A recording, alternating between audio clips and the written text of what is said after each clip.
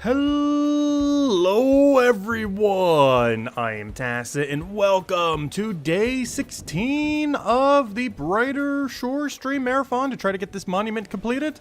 We are currently on day 16, which means if we're counting a month, or if we're counting a month as 30 days, we are technically at the halfway mark. And are we halfway done? I think we are. We are currently almost, or as of today, we'll be halfway done with stage, I'm looking at the wrong thing.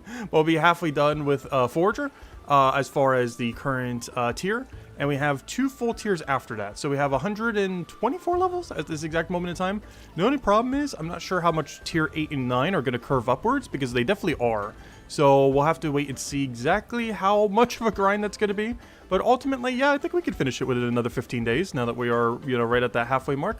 Today's goal, of course, is to go do stone monument. We didn't actually pick up any of the stone pieces yet, so we will be starting off by doing stones. Already got all the fears ready to go.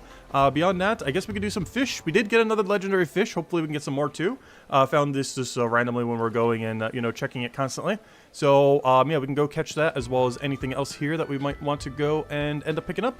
And, actually, the bounty board resets in 4 minutes, so I should probably go check it again right now as well. So let me go put this over here and we'll be good to go. But anyways, hello Isabel, hello Tyrion, hello Vernas, welcome, welcome, welcome. Hope you guys been having a wonderful middle of your week. Welcome, welcome, welcome. Yeah, this monument grind, we mentioned near the beginning of the game that we would eventually do a month dedicated to it. Because I knew it would take so long. And yeah, we're doing that month now finally. But we should be a little bit more than halfway there. But yeah, it is a grind and a half. I'm not even sure total number of hours, but I want to say like 300-400 probably to finish out the entirety of it. Somewhere around there, something high.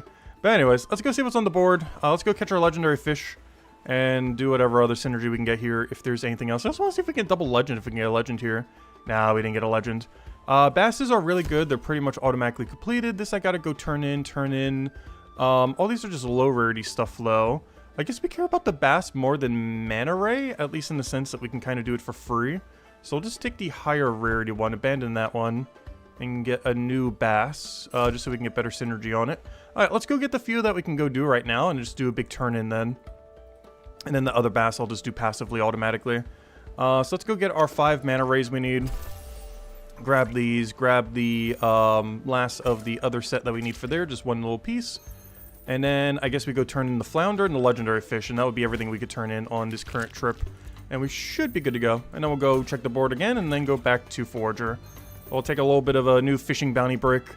Alright, so we have caught this legendary fish once before. But it seems like all we have to do is just put down the bait and walk a little bit away from him and it'll be fine. Then we just walk to him quickly and should be good to go. Do need to go withdraw items from our fishing bait category though. Somewhere in here should be our baits. We have 22 left after this. Also, I'm only grabbing 1. I think 1's going to be enough. Also, interestingly, he spawned at the same location. Also, did he replace one of them? 1, 2, 3, 4, 5, 6. Yes, he does replace one of the fish. Oh, no, he doesn't. Never mind. There's a 7th. 1, 2, 3. Yeah, there's 7 here now. Okay. He does not replace one of the fish. Alright, let me put it, like, right here. So I'm going to place bait. We should just be able to walk. I think it's 2 tiles. Let's see. If you go here, will he... Okay, as long as I'm out of the water, it seems like he'll do it. And then we'll just go and pluck him. And we should be good to go. And then we'll go turn him in. Alright, easy as that. Alright, now I just need to go get the flounder and the one of the bass. So let me go roll the bass while we go by. I'm going to need to grab the rest of the bass from the bank, though, unfortunately. I just want to go turn in both right now, but we're not going to have inventory for that because the one legendary fish can't be banked. It's just it's a really weird number because everything else is caught in 6s. But he's caught in, like, one singular one. Which is a really weird number to try to turn in, because that means we're going to have like 5 inventory space for nothing. Which means, you know what, let me grab some shells and stuff. Because I do have 5 inventory space that we could use for whatever, so let's actually use it for whatever. So we'll grab that, we'll grab the double on that. I do need to grab the other 4 from the bank, but I could just grab all because we're already going to have some stuff in our inventory. But yeah, they just ended up doing maintenance before we started the stream. I would actually start a few minutes earlier, but yeah, they were down for maintenance. Not sure how long it was for, but yeah, it's done now. The maintenance has been completed. And so we'll grab this, and now we just need to grab 6 flounder, and then we can just simply withdraw everything from the bank and be good to go. As far as the bass are concerned, which we'll end up needing 4 for that one turn in. And then everything else will just get done passively, as the rest of our tasks are just basses, which obviously we'll be doing while doing our Forager grind. I gotta get a little bit of fishing in there. It's gonna be sad though. We're soon not gonna get the eel task and gonna be getting what's the other one instead? Soon we're gonna be getting cod instead of eel. This is good because it's still on route. It's right in the same room where you end up getting the task as well. The only big downside of that is you can't like immediately turn it in like you can with eel. But it would be more XP if nothing else, so there's at least that. Plus we need to start getting some cods as we currently have zeros since we can't catch them at tier 6. Even when I was catching them at the other thing, we weren't really getting that many of them. Alright, let me just go grab all the bass that we need from here. And we should be good to go back to the forager grind then. Oh no, I need to go check the board again, but then after that we will be. Go to bass, grab all because we have exactly 4. We planned the exact number. And I was going to turn all this in. Also, speaking of, lobsters will be back in an hour. After the next reset, we'll come and check these. And grab our double lobster. 2.2 million XP. It is insane. This is one of the reasons why we're barely touching fishing bounties after we finish the forager grind. Because we're getting 2.2 million at this level range per take that we do. That means every 2 days we're gaining a fishing level at our current level. For doing literally nothing but checking it daily. That takes like 1 minute. It is insanely good. Anyways, here's your legendary fish again. Here's your flounder. Here's your manta ray. Actually, yeah, here's your manta ray. Here's your bass. Okay, is it reset time? It should be reset time. And here's a new board of 6 tasks that are hopefully not useless. Flounder. Oh, nice. Another. Oh, we never had manta ray yet. Ooh. Alright, legendary manta ray. I assume you're caught in the same manner as the other one. Since we're already going to be there, I might as well get the normal manta rays as well. These we'll do later. And then, I guess I do flounder synergy because there's nothing really nearby. We'll do both the turn-ins. And these two I'll just ignore, but I might grab this just to grab it later, I guess. And just not turn it in immediately. Yeah, I think that's everything. Just trying to double check, but that should be everything. Alright, let's go catch everything we need to go do. So let's teleport all the way to the area and then just do one big sweep through everything. Starting with manta ray and working our way around. But I assume the method for catching it should be exactly the same, just manta ray instead of the Grenard. But this is our 3rd legendary one. Yeah, we went so dry on them for a while, but now we're just getting them over and over and over again. Basically back-to-back legend now. Because that was only like 2 boards ago that we got the last legend off stream. Alright, let me go and store all this junk away. So I can go catch both the shiny manta ray and all the other manta rays. Hopefully, I can just bait... Oh, I forgot to grab the one bait. I was gonna say, hopefully I can just bait here and it'll come to us. But, let's see. I need to actually grab the bait. There we go. I'll do it right here and do it the same way as I did the other guy. I'll do it 1 tile in. I'll then go right over here. Go hopefully get lured right into that. We'll go and drink an XP pop, because why not? Let me go a little bit further away just in case. Alright, do you want to come over here? I wonder if I could lure him over here. He's not moving to my bait. Come on, you're like right there. Come on, you're like right there. There we go. Alright, we got him. Oh, we got him pretty much immediately, too. It seems if you're outside the water, he just ignores your existence. Maybe we should try next staying in the water to see what the distance is. Because so far the easiest way to do it seems to be just go out of the water and then just immediately go into the water the second they start moving towards it. Seems to be the easiest way of doing it. Alright, this will be the 6th one. We then need to go grab flounder. 2 sets of flounder. And that should be everything then. Similar to before, we can also grab 5 random items on our way there. So I guess we shall do so. Since we don't have upgraded shells until the end of the stream. Oh yeah, by the way, that's the main goal of this stream, by the way. We are going to, of course, do Stone Monument. But after Stone Monument, once we go to these fishing bounties, we need to go get to level 32 Forager is the main goal for today. Bare minimum, we need to get to 32 Forager. That gets us to Great AFK at level 30. As well as, what's the other thing that does? Oh yeah, as well as the Starfish being upgraded. Meaning that this route will pretty much be fully upgraded at that point. As far as the best XP rate we could be getting for this tier. So that's pretty much the game plan. Is finish up the fishing bounties now, just because we have a couple stacked. Then go do the stone. Do the entirety of the stone upgrade. Which should be the 3rd to last time we ever need to do it for stone. As well as the 6th to last time we'll ever need to do it overall. And then after that, we just keep getting Forager up until we hit level 32. And that's pretty much the game plan. We'll do a little bit of fishing bounties in between as applicable, especially if we can get them for almost 0 time. I'm going to have to wait for one set of respawn here, unfortunately. We're getting really close to level 30 fishing. We should have it by this weekend for sure. Might technically even have it by tomorrow, by the time we take our lobster tomorrow. Which we'll pretty much do first thing on stream tomorrow. As that might actually push us over to level 30, combined with all the XP we get today. If not all the way to level 30, pretty close. And what's nice about the next unlock is it's right on the Forager paths. It is in this exact same room where you grab the bounties as well, so it should be a pretty easy bounty to go do. It does have some pretty decent synergy with what we're already doing. Alright, one more flounder, and then we can go deliver all these. I'll probably drink an 11% potion because it looks like we have a double in the Forager, which at this rate looks like it's going to get us a level. Alright, let's go turn all this in. That should be everything if we count it correctly. 6 mana ray, 1 legend, 6, and we're good to go.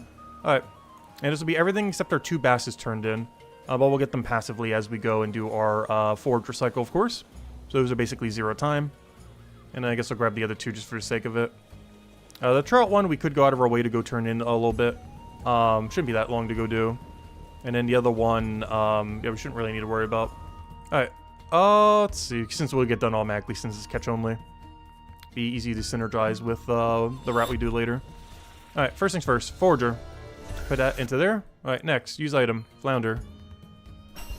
Use item. Flounder again. Use item. Have a legendary fish. And use item. Here, have a mana ray. Alright, put that knowledge in the Forager.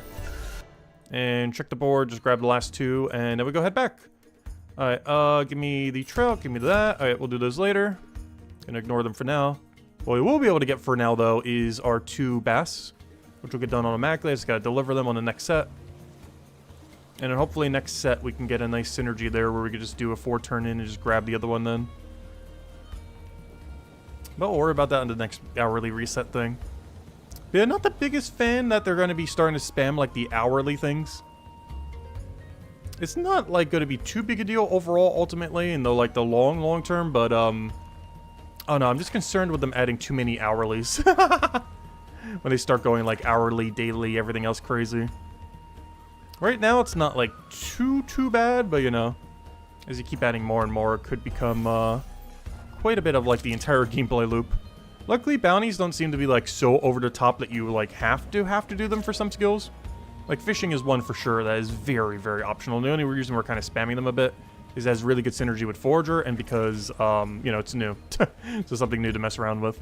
But ultimately in the future we probably won't be like barely ever touching them other than maybe for dailies when we go by and, you know, go by the message board. Otherwise, unless you're doing something that like perfectly synergizes with them, I don't think you would normally go out of your way for all the hourly bounties in the game. Same way that we don't normally go for cooking bounties, because it's all the way in the middle of nowhere in a room that you don't normally go to unless you're training cooking or alchemy. And it seems like it's going to be kind of the case for pretty much every single board, where you're pretty much not really going to be touching them, even if they're an hourly board, unless you're like actively in the area where they spawn. So you can grab them quickly. Oh yeah, why am I doing this? I forgot. I need to go do stone. Well, you know what? Let me do this until we get all of our bass, just so I can turn them in at the end of the hour. And then once I have all my cycles of bass, yeah, we gotta go do the stone turn-in. I haven't done stone yet. We're almost like skipping right over stone. One strategy you can do with stone, though, if you do kind of want to skip it slightly. Obviously, you still have to do it, but the hogberry synergy at level 37 is way better. I have yet to delay it that long, but it is definitely a strategy you can do. Also, I just realized from what I was doing earlier, we have like a full inventory already. Oh no. Now, let me go store these away. I forgot, I kept some stuff on my inventory earlier, so now we were at like a really weird amount of inventory space. Let me go store all that junk away. And then we'll start getting into a nice clean cycle. The only problem now is I'm not sure if our net will be off cooldown now. It should. 20 seconds? Yeah, it should be by the time we get there. That's pretty much the game plan for today. Get 32 Forager, go do Stone Monument. For right now, we'll go and catch these bass until we have both of the conditions met. And then once both the conditions are met, we will go and do Stone until we finish however many we need for the tier. And then after we go and finish out the tier, one thing that we'll actually find out, probably not tomorrow, but the following day, which is what day is that? Friday? I think it's Friday. One thing we'll actually figure out on Friday is how we are going to go about tier 8 and 9. Because once we go and finish out Jade Monument, it'll tell us how many pieces we need for the following stone. So comparing that to the stone number that we see today, as far as the, how many we need to complete, we'll have a good idea of about how much tier 8 and 9 scales by. Because if tier 8 like doubles or triples or something out of nowhere, yeah, we'll kind of get a little bit of a better idea like what the scaling is at tier 8 and 9. As we'll see like an actual number compared to an actual number. So the difference between those two, we can kind of determine like, oh yeah, it's about this much harder. Or we'll have to do this % more at this level range. So that'll be some pretty good intel, but unfortunately we get one number today and then the other number on Friday. Unfortunately we don't get both of them today. As the number that we want to see is being blocked by the Jade that we can't do until 42. But then after we finish Jade at 42 on what should be Friday, we will know what that number is for tier 8. And then comparing that to the number we see today for stone will give us an idea of the % extra that we'll have to grind for 8. And similarly, once we finish up for 8, we'll have a good idea of what 9's grind would be like. As far as like a % difference. As that wouldn't just apply to Monument, that would apply to pretty much everything we ever collect. Like about like the ratio of how much more we'd have to do roughly. Based on the EXP scaling. Yeah, I'll find that out soon. Alright, we gotta do, what is this? 4 more laps of this, and then we go do stone. Unfortunately, stone is pretty slow. But I am just gonna target grind it with, of course, the fear potion we already got. Last time it took us 3 fear potions. This time it should also take us 3. Because last time it took us, last 2 times it took us 3 plus like a partial 1. Right now it should just take us, the 4. So the same amount of potions should be used, but we're probably going to use up almost the entirety of that 4th potion. So 5 is way more than enough. I only grabbed a few just because, I'm not sure. I guess less clicks. There's only 3 of these, like 3 of these are already enough for an hour. Like this is basically infinite. We were talking about this the other day with like the alchemy thing. Like how little benefit fear potions get from being higher rank. Like this is the tier 6 fear potion if I'm not mistaken. Tier 6, right? Yeah, this is the tier 6 fear potion. The benefit of doing tier 9 is at the cost of over like 100 silver more per hour. Or like 50 silver more per hour. You get the benefit of drinking 1 less potion. So it's anywhere from like 20 to 50 silver more per hour to save 5 seconds. Not even 5 seconds. Fear potions gain such an absurdly small benefit. It's one of the reasons why botanist is so bad right now. There's several. But one of them is fear potions just do not gain that much of a benefit at a certain point. Like tier 5 and 6 are like the last like really somewhat beneficial tier, I guess. Everything beyond that, the amount of extra time it's adding relative to its total is just so small. Like, we basically have a max fear potion, even though it's 4 tiers below max.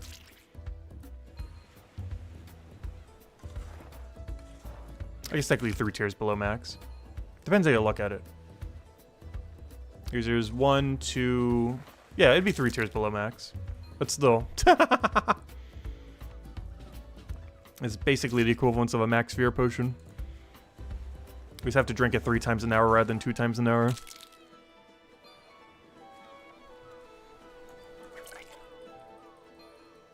At this point, I think we just need 3 more laps. That bounty's already completed. Then we get the other one. We're not really trying to like do these right now, but you know, if we can get them in, definitely need to. That's something else to consider too. If we're walking to the other thing, I guess we could go grab our mana rays. Because I'm gonna kind of be next to that room. Oh no, we'll grab it later. It's not too big a deal. Not really in a rush to get it done. For how long it would take to walk over there, we'd lose pretty much all the benefit from it anyways. That's one of the issue with a lot of 1-star bounties. Like every 1-star bounty in the game other than merchant, and I guess technically detective, is they're kind of not worth ever doing. Unless you can get like really good synergy on it with whatever you're doing and almost like 0 time them. The 1-star bounties are pretty bad.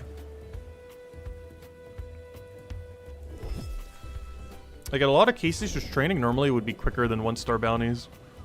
For every skill other than merchant and detective. Like, if you're already going to be doing the thing the bounty says to do, then obviously it's pretty good. But if you have to go out of your way for even, like, a minute to do a 1-star bounty, it's kind of not worth. Even though we kind of have been spamming them lately. They made them really, really bad. But kind of by design to make like the 2 times the baseline and then the 3 times and above, like the really, really good ones. It's why that the XP rate for whenever you do a cooking bounty at 2 times is basically just what deliveries were before for cooking bounties. It's basically the baseline, even though it technically says 2 times. And commons are like 50% under. It's kind of like the current XP system when you do a passive, where it says you get like 2 times XP for some amount of time, and then you go to 1 times XP. But technically, it's just 1 times and 50%. That's the way that I look at that number. Even though it says that this bounty is giving us 2x, this is basically the baseline. It says 2x, but really, this is the baseline one. Whereas the 1x one is actually 50%. And that's the same way that passives are right now. To make it not seem as bad, you know, the better ones that you could do, or, you know, whatever your current active one is, it's 2 times the XP. But if you fall back on one, you know, where you don't have that for, it's only 1 times XP. Well, 1 times XP is basically 50% XP because 2x is the baseline. And bounties are set up the exact same way. Where it says 2x, but 2x is technically the baseline. And 1 stars are like the 50% technically. It's just using different numbers to denote it. Which is one of the reasons why the 1 stars feel so bad. It's basically like doing a passive when you don't have the 2x bonus on it. It's basically the equivalence of that, but an active version of it.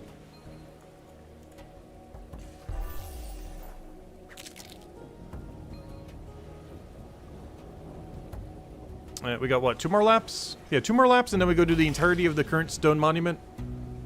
And then we come back to this until that number says 32. Because I don't think we get any other method, unless we want to do like water lily potato. But the big issue with water lily potato is they moved bell plant and nettle. So a lot of the synergy you previously had there, you can't really do. One really good synergy we could eventually do there is do it with combat on Here Beast. But we're currently not at a tier where I could do that at the moment. I will be doing that for some of the later tiers. Either tier 8 or tier 9. Probably close to tier 9 at this rate. But yeah, we were not strong enough to kill, like Here Beast.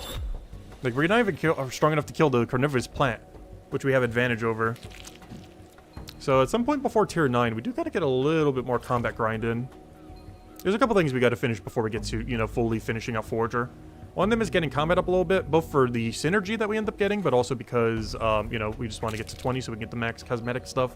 Technically a little over 20. Like 26 almost. Like 20 at level 6. And then we can start killing the crows to go get all the actual good-looking gear.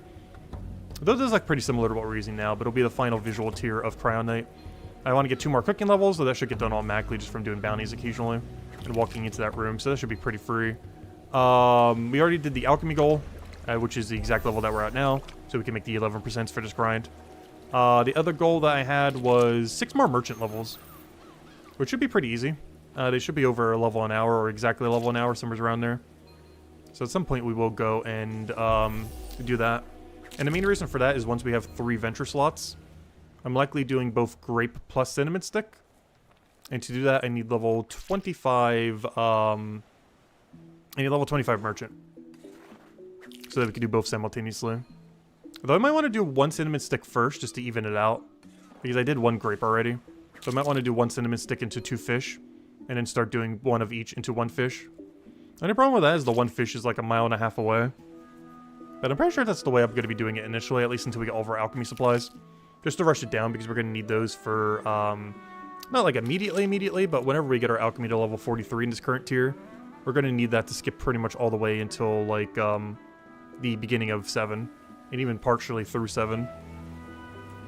So I'll be utilizing that in order to, offset our alchemy grind. Then at some point I need to do some Mines of Atubin. That's the other thing kind of blocking us from doing all of alchemy. But other than that, we're pretty much good to go.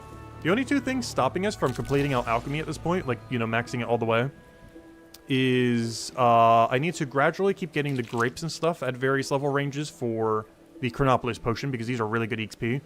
And they stack, so they're just absurdly good. And you get them almost 0 time from the thing. And they're way cheaper getting it from the passive or the venture. So we're going to need to use like a couple months worth of ventures to get all that. Which I know a perfect time for that when we're away on break. Not sure you've got a break, but you know. When I go and head over to Europe for about 2 months or so. That'd be a great time to go get those ventures stacked up. Have like infinite potions. And that'll help us get us through one of the deader zones. Unfortunately, I wouldn't be able to do it at 2 different tiers, but we'd be able to do it at 1 tier pretty heavily. That means before I go away, we might have to do a little bit of a merchant grind. Because that means I kind of want to go get the tier 7 grapes and everything for the next potion down the line, just to kind of fill out that area. So that might be what we end up doing then. In the short term, I'm going to need to get 6 merchant levels by the time we get our 3rd slot. But before I go away for about 2 months, in about 2 months from now, it should be late May, I mean. Late May, I'm probably leaving for about 2-3 months or so.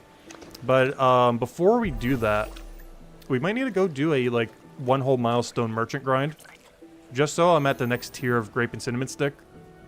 As I'll probably be doing that a ton while I'm away for that duration. So that we can have all the stuff we need for alchemy. And then at that point, we already have tier 8 alchemy banked.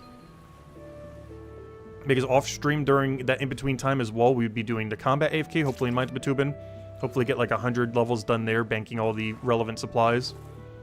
And then from there, obviously we'd already have the Forger grind done. We'll have that done next few weeks. That's probably going to be our game plan. Aligning everything for max alchemy and hoping that they don't overhaul the whole system again before we do that. Because I wouldn't be able to get that max alchemy probably until like September or October. But we'd have everything aligned supply-wise by like late August or early September. Like every supply we need basically to go do the max alchemy grind, we should have banked by sometime in September. So that'll probably be the game plan then.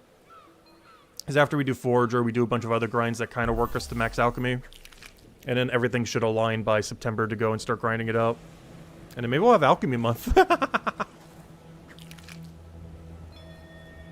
Obviously, things could change up until then. Who knows? We could even get alchemy bounties, which would be huge for that grind.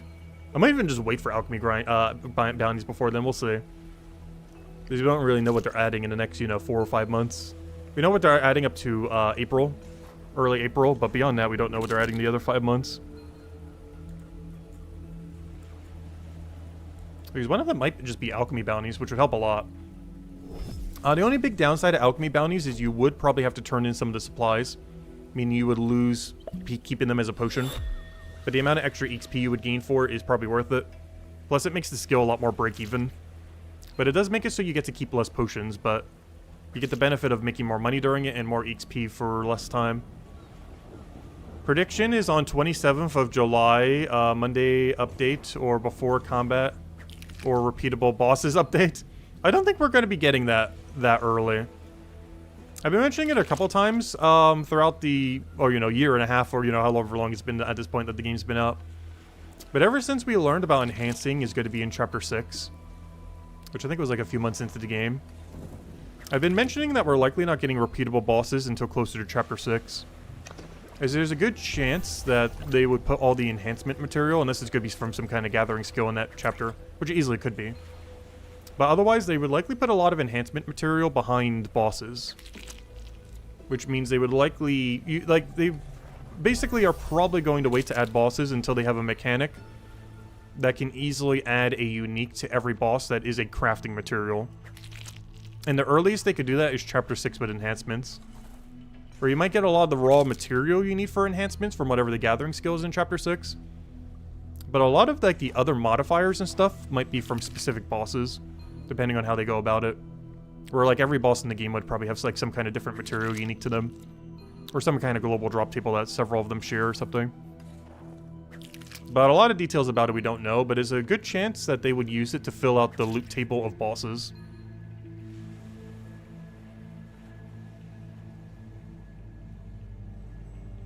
Which means we might need Chapter 6 before they add any repeatable boss. Not counting if there's something in like dungeons or something. But I mean, like, if they were to have, like, one, like, actually in the world. Like, for example, if they were to make this thing, the Den of Spores, into a repeatable boss, for example. Like, if they were to do that, I don't think they're doing that until Chapter 6. Like, if they were to hypothetically do that, I don't think they would do something like that until Chapter 6. As far as adding a boss to the game that's repeatable, it might be through dungeons or something, potentially. Like, at the end of the dungeon, you have to go fight one. Like, those would be a repeatable boss that would be in before then. But as far as, like, world bosses, or whatever you call them, like, bosses that are just out in the overworld, that you can infinitely repeat, I'm pretty sure we won't have those until Chapter 6. They're setting up a lot of locations where they could easily put them, though. Like, there's a lot of locations in the game where we can kind of already have something like that. Because it's where a previous boss was, and the room's otherwise doing nothing. Like, that Den of Spores we just saw is one. Mind of Matubin obviously has that dead-end area with that one tentacle boss thing. Squid-looking thing. There's the boat. You could always have, like, a right-click option to go to the boat to go to where that one fight was. That you do during, like, the starting quest for Chapter 2. Stuff like that. Like, those are, like, the main three, I feel like, if they were to make it to a repeatable boss, would be, like, some of the first ones they would do for overworld ones. The fish thing that you fight in Chapter 2 during the main storyline. The spore thing that you fight in the Chapter 2. As the boss room is doing nothing otherwise. Or, you know, the room that was in. And probably the squid thing from Chapter 3 are, like, the three most likely ones. Then, I guess, technically that one stadium in Chapter 1. I could see being one as well. They'd probably have to change the pathing a little bit if they were to do that. Like, making this stadium a repeatable boss. Potentially with multiple different enemies. Of the pirate theme. I would love to get pirate cosmetics from that thing. They did a lot of cool ones in their other game. And it definitely seems like Chapter 1 would be an area where you'd get a ton of, like, pirate cosmetics. Because we don't actually have any in the game at the moment. Definitely not, like, the highest tier of cosmetics, but it definitely seems like something they would probably do again. And Chapter 1 is definitely the place they would put it in if they were to do that. Good old pirate hat, eye patch, all that stuff. Hooked hand for your gloves. Get a little, like, shoulder parrot as your cape.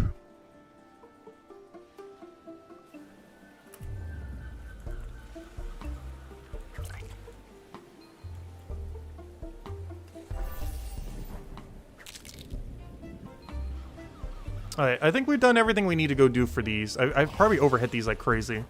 Alright, so next order of business. Let's go do stone. So I still need to go do the entire tier of stone at our current level range. So we're going to do that right now, gain about a forager level from that. And then we'll come back to this to go gain the last, like, 3.5, 4 levels that we still need then. But it is stone time. Alright, let's go storage rift all this. Let's go to the monument and see how much stone we need. And then we're just going to spam stone until we hit it. So we're going to store all this away. But let's see how much stone we need. I think it was 750, I want to say. So the number's slowly creeping up, but nothing too crazy yet. But let's go double check. This was 450, but I'm pretty sure it was 750. And we'll see in a second. Which is definitely a bit of a jump if it is. But nothing like too crazy. 750 is like 2 hours. Maybe like slightly over 2. Let me see. What do you have? Oh, only 500. Okay, that's way less. That's under 2 hours. Alright, let's go do it. I forget exactly how many you can get per hour. It's like 300 something. If you're just target farming, which we are. So that's under 2 hours of stone, and then we can go to, do the, what's it called? Also, the stones look so much like the other things. It's so annoying. But after stone, we just go and train, forager normally. That's pretty much the game plan. Do stone for about an hour and a half or however long until we complete it. Then go train forager directly for what should be 3.5, 4 hours to finish out the rest of the XP. And that should be all we need to do today. And then tomorrow we'll have the really good XP rate for the route that we were running earlier. We'll have the best possible XP rate for it. And then tomorrow's goal is probably just to grind XP towards Jade, but not actually get to Jade. I think trying to get to Jade tomorrow would be a little bit too ambitious. We'd have to stream for like 12 hours. Like, it is doable to do, obviously, but I don't think I'm going to bother grinding that much tomorrow. Definitely be grinding, just not like, you know, half a day grind. I guess tomorrow's goal would maybe be to get to like 40-ish, so we could passive the rest of the way. Did we get a good passive at 40? Oh, I could do scrap metal, though, if I plus 5 boosts. Ooh, I think we do that. Yep, that's going to be our goal for tomorrow. Tomorrow's goal is to get to 40 forager. From whatever level we end at today. Because that way I can plus 5 boost into scrap metal. So that night I can go do scrap metal instead of the useless beetle. Which is not only more XP.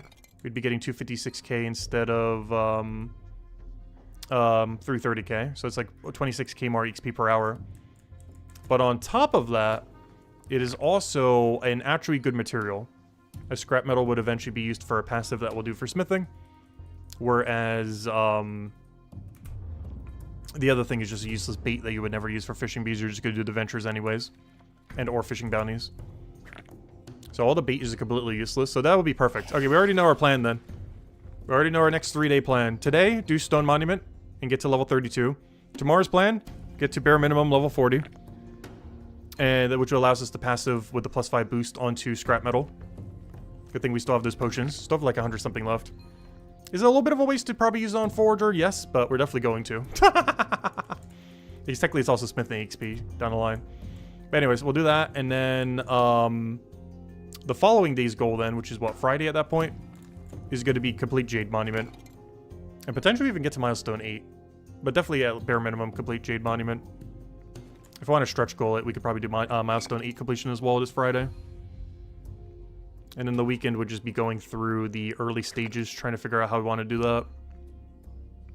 Because I can't quite go for the Death Crow into Wall Plant as well for this next tier. The main reason we're not going to be able to is our combat level is starting to get slightly too high to kill Death Crow. We're at 15% penalty, and 2 more levels, I think we're at 25% penalty. We're starting to get slightly too strong for the Death Crows. Like, we still could do it, but our combat XP per hour is going to be, like, you know, 1/4 worse. Plus there's other enemies, so it's almost going to be, like, 40% worse. Which is the big issue if we were to go to it. Our Forager XP wouldn't be any worse, but our combat could be as high as, like, 40% worse. Compared to the last tier that we did that. Because I'm in a really weird in-between for combat right now, which is kind of awkward. We're too high of a level to do Death Crow, but we're too low of a level to do anything else that's relevant for a Forager cycle. Which is really awkward. These are right in the middle of both. The solution to that is to, like, off-stream AFK, like, a ton of combat. And, of course, some of that time could have just been trained, you know, into Forager. But at some point we need to get it in. I'm just not sure if we're going to have it in by tier 8. Because that basically means this Friday and Saturday. Like, Friday night and Saturday morning, I would have to, like, mega AFK combat. I'm not sure if we're going to have that much time to be clicking that all constantly throughout. Rather than getting our little bit of Forager. But I don't know, we'll see. Maybe that'll be the game plan then. But I basically have to, if I was to do that, AFK all the way from 16 to 25 combat. Which is not a small amount of levels, especially with the reduced amount they'd be getting while AFKing. Both from knowledge point perspective, but also, you know, combat XP perspective.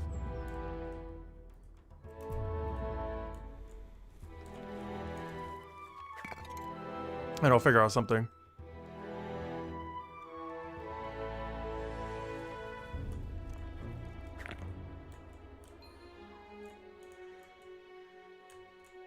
Is that likely will be the game plan, I guess. Oh, wait, I skipped a stone somehow. Wait, what? How? Where did I miss a stone? Oh, that one right there. I was gonna say. Gosh, these stones are blending in too much. They're, like, slightly differently colored, but their shape is so similar to the ones that are already there.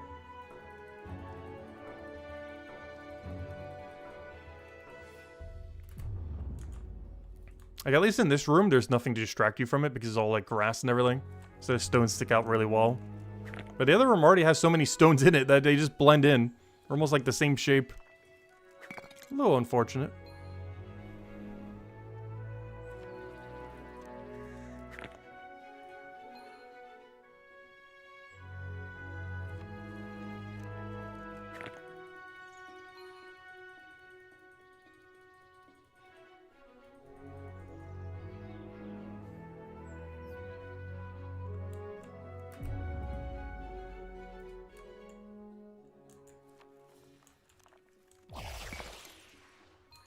This one's always annoying to try to hit. There we go, we got it, I think. We'll find out when he moves there. Okay, we got it. It's always, like, right in that corner. They put it at, like, the most perfect spot to not be able to click on it. It's, like, ever so barely in view.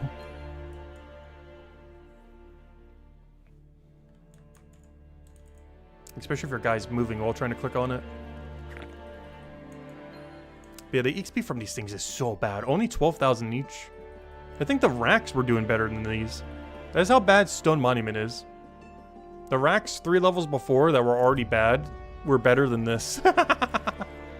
Because the rack was at least like, what, almost 13,000, I think? Which I didn't actually even realize till just now. But rack is better than stone. Stone is just that bad. That doesn't make rack good. But rack is actually better than stone. That's crazy.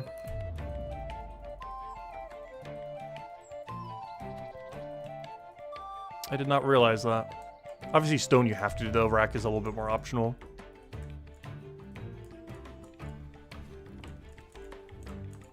Like right now it's like ever so barely out of view. But then it comes like ever so barely in view. But then it goes out of view again by the time you hit here.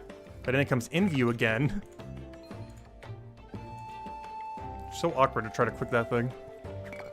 I wonder if you move these side panels some, if it'll move enough that it make it easier to click on. Because I always keep these things open just so we have all the interface and everything.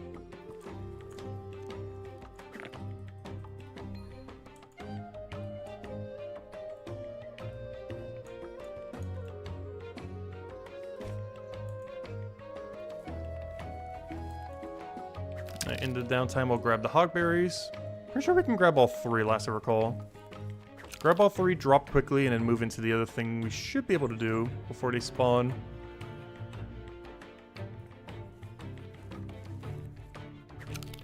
And then move right over there. Yep, perfect. And they'll spawn any second now. Actually, I could drink an XP pot here too. Nice. Alright. Yeah, there's enough time to grab all 3 hogberries and an XP pot. When we reset the cycle on this side. Whereas the other side, I think, is just a bone and then an XP pot, and just double the bone. It's one of the few reasons why having a hogberry here upgraded could be okay for this grind. The only reason I haven't been doing that is if we were to do that, that basically means we would move straight from, like, stone straight to jade. So it'd basically be like a back-to-back upgrade. And I kind of like spreading them rather than doing them immediately back-to-back. Otherwise, we'd have to spend, you know, the hours to go do stone and then the hours to go do jade right next to each other. So I kind of like having them spread a little. But it would be more overall XP if we waited to do the stone grind once we have better hogberries. Because we'd also have better bone spike around that time as well. Which we do grab ever so barely on the other side. It's not too big a deal, but you would get more XP during your stone grind if you waited till 37.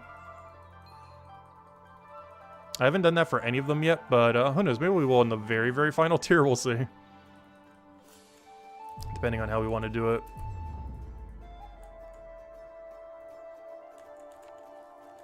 Let's see if I can get this click. See if I do this, if it makes it easier. Not really. It's still in the middle of nowhere. They put it at like just the perfect angle that it would always be just like slightly out of view. Comes into view slightly, but it's so hard to click there. I think next trip I'll try hiding both the side panels. That's what we'll preemptively do it.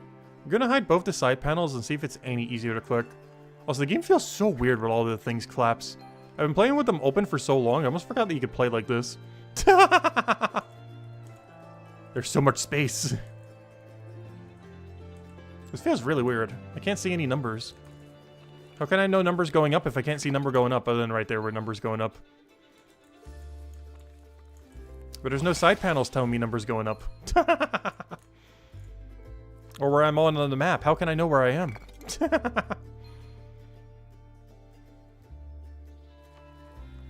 The only big issue with playing like this is when you actually have to go and like use an interface. But they do have hotkeys for all of them, like, you know, M for the map key and everything. I also rebinded quite a few of them on Steam Deck and made them full screen. Because that's definitely an option you could do, technically. Alright, let's see. Can you click this any easier? Oh, you can! Oh, maybe that's the tech while doing this. Ooh. You can click the further one a lot easier if you have every side panel collapse. We might have to do that. But yeah, one thing I did on the Steam Deck is you can actually modify what size these things come in. So you could do this on Steam Deck and make it full screen.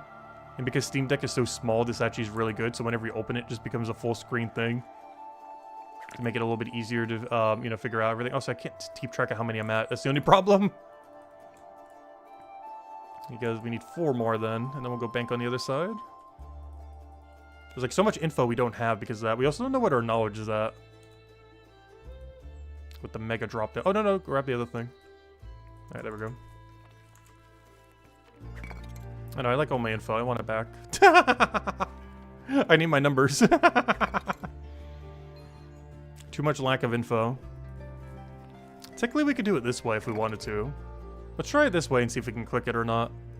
Yeah, this gives us all the info that's important. Our knowledge and our other thing. And if we're running low on fear, I just click the 2 button. And if we need EXP pot, we just click a 3 button. And if we need the bigger EXP pot, we just click the 1 button. We don't need teleports or anything.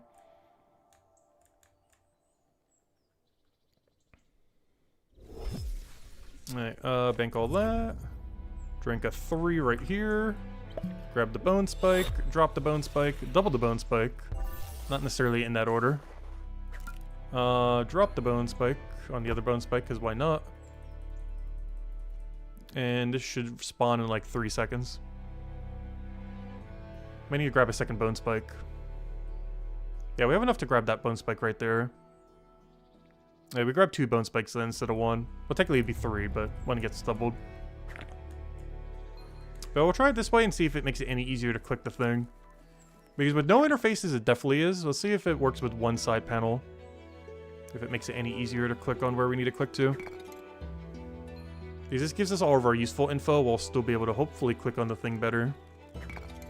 Alright, moment of truth. Can we click on it? So we'll click here, here, here. Yeah, okay, yeah, we're gonna do it this way then. For the stone grind, we're gonna play with one side panel open. Is the second side panel's making it too hard to click on the further stone?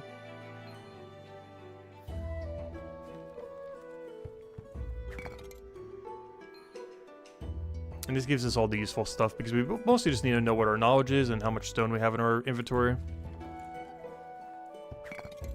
The only reason this is doable though is because potions are now hotkeyable, which is nice.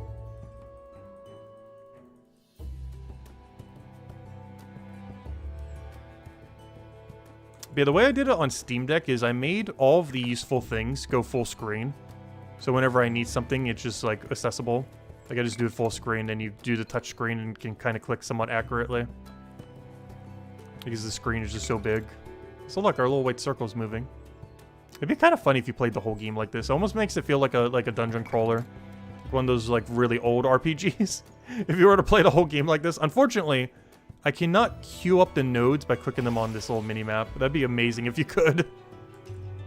If you could do it with like the little like dungeon crawler mini-map for all your gameplay.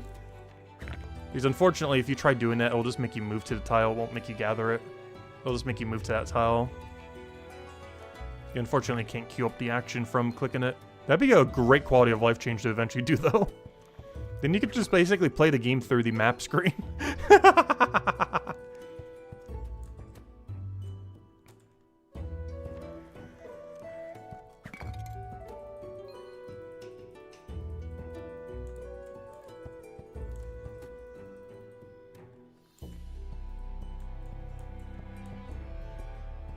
But yeah, the main hotkeys I think I ended up setting up on the side buttons on Steam Deck were map, teleports, potion belt. Though now that was before they were hotkeyable.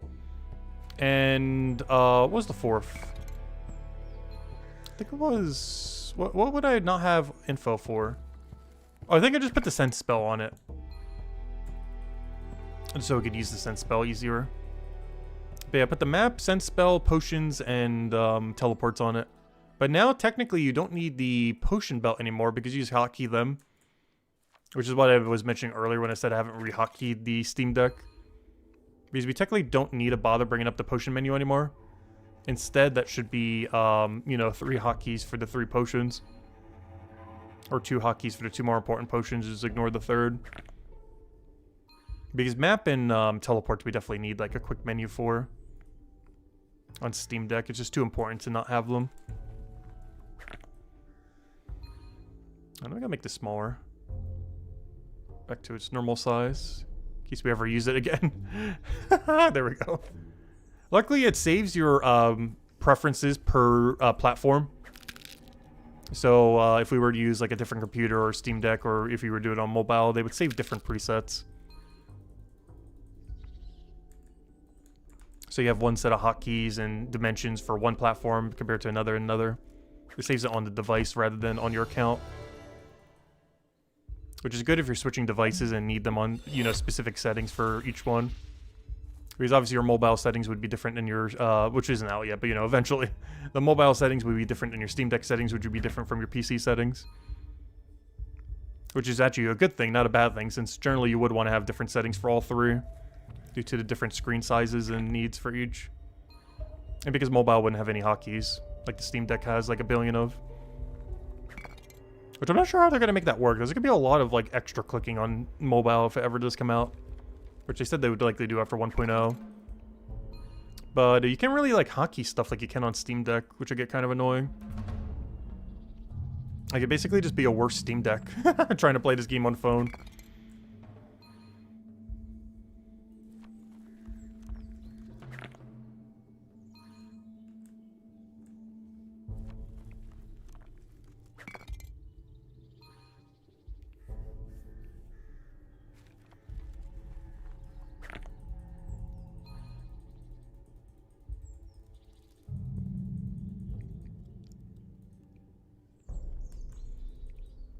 Also, I have not been keeping track of how much stone we're getting at all, by the way. We're likely going to do potion math again. Potion math has not failed us yet, honestly, for most things. The easiest way to do potion math for the grind we're doing right now is 4 fear potions. We are currently finishing out the first one right now.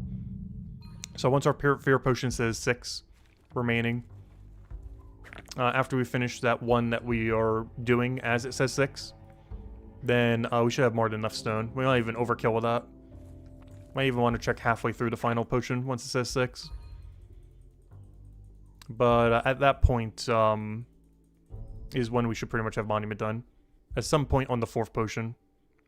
Once our total stacks is 6, so we'll just do potion math again to figure out how far our grind is. It's been working pretty well for pretty much every grind we've been doing lately. It's actually surprisingly well. As long as you remember to do potions on every cycle of what you're doing, it's actually really easy to time how many potions you would consume relative to how much grind you would do. Which is honestly more accurate than ever counting. At least for my counting. So far it's been perfectly accurate for everything we've ever timed. Compared to trying to count it out in the head. Just keep track of like what your potion number would be at by the time you would get that much grind done, and you know, it's pretty much good to go. In this case, it's halfway through the 6th potion. Once we have 6 remaining, halfway through that potion should be full monument. I have to use the full potion, but we'll check it halfway just so we don't like super overshoot. So at this point, we got 2.5 more fears then. And at that point, we'll go check the monument, see how much we have. And if we still need a little bit more, we should still be under the effect of fear.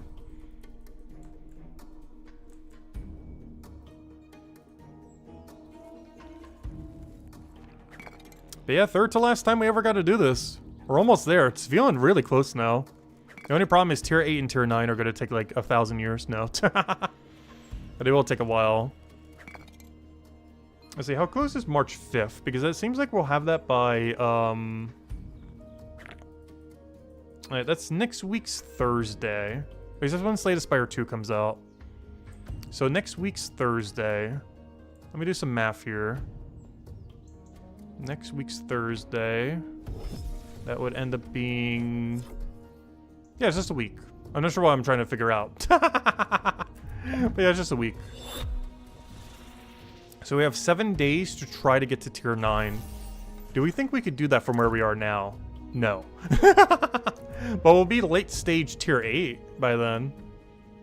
But there's 0 shot we're reaching tier 9 by then, unfortunately. Because that's when we're going to be able to get quite a bit of passive in. There'll probably be 4 days where we're not streaming Brighter Shores then, to go do Slay the Spire 2. But after Slay the Spire 2, we'll be all in on, finishing out the Monument grind then. It's just the day comes out in that weekend. I do want to grind it out like crazy, though. And during that time, obviously, we'll be getting a lot of passive XP. But it looks like it's going to be late stage tier 8 or early stage tier 9.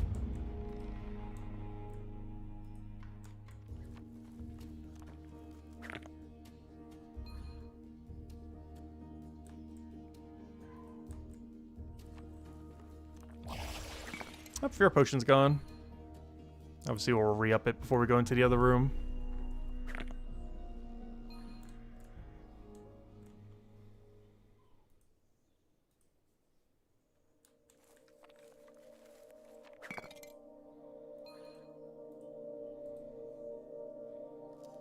Alright, fear potion should be on number 2. Yep, that is the right one. I guess we technically could step into the room some. It's very rare that these things ever get lured all the way to the alleyway. They definitely can, though. Like, they can get lured all the way over there. They almost never are, but they technically can be. Which is why I still drink the fear potion before we enter the room. Even though otherwise it'd probably be better to do it like right at that little area right before the shrubbery. But I don't think it's that big of a difference. You only get to keep the potion for a few more seconds. It's not gonna make that big a difference. They last 21 minutes for one. I think we could waste like 10 seconds and not matter. In that case, like 3 seconds maybe. Not even. I think we'll live with how long the duration is. If we were using a 3-minute one, that would matter a little bit more probably. But for what we have, it's fine. Oh, Windows update. Should go do that later. Can't do that now, Windows, though. We're streaming. Yeah, Windows wants me to go update. We'll do that later. I'll probably do that as soon as I'll click the end stream button, I guess. Then I need to go clear my cookies because I'm probably going to buy the plane tickets today. But I'm not sure what tracking cookies they're using for everything, so I should probably go clear every cookie I have.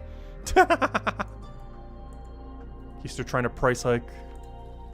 I think it's still going to be like $1,100 though. It's crazy high. It's like almost 10x more than I've ever spent on any plane ticket ever. But it kind of makes sense because it's overseas. I think it's like a 16-hour flight or something. It's really long.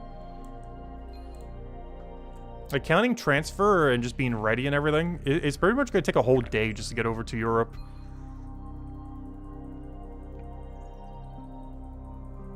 Between the flight itself, the transfer, the flight to get to the other airport, because the airport might be is not an international one.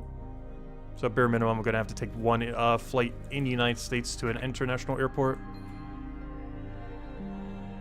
I'm trying to get one that's only one instead of two, even if it's like $100 more. I cannot be bothered to do like a double or triple transfer again. The single transfer should be fine.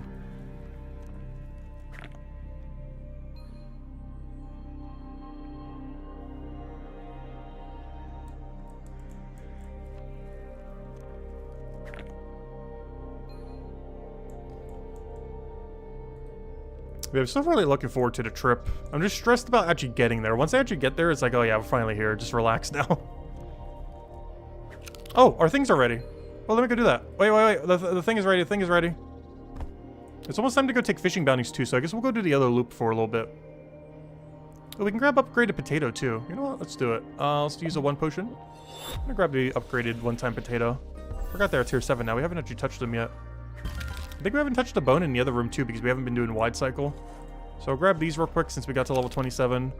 We'll grab the bones for first time bonus too since we're here, and then we'll go straight into the lobster and be good to go. Alright, we're good to go there. Grab this one. Double it. Oh yeah, we can't because we did potatoes, fine. There we go. I'll move over here, we'll grab these as well. Just don't misclick them. Grab that, grab that, grab that. Alright, we're good to go. Alright, and then the only other thing we need to go do then is use up this XP, and then, of course, claim all of our lobsters. Then we'll just go store everything in there and head right back to Monument. Or actually, maybe I'll go do the other loop a few times, just because fishing bounties are about to reset. Oh, if that's the case, I could actually go bring these in real quick then. Ooh, do I have enough time to bring it? I might. I might go do a double bass delivery real quick. I think we could make it in time. If I would have known that, I would have done this a little bit differently, but I think we can still make it in time. Withdraw items. Quick. Ingredients. Bass. I need 12. I think we can do this in time. As long as we make the lobster cages, which we definitely are, that's the main thing that matters. I'm not sure we're going to make the cell, but we'll sure try. I don't think we will, though. We have 20 seconds to make it there, and it's going to take longer than 20 seconds to get there, I think. I'll grab these. Nice, level. Grab these. These should be 1.1 million XP. And the oysters were only giving 1 million, so perfect. Yeah, 1.2 million. Nice. Almost like 200,000 more each than the oyster. Okay, I have no clue if we're going to make this in time, but we're going to try. We probably won't, but it's worth a shot. We got, oh yeah, we might make it. Might not be able to turn in both, but we definitely could turn in one. So why is lobster showing up as an option there? He doesn't have lobster bounties. Alright, there we go, we made it. Nice. Alright, the bounties we can grab in like 5 minutes. Alright, since we got 5 minutes to kill, I guess we will go and just catch these by default, and then go and just do like 2 forager routes of the other route until the bounty board is ready. And then we'll go grab it, do all of stone, and then after we finish stone, we can go do a little bit of a fishing break then. So that'll work out perfectly. And for now, I'm just going to leave the lobster on me. I'm not going to bother banking just those. We'll grab the 6 flounder and then go do our forager route. Do that twice, grab whatever our new bounties are. Don't actually do any of them, but then we'll be good to go do a double set for the next hour. And then go do stone in between that time. Alright, so these are catch only, so I'll drop them as soon as we get them all. And then we'll go ahead straight over to the other thing. You need to stop moving. Grab that guy. Come on, you're almost there, you're almost there, you're almost there, come on! There you go. Alright, nice. So we drop all these. Now we'll do like 2 forager loops here, and then we'll go back to stone. After we go check the bounty board for Fisher. Which should get us pretty close to our level. Look at how much XP we got just from the thing, wow. Yeah, fishing bounties today might actually push us to level 30. For fishing. It's definitely not like a goal necessarily, but it might be a byproduct of our grind. Is when we're doing 32 forager today, we might get 30 fishing. Yeah, I guess it kind of depends what kind of bounty tasks I end up getting. Because otherwise the only thing we're getting is this 1 bass every cycle once we come back this cycle. Yeah, we're making a fishing level today. The main benefit of that is we get access to cod synergy. Which is actually when you do jade, so we might start putting that into jade again. I wasn't for a while because there's a pretty dead fish. But if it's going to be our best possible fish we could take, it might be worth taking cod while doing jade. Since it'll actually be our best at that point. Oh, did I forget to use my knowledge point? Oh no. I meant to do that with the previous thing, but I was so worried about getting the other thing in time that I forgot to actually use one of my knowledge points on the thing. That's fine though, we'll just double it up on next set. So we'll do 1 more set of this at 11% bonus. And then as we're routing through that, we'll go and get our bounties as they should be ready in 3 minutes. Which should be about when we get back to that board. So work out pretty much perfect timing then.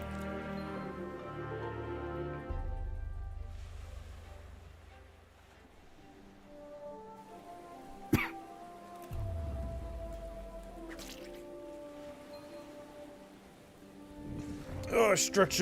Oh no, I need to hit the cocky. No, I'm stretching. Can't click button. All right, there we go. Oh, there we go. Yep, getting close to the forager level. Actually, this double knowledge point will pretty much get us there. Fortunately, no unlock for it though. Only important unlock we're getting all day is our final goal, which is the starfish. The water lily is nice, but we don't have the combat synergy to be doing it that much at this level range. So most of them will likely just be bought from the shop when we need them for alchemy later. Alright, let's go use an 11% right here. Go through all of the area and go check our fishing bounties. As by the time we get over there, they should hopefully be ready.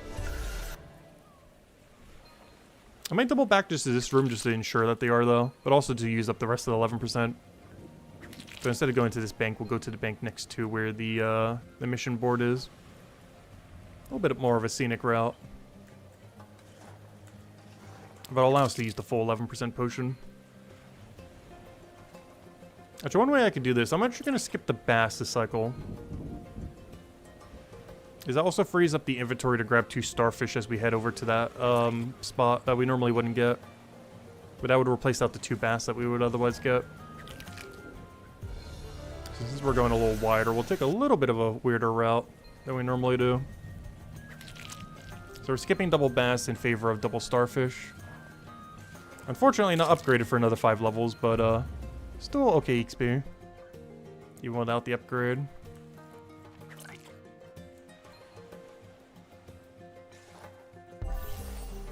Alright, is the bounty board ready? Oh no, the bounty board's not ready yet. Oh yeah, duh, because I was gonna go do the other room one more time. That's why I was gonna do it that way.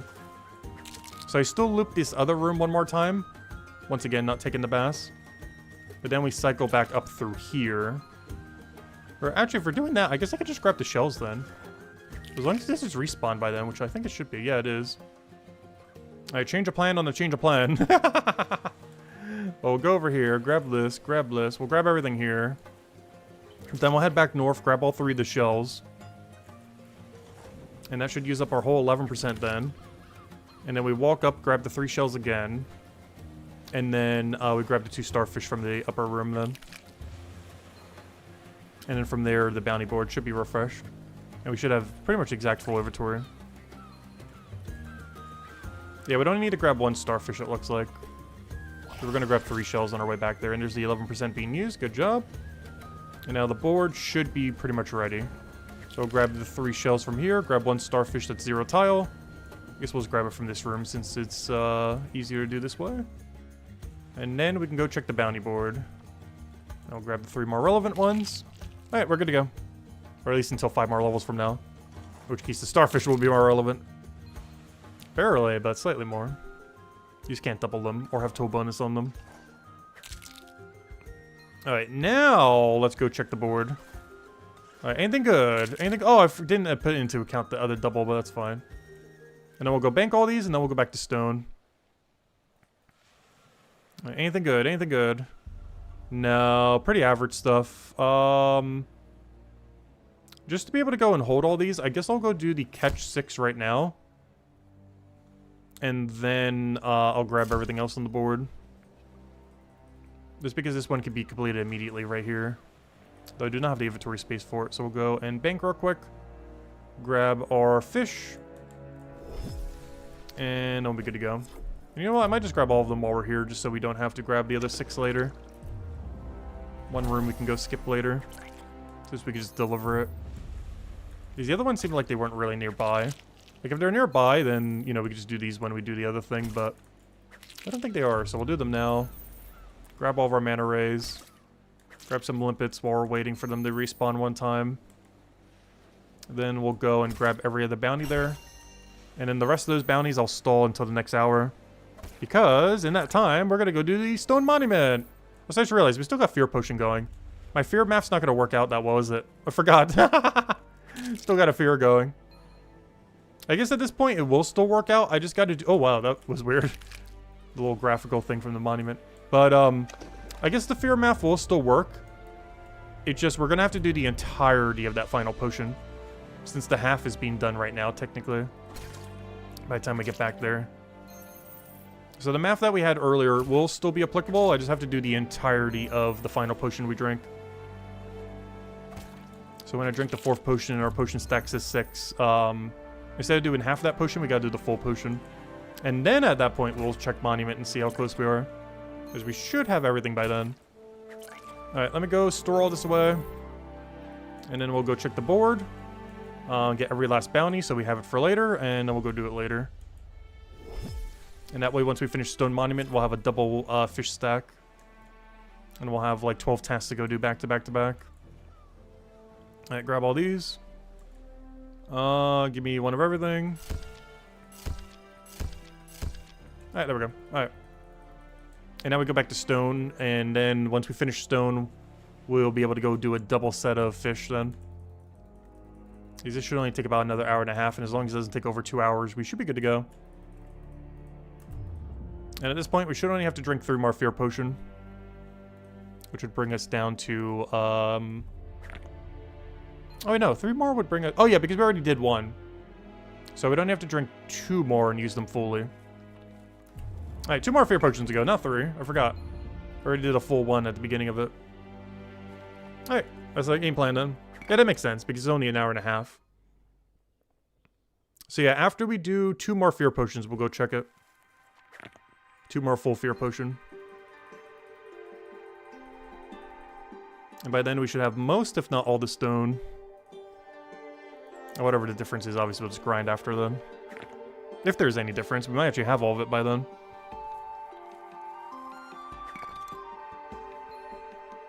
But that'll be the first time we check.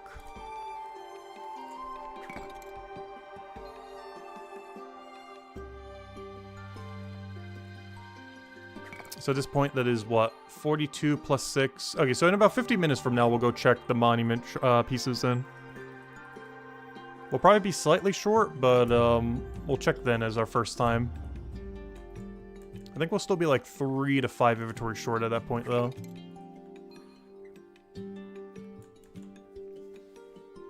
And then we'll go do 12 fishing bounties. The 6 we currently have, and then the new 6 that'll be on the board. And it might even be 18 bounties in a sense, because we have our current 6, then the 6 that will be there already. But by the time we do all those, there'll be another 6 on the board, so we'll actually be able to get 18 fishing bounties back to back to back. Hopefully get some good ones. And then the rest of the stream would pretty much just be Forager then.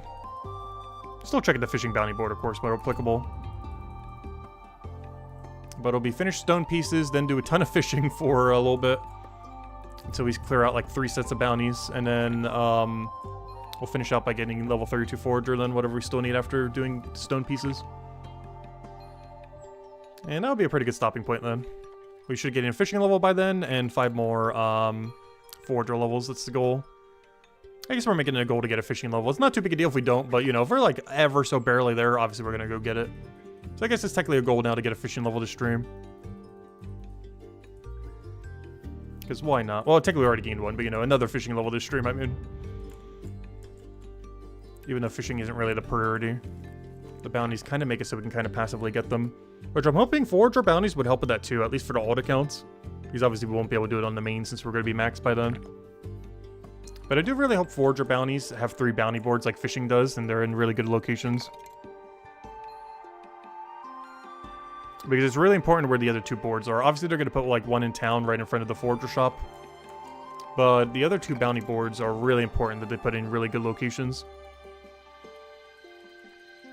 Because they kind of need to be where you do the gameplay loop to actually be viable.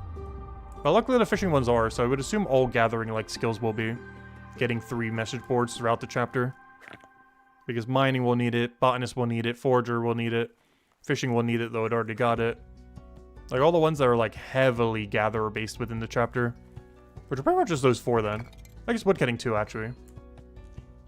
So those 5 would end up needing it. Everything else would just have it in their production room, most likely. For stonemason, we already know that. For smithing, we actually don't know where they're putting the bounty board. It might be an instance where they actually have a couple just because there's, you know, multiple different areas for smithing in a sense. But the stonemason one we already saw is obviously in where you do all the stone. It's in probably the most obvious place you would expect it to be. The main room where you do all the stone production is where the bounty board is. Because most of the bounties, if not all the bounties, will be, you know, to go do stuff with them. Kind of like how the alchemy one is almost guaranteed, obviously going to be in the alchemy shop somewheres. Or in front of the place. You know, somewhere's around that area. Kind of like how the cooking one's within it.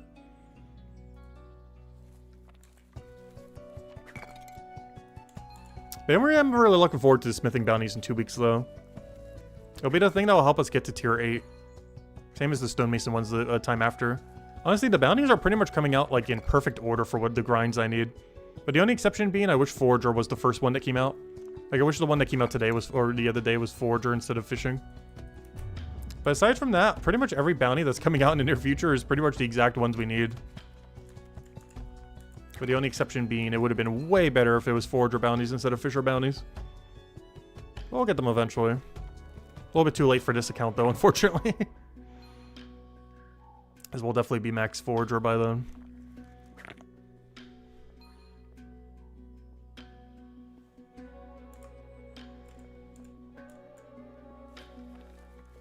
And there's a good chance we'll be max Forager before stonemason bounties even come out. Though we're not going to get it done before smithing bounties, though. There's one thing initially I was kind of hoping would happen, but there's no way it's going to happen. I'd have to finish this grind within 12 days.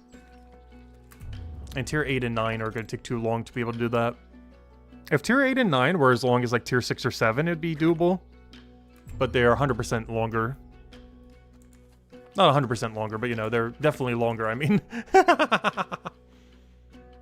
As far as the exact percent, I'm not sure. But I mean 100% as in they are definitely longer. So unfortunately, yeah, we're not going to finish it before smithing bounties. But 100% we will have the Forager grind done before stonemason bounties. I don't see a single scenario where that wouldn't happen. Even with the 4 days that we're going to be dedicating to Slay the Spire 2, it'll still be doable. Because if nothing else, we'll get a ton of passive XP during that time. We'll be at a really good level range for passive XP, which is pretty much any time at tier 8 or 9. That's why going forward, after we finish the max forager grind, the only things I'm ever going to be passiving are, like, production skills that are, like, level 8 or higher. It's one of the reasons I kind of want to push alchemy to level 8. Aside from all the potions we get, but also just to be able to passive at someone we need. As tier 8 and 9 are just so good to do passive on. Especially if you don't necessarily need the material for a given skill. Like Botanist, for example, would be a 100% great one to go do it on. Where the supplies you get from doing the AFKs aren't really that great. Because they're mostly for chef AFKs. But they have the upside of being a skill that you don't really need a lot of the material from. Like, there's a lot of material you get from Botanists that are just kind of not needed. Or not needed as much as some other gathering skills, like Mining or Forager. Where, like, almost every single node you ever touch is a very vital resource. Both for XP and for production.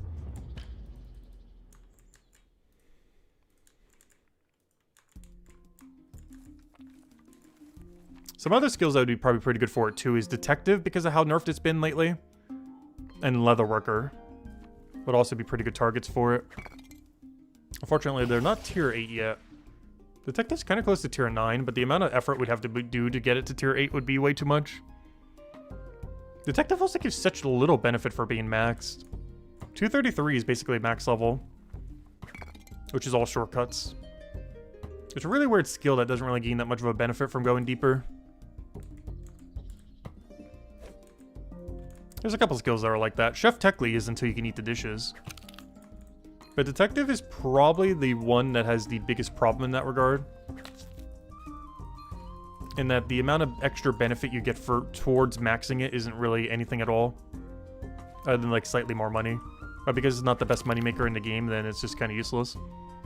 Like Merchant's kind of good in that regard, because even though it's similar to Merchant in that the only extra thing you're really getting is money, it also gets the benefit of being, you know, like the best moneymaker in the game almost. Ever since the Leatherworker nerf. Like doing Merchant at high level range is absurdly good gold. With the 2 times, 3 times, 4 times bounties and everything. And how many knowledge points you're getting per hour. It's not only the best knowledge rate per hour, but it's also, I'm pretty sure, on par, if not the absolute best moneymaker in the game. Now that Leatherworker's nerfed into the ground.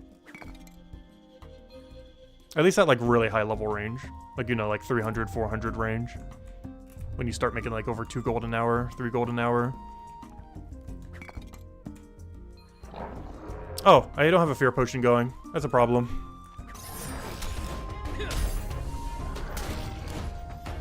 Also, combat sound is so much louder. Alright, there we go. Let's try it again.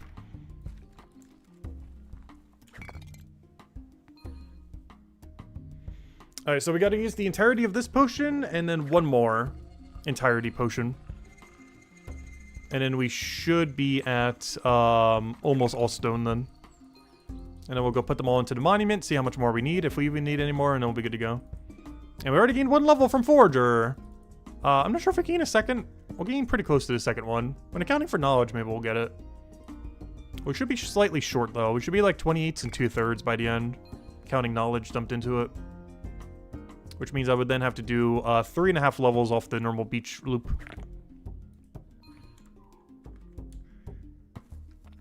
Which, based on our XP right there, would probably take about 3.5 hours. Which means to finish everything we want to go do this stream, will probably take about 4.5 more hours then.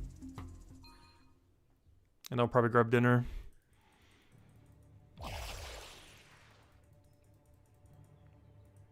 Also, from when I got that 1 tooth removed last week, that wound is still not fully healed. Like, it almost is.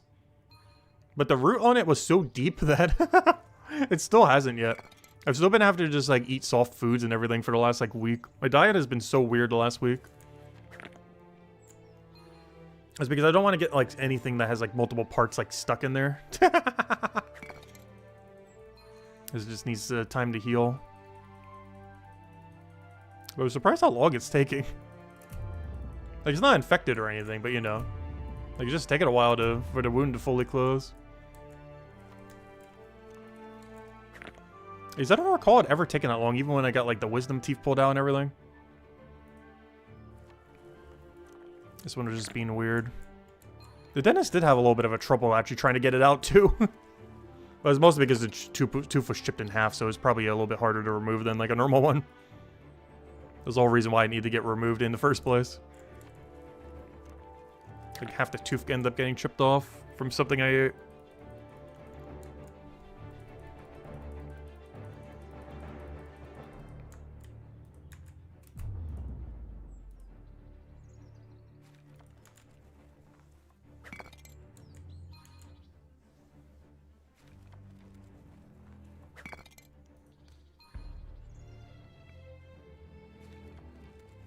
Oh, that reminds me too, if this grind is still going on by March 10th, I do have another dentist thing I gotta go do that day.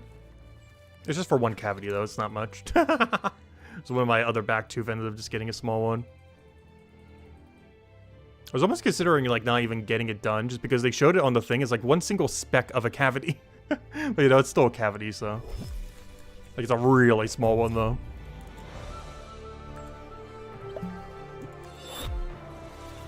Like, obviously it's not a problem now, but if you kind of leave it there, it could become a problem in a couple years, so... I'll get it done. It's just so expensive doing all that without insurance. Like, just that one cavity filling is like 300 or something. With no insurance at all. And it's such a minor cavity.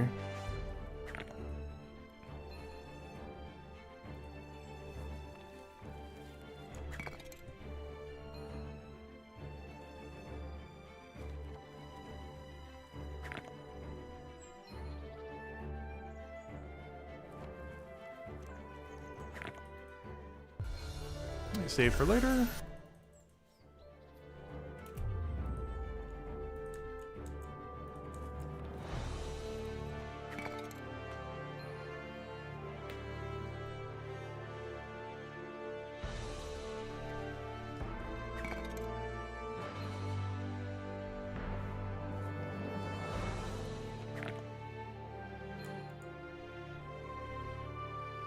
trying to get down to the passive thingy. Okay, our passive tonight is Spray. This is used for the 12% AFK potion for Hopeport. Which I will be making later in the alchemy grind. We do have about 10 hours of every single boost potion that we're getting. If not close to like 12 or 14.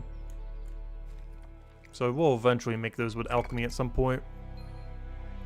Though of course I can only make the 11% right now. Actually, can I even make the 11% right now? Let me see.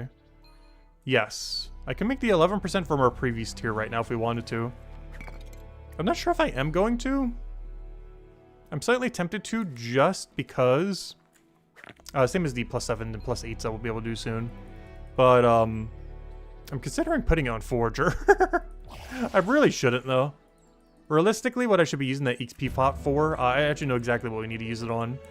When we start doing the actual alchemy grind... I need to go and put that onto alchemy itself, but save it for its dead zone. Where I would do this at this level range for alchemy to, you know, get the XP and the potions. But I would then use it as a passive around like this area, probably for the mining one, I'm pretty sure. Because I'll get this from doing combat passive, if we do some combat passive. Whereas the other things, like that's a whole dead area where we just don't get XP. It's like the main area in potion making that we have nothing for. As we're skipping Fear, we're skipping Green Strength, we're skipping Necro, we're skipping Hopeport Potion. So we don't have anything all the way till 40. So using it on that Minds of Batubin Potion is probably going to be the way to go. Especially if I do decide to do some passive combat in that area. Which I still haven't decided if we will be once we go to Minds of Batubin grind.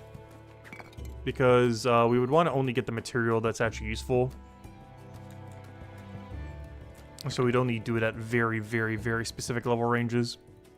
Which, let me go double check. Which one is the one that we need for this one, hypothetically? If we were to do it on this one. Because there's one very specific enemy I would have to AFK.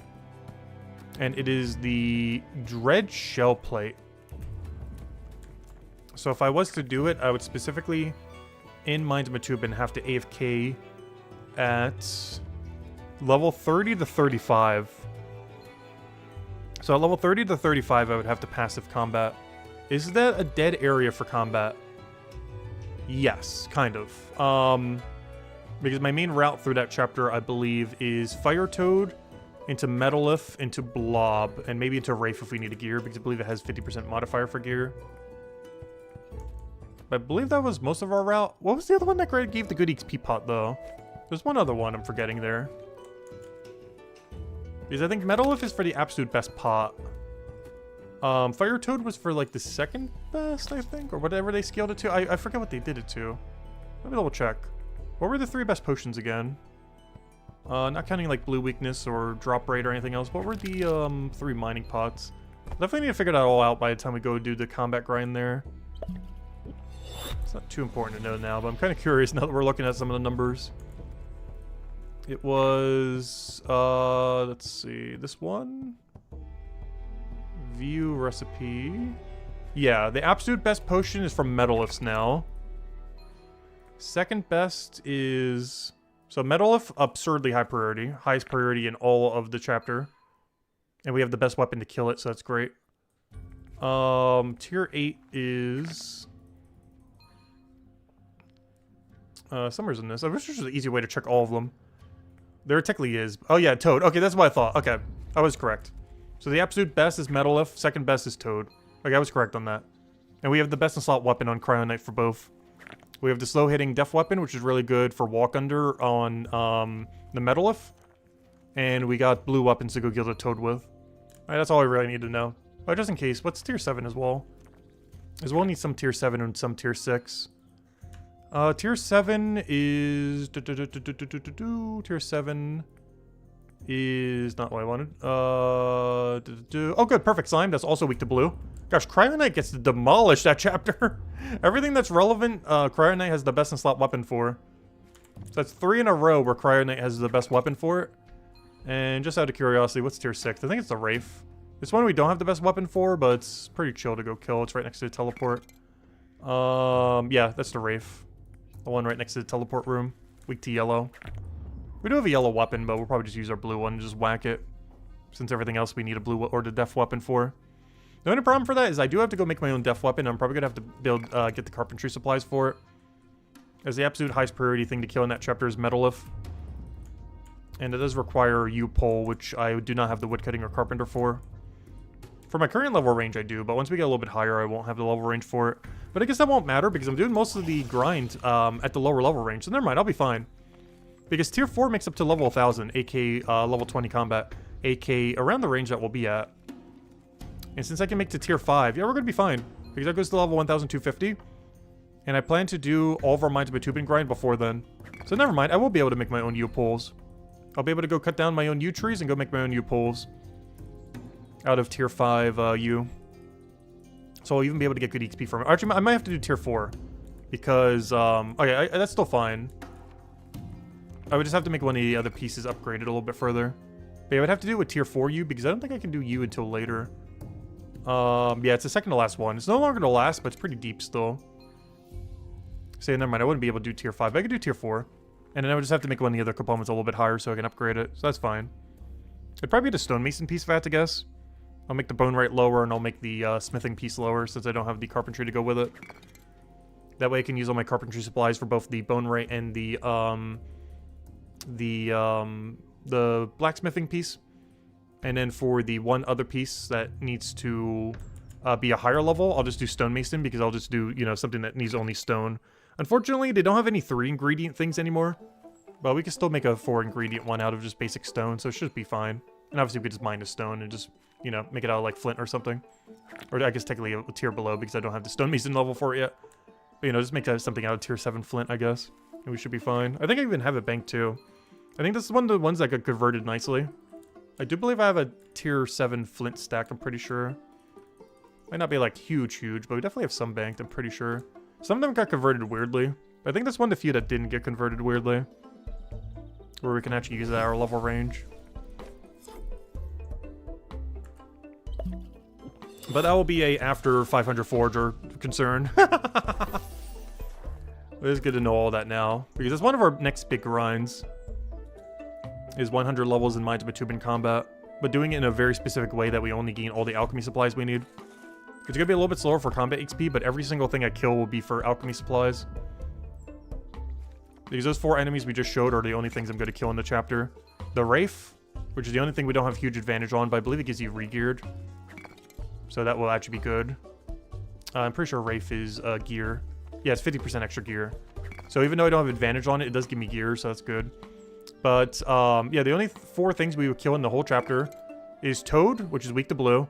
Metalith, which is weak to, which Cryonite has the best weapon, Death Knight weapon for.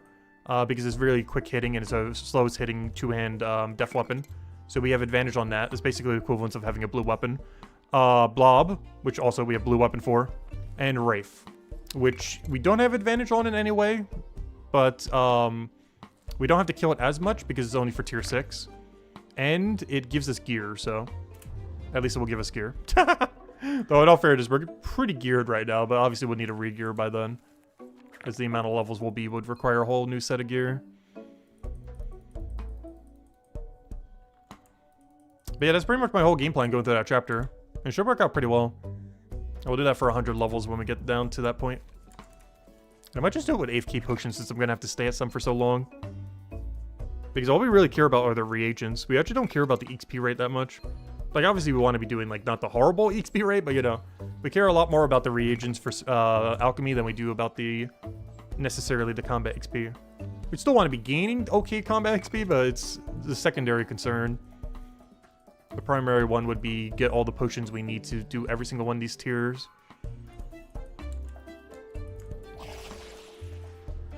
I thought that was the fear potion for a second. But yeah, we gotta drink one more fear potion after this, then we'll check how much stone we have, and hopefully it's enough. And if not, it's probably about 3 to 5 inventories short, and then we'll just go do those then. And then we should have a nice double set of fishing bounties, or even a triple set. Where we go do these, then we go do the current message board, then we'll go do the next message board, and boom, boom, boom. And hopefully that'll get to our side goal of 1 fishing level. Well, technically 2, but you know, 1 more fishing level. Everything's aligning perfectly. They did say we'd get to about 2/3 of a level here. It might be a little bit short than that. But then again, we're going to throw like 3 or 4 more knowledge points into there, so it might get there. And then the rest we'll have to do on the beach once we finish stone. After we finish the fishing bounties. Was I never remember to reset the thing? Yeah, I did. Alright, we're good to go. And look at that, all quests completed. Where's our quest keep? Next quest should be 7-star Mines of Bitumen quest, by the way. Unless they're going to plop another one in between. No official date has been given to it yet. So it's late April at the earliest. But, yeah, 7-star Mines of Bitumen should be the next one. Unless they throw one of the other weird side ones in there. Which will also be the first 7-star quest in the game. If I had to guess, you might actually need level 100 for it. Which, if that is the case, my alt accounts are actually not there at the moment, unfortunately. As they're still missing 2 100s. One of them is missing mining plus smithing. And the other one is missing mining, smithing, and a stonemason. So one of them is missing 3, the other one's missing 2. Because bare minimum, you're going to need some skills at like level 80-ish. But they might go as far as 100, which would be milestone 2. As you might have to do one of the bounties. Because during the quest, you might have to do like a repair bounty or something. Or, you know, something that requires the bounty board. And in both instances, I believe the bounty board is at milestone 2. Oh no, for stonemason is milestone 3. Wait, that's even deeper. But you might have to do like one of the smithing bounties to go repair the thing or whatever. And if you did have to do that, that means you need level 100 smithing to do the quest. So if you don't already have 100 smithing, not only would it be useful for the bounties that are coming up in 2 Mondays from now, but it might actually be a requirement for the 7-star Mines of Bitumen quest coming up. We don't know for sure, but it's decently likely that it could be. 150 stonemason might also be a requirement, which would be insane if so. Because you might need a bounty from both, potentially. But the smithing one's more likely because there's actually a unique activity for it, unlike stonemason. And that unique activity might be required from the quest.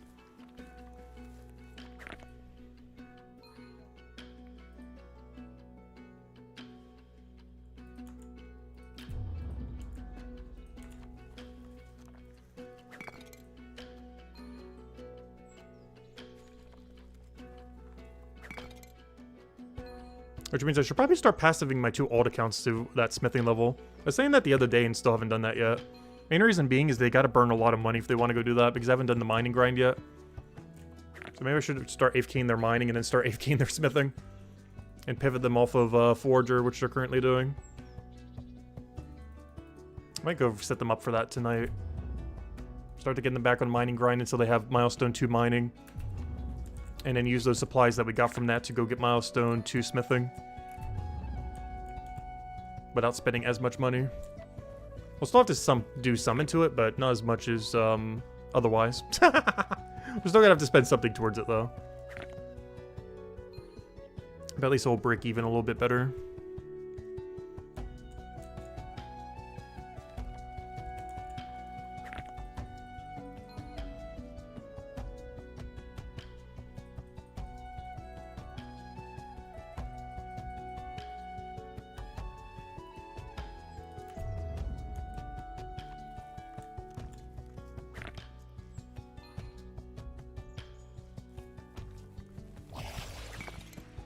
We're almost at our final fear potion.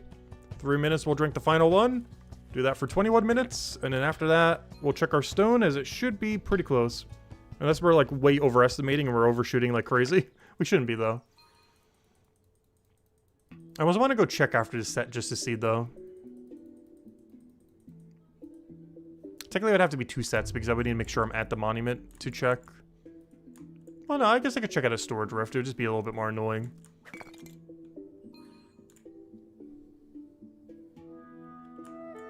So in 2 more sets, I guess we'll go check then.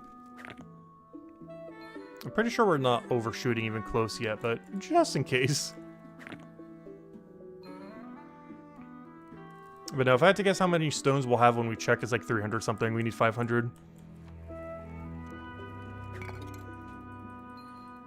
But in case I'm like underestimating something or overestimating something, I guess we'll check after the set.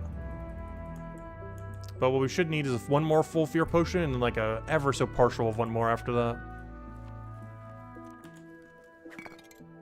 But we'll check over here. And we'll even do the slower way through the stone instead of the monument. Shouldn't be that much slower though. You just have to go through a bank interface into a bank interface rather than just one interface that just has it in there. Yep, also almost time for the 11%. I don't want to quite drink it yet though, because these things give such bad knowledge rate. So I'll drink a 5%, then 11. Alright, I gotta make sure to manually deposit here, because if I click deposit all, it closes the menu. But if I click deposit all in the resource, we should be good. So we do that, withdrawal, monument piece. Yeah, 312 this time, money, I thought. Like around that 300-ish area. Alright, so that's pretty much exactly where I thought we were. Which means, oh no, I guess after 1 more 21 minute, we'll go dump all of them in and see how close we are. Because from there, as I mentioned earlier, we should be like 3 to 5 inventory short. But based on that number, we should only be like 2 or 3 inventory short then. Like around there. That's not too bad. So once this next potion fully expires, we'll go dump them all in and see where we are then. But as we mentioned earlier, we'll definitely still need that 1 more full fear. But then we're at 6, so we know we're almost there. Yeah, we'll do 1 more full 21-minute one. Once we come back into this room. Then we'll go put everything into monument, see exactly how many more we need, and then just, you know, get whatever that few is at that point. Shouldn't be that many. And then we'll go do 3 sets of fishing bounties, all back to back, since we'll have them pretty much perfectly queued up. Because, let's see, have they been reset this hour yet? Are we on the hour or the previous hour? I can't tell. Because if I do a 21-minute... Okay, yeah, I actually won't be able to do the double set. Because if we're doing 21 minutes, that means I would have to do all the fishing bounties I have right now in 5 minutes. I don't think we could do them that quick. So maybe once we finish the stone monument for this tier, I go immediately check the board to see if there's anything good there then. Because I will not be able to finish all... oops, no, I wanted the fear. Because there's no way I'm clearing out all this in 5 minutes. But we would have enough time to go check the board, if nothing else.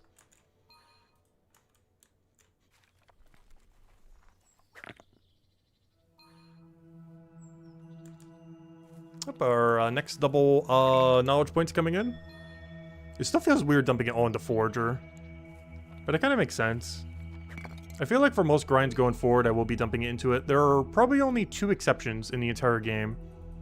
or 3 that still remain, where I would not be dumping knowledge into a skill as we do it. And those 3 would be combat, unless it's our absolute last skill. But until then, we'll be putting that into probably weapon production.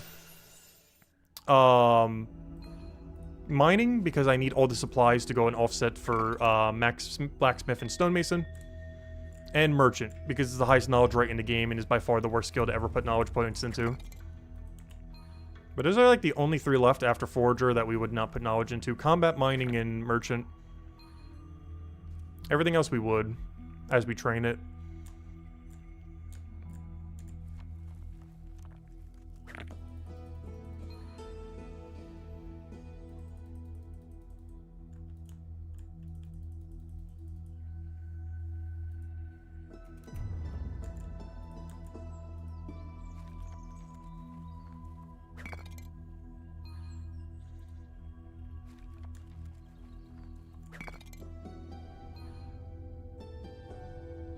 Oh yeah, I gotta remember to use this knowledge point before it expires. I drank this potion to go use it and only used the 1, but it's mostly because I was waiting for the rest to tick in. And now that it is, put that into forager. Almost at half a level. Oh yeah, only 3.5 forager levels to go. And we would hit the goal for today. We're almost there.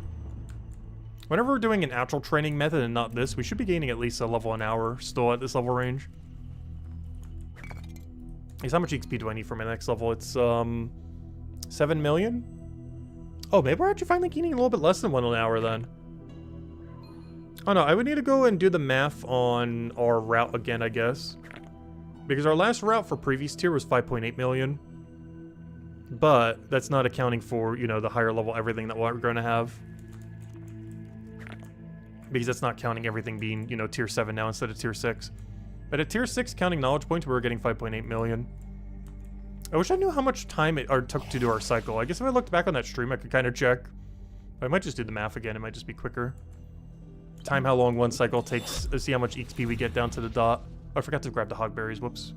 Could have grabbed the other 2 as well, but we'll grab this 1, I guess.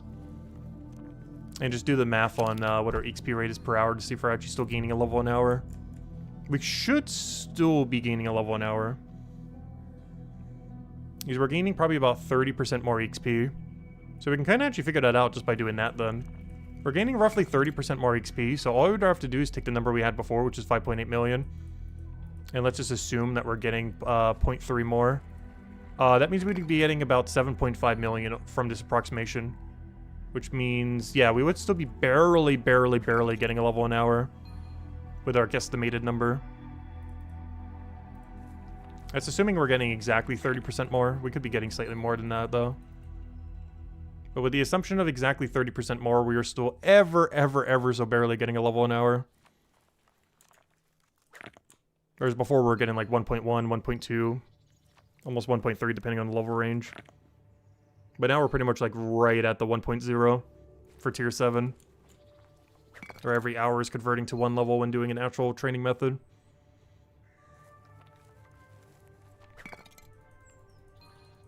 And then it's going to get slower for tier 8 and then slower for tier 9. But at least for tier 7, we're still like barely, when doing a real method that isn't these stones. Still gaining 1 level an hour. Pretty much on the dot.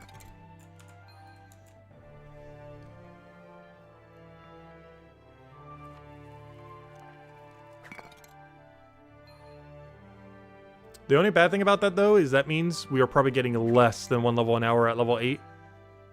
And probably like 2 hours per level at level 9. Which is like half the time.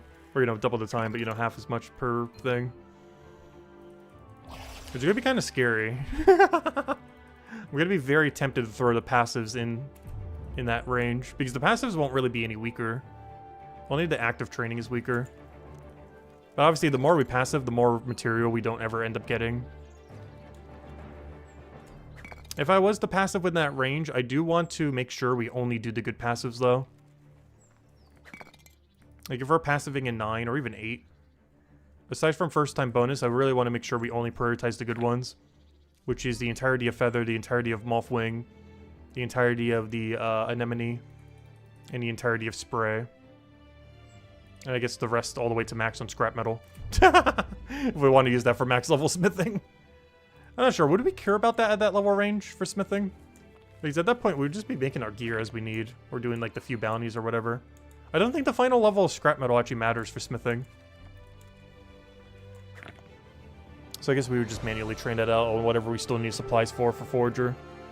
Or do some kind of wide route since everything will be maxed by then. Since every node we take will be tier 9. So we could just take whatever. Oh, or we could do the bone zone. Actually, yeah, that's what we would do at that level range. That would definitely be the bone zone area. Because I would need the max femurs and max ram horns like crazy. So much so, I'd probably even do post-max gathering of them. So yeah, 100%. Once we finish Jade Monument, I think we do femur shard and ram horn all the way to max. Because we need every single one of those we can get. Because that makes all of our 4-star equipment for Cryo Knight. As well as 3-star Guardian stuff if we're ever allowed to wield it with the skill tree and everything. Because that green weapon that we get from them is pretty good. Which is no longer Bone Spike, it's one of those two, I believe. I believe it's Femur now, if I'm not mistaken. Because before it used to be Bone Spike, but they made the best in slot green weapon in the game, or at least current best in slot. They ended up changing it to Femur as of the other day. So let me go check real quick. So the best green weapon in the game is Quarterstaff. Unfortunately, it'd be really bad for bossing in the future because its attack speed is so high, so you can't really move and attack with it. However, it used to use Bone Spike, and now it uses Femur. So yeah, that Femur is really, really, really important, as it's magically become the new best bone. Whereas before it was Bone Spike, but now it's Femur. But it makes sense given that's the highest tier thing, which also ends up making the highest tier weapon. So logically, it makes sense that that's the best one now, as it's more aligned with smithing and stonemason in that regard. But yeah, that's this one right here that you get at level 47, or sorry, 45. It's the 45 one, not the 47. It's still pretty high though. But that's that bone right there for making the best green weapon in the game. If we can ever get competency to wield it with skill tree or however that's gonna work. Because I've made mention of that in the past, but it could be like a year or two before they start getting around to that. They were talking about it around the combat rework last year, but at this rate, could be who knows how long until it comes into the game. But those would be relevant for us eventually. Unless they add some kind of boss drop that makes some kind of new, better green weapon for us. But otherwise, we're going to need to use the Quarterstaff from Guardian eventually. Whenever skill tree allows us to eventually utilize it some. It really just comes down to what other profession proficiency you'll be able to get. Like, if you can get up to 95% effective, it's good. But if it's only going to be like 80% effective at max, it's probably not going to be worth it compared to some kind of boss drop in the future, or dungeon drop, or whatever drop. But assuming you can get at least 90%, ideally 95, it should be worth using other classes' equipment whenever you finally can after skill tree and whatever they do. It'd still be weaker than being the class itself, but be a high enough number to not be completely trolling to use it. But 80% or lower is not going to be worth it.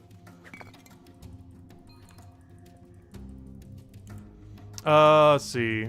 Can you stop around foraging at 4:30 to finish Monument? You don't need 500. What about the final piece, though? Do you not get a final piece on final tier? What are these other pieces for, then? Because this is level 492. It's even higher than it was before. Because this number right here converts to 492. Unless I'm doing math wrong. But it should be level 492. So it's 2 levels higher than it was before the update as far as what forager level you need. And getting all the pieces for this is going to make us like 494 or so. Which at that point we're like 6 levels away from max, so we might as well just max. But do you not need that final tier? I'm pretty sure you do.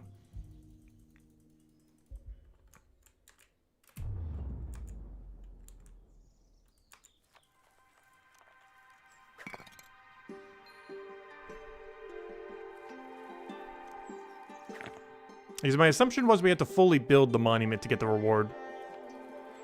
I know you get the reward after doing the braziers, but are the braziers built at tier 8 instead of tier 9? Because my assumption was it would be at tier 9. But at no point did I actually confirm that it's at tier 9. But I'm pretty sure it is. It makes sense that it would be.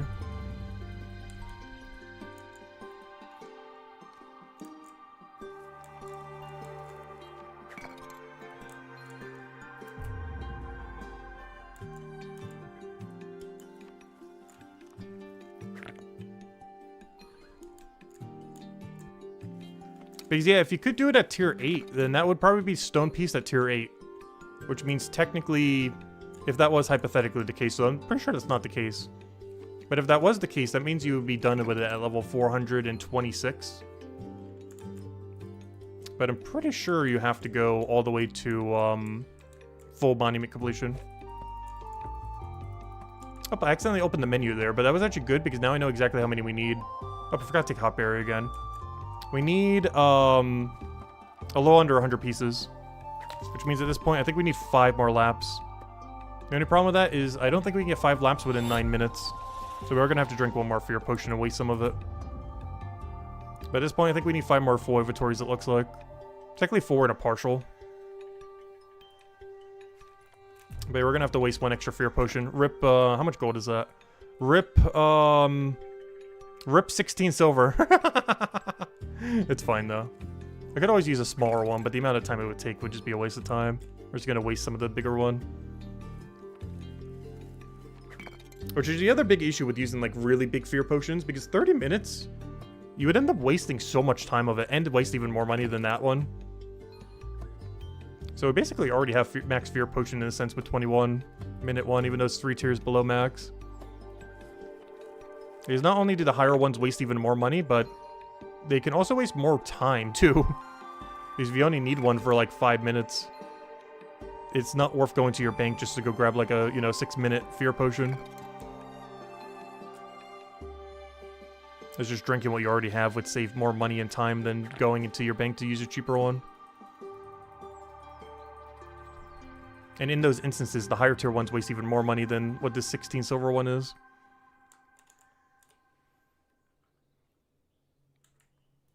Oh, I'm already under XP potion. Not sure why I'm trying to drink one, but there we go. Also, I was almost right. We said we'd get to about 2/3. It looks like we're actually going to overshoot that a little. Might even get all the way to that 1/4 remaining.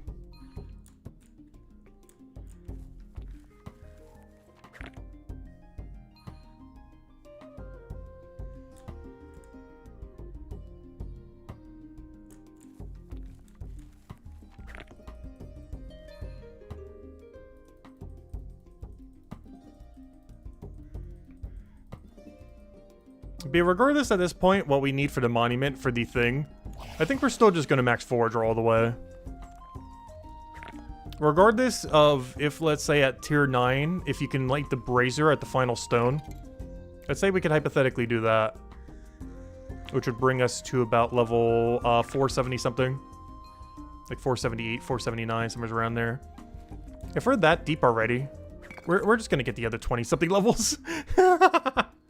Like, you might as well just max at that point. That will allow us to get a bunch of the starfish we need anyways, a bunch of other boost potions, all the bones for making max gear eventually. So if we're that close, we're just gonna go all the way. Like, regardless where the monument's putting us by the end, it's so close to max, you might as well just finish it.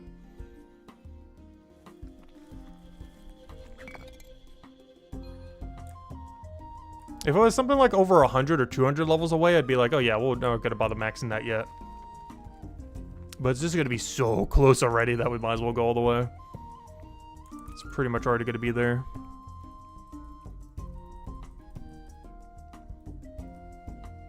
I said we needed like 4.5 more inventories. This will be one of those. So we need 4 more inventories after this one then.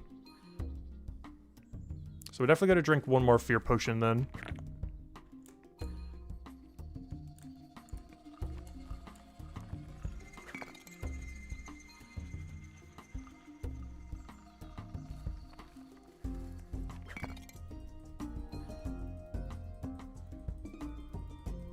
Is even though the main reason why we're doing Forager is for the monument.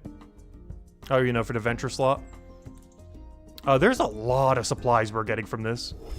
It has the old reward of why you used to do Gatherer, which is, of course, the bones. So we can get all of our upgrades for 4-star stuff. It ends up giving a ton of the best potions in the game, most notably our healing potion and the combat potion. Our best combat potion, at least for Cryonite. And it ends up offsetting a couple other grinds. Most notably alchemy, but also chef a little bit. Since we gain both fish and potatoes during it. Not that many fish, but, you know, some. Since we could take the bounties pretty easily, as well as grab the bass for free, the trout for free, a couple other things like that.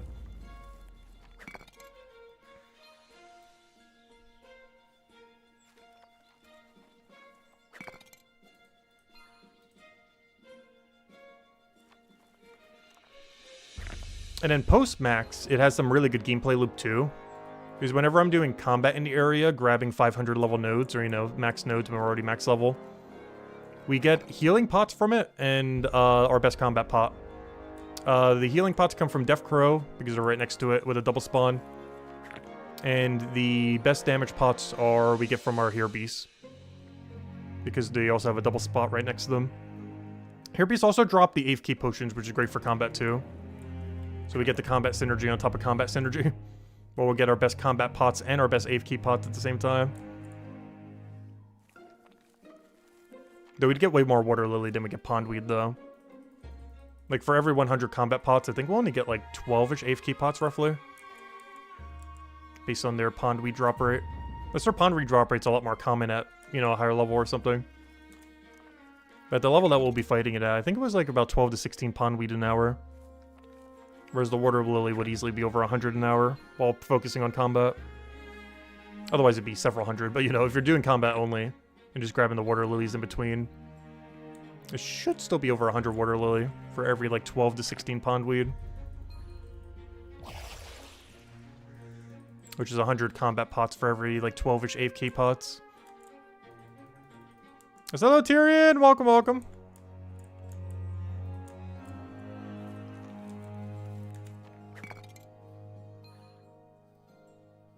Alright, so after this inventory, I think we need 3 more then.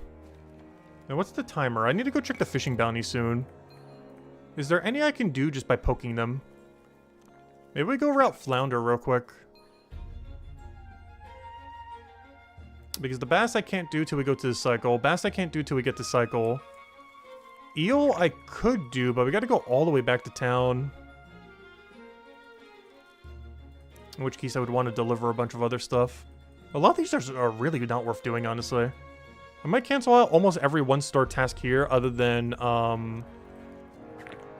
the bass, just because we can 0 time them. I think we're gonna drop the flounder, drop the eel, drop the trout, and just keep the bass since we can 0 time it while doing the other thing. I may even drop the manta ray that we claimed half XP on already.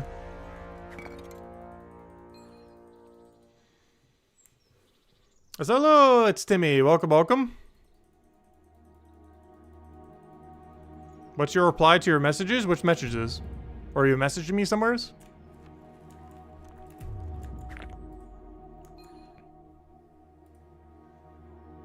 Hello, Jets. Welcome, welcome.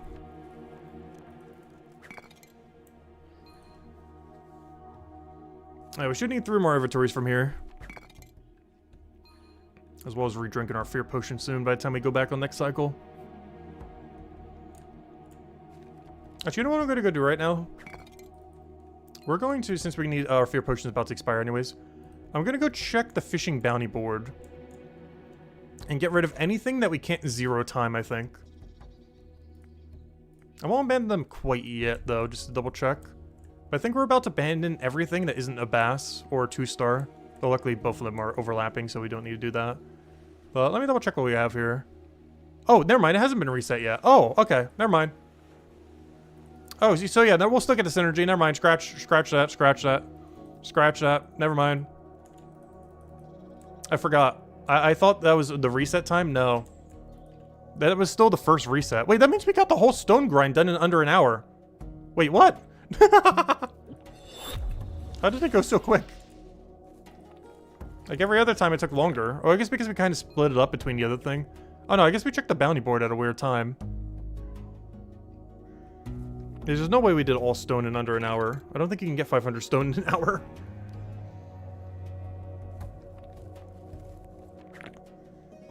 Oh, I think I see the problem. I have it set to top chat right now rather than live chat. Let me go fix that. I sometimes do that on accident. What did you say earlier? Because I couldn't see it in chat. Could you post it again? For whatever reason, YouTube defaults to top chat instead of live chat. So I might have marked the messages down as spam or something similar. If you were sending a lot really quickly. But yeah, I can see whatever you type now. So I have no clue what you mentioned earlier. Because I accidentally had the wrong chat thingy on. I'm not sure why it always defaults to live to top chat instead of live. Oh no, that's bad. Oh no, oh no, oh no! No! It's unfortunate. This should be the last fear potion we need. I only need 3 more inventories. We're gonna overkill this one a little bit, that's fine. Because we're only gonna need like 7 minutes out of that thing. But it saves more time than if we went all the way to a bank to get a cheaper one.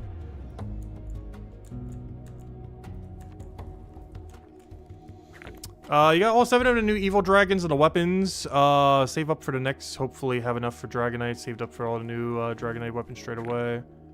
What was the question part? Oh, there it is. What's the quickest way to get medals to level up troops? Explore 12. You just keep spamming Explore 12 over and over and over again. Ideally with Flower Dragon or Stellaryx. But I guess you could use the evil dragon that you just mentioned. Basically whatever your best damage source is and just double cast it until you win. There's a couple other ways to kill it too, but using any of the 6-color dragons and just casting it twice is normally the easiest way to go.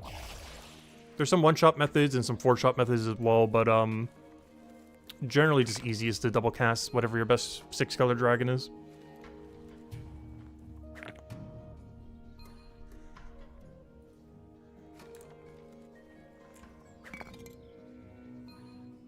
On Explore 12. Which reminds me, I need to do that grind at some point. I've been putting it off for years. Like, the year Explore 12 was really good to go do. I did it for probably, like, over 1,000 hours that year. Every year since, I have done it for, like, 100 hours across an entire year. Like, I think so far this year, I've done it for, like, 10 hours. But we are only 2 months in. I've done it so little. It is still really good for loot.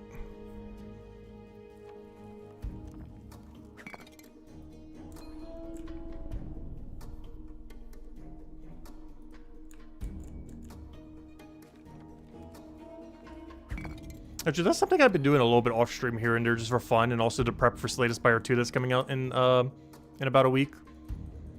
I've actually been running a lot of Ascension 20 Slay the Spire 1. Which kind of has like a similar system to how like that explore thing works. But yeah, I think I've done like 100 hours so far this year. Just running Ascension 20s. It's been pretty fun. I forgot how fun the game was. Not that I like forgot, but definitely looking forward to Slay the Spire 2.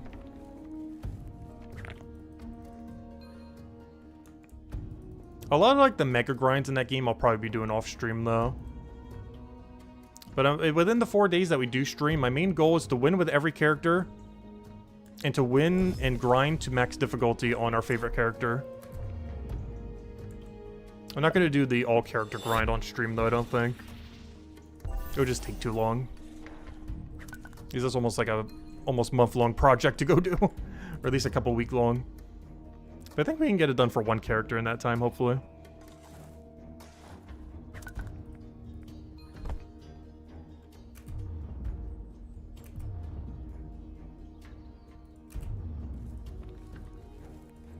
The only problem is the first one you ever do it for will definitely take the longest. Because you'll be more oriented with all the new enemies and the new game modes or new whatever other things they have. New everythings. So I think it'd be overwhelming for the first day or two, though. I guess kind of almost every new game is to some degree.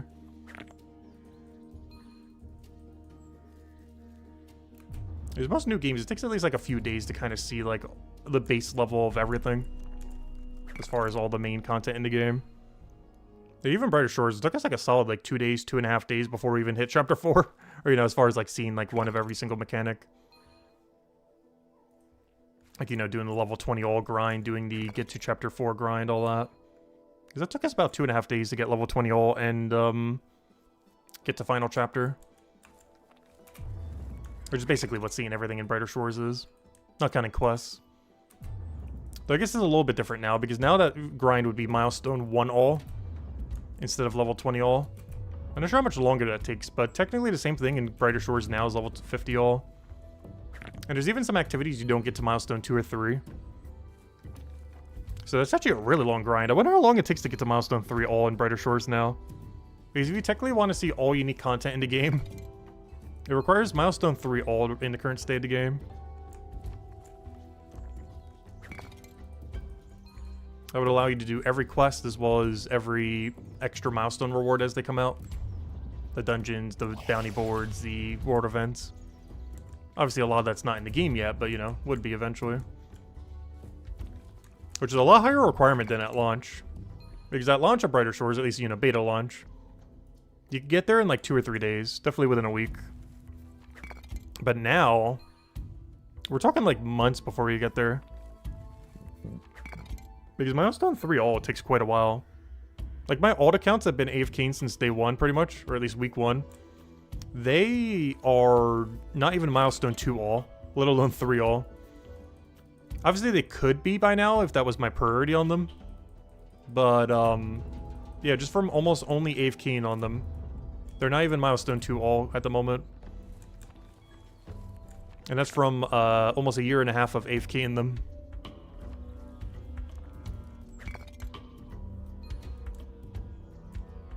And that's only for 4 chapters. Of course, it would take even longer as more chapters come out. By the time there's 10 chapters, it would take like 3 years to AFK. Or maybe like 2 years, because you'd be prioritizing it to some degree. It would take like 2 years to go and AFK an account to Milestone 3 all. And by that, I mean, you know, doing bare minimum dailies and just resetting that every day.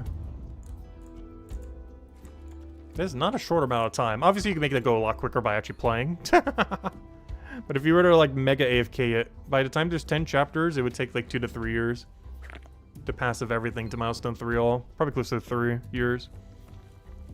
And by then, they would have added more chapters, too, that you would need to go do. Because by then, there'd be, like, 12 chapters if you did that, starting at 10 chapters. Alright, let's start putting all these pieces in. I'm gonna go check right now and see how short we are. I think we only need, like, 1 partial inventory, or inventory and 1 partial. Let me start putting them in now and see where we're at. Let's see, how much money are we making from this? We're making 75 silver per inventory. Which is, what, 3 silver each? A little over 3. Oh, we're like 1.5 inventory short. I'll still go put them in right now, though. Yeah, we're about inventory and a half short, unfortunately. But we're getting there. We're almost there. Slowly but surely. We have that one person mentioned earlier. If we only have to do that final stone, that does technically mean, we might be able to light the brazier without the emerald thing being on it, the jade outline. That's something I didn't really put into consideration. Because physically, the torches that you need to light to get the venture slot, you would build it at the final stone, which is at 25, and then whatever levels you gain, you know, as you get all the stone pieces there. So you might not need jade to actually finish Monument. We would still go get it and go do all this other grind, even if it doesn't require it. But we might start having access to the venture slot at stone, as the actual brazier you need to light is should physically be there at stone at stage 19. Which means after this, we might only have to build 4 more tiers, or, you know, 4 more things rather than 5. Well, no, we'll find out when we get there. We're still building them all regardless, though. But it does mean we'd have access potentially to the venture slot, like, a few days earlier than we would have anticipated. If that does end up turning out to be the case.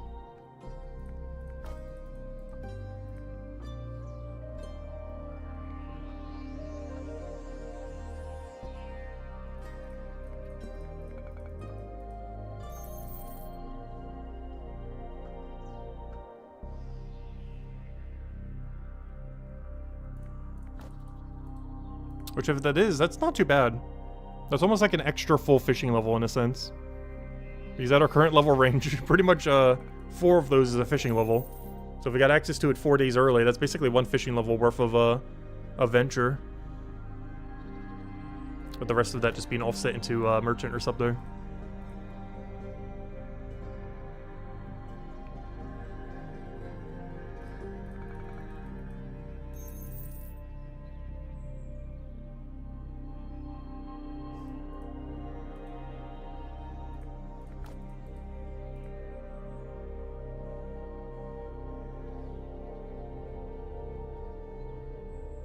Alright, we're halfway there. Let's put in the rest that we have in bank. See what the exact number is, but from what I can tell, it looks like it's 1.5 more inventories is what we're gonna need.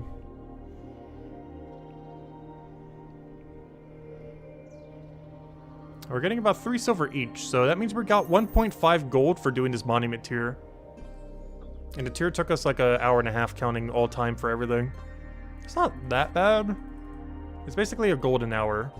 That's not amazing. But there are definitely worse moneymakers in the game. But yeah, we got about a gold per hour for while doing Stone Monument for tier 7. Is what it effectively came out to, counting everything. It's not great, but it's not the awful either. It was just 2 tiers ago, it was like under half a gold an hour.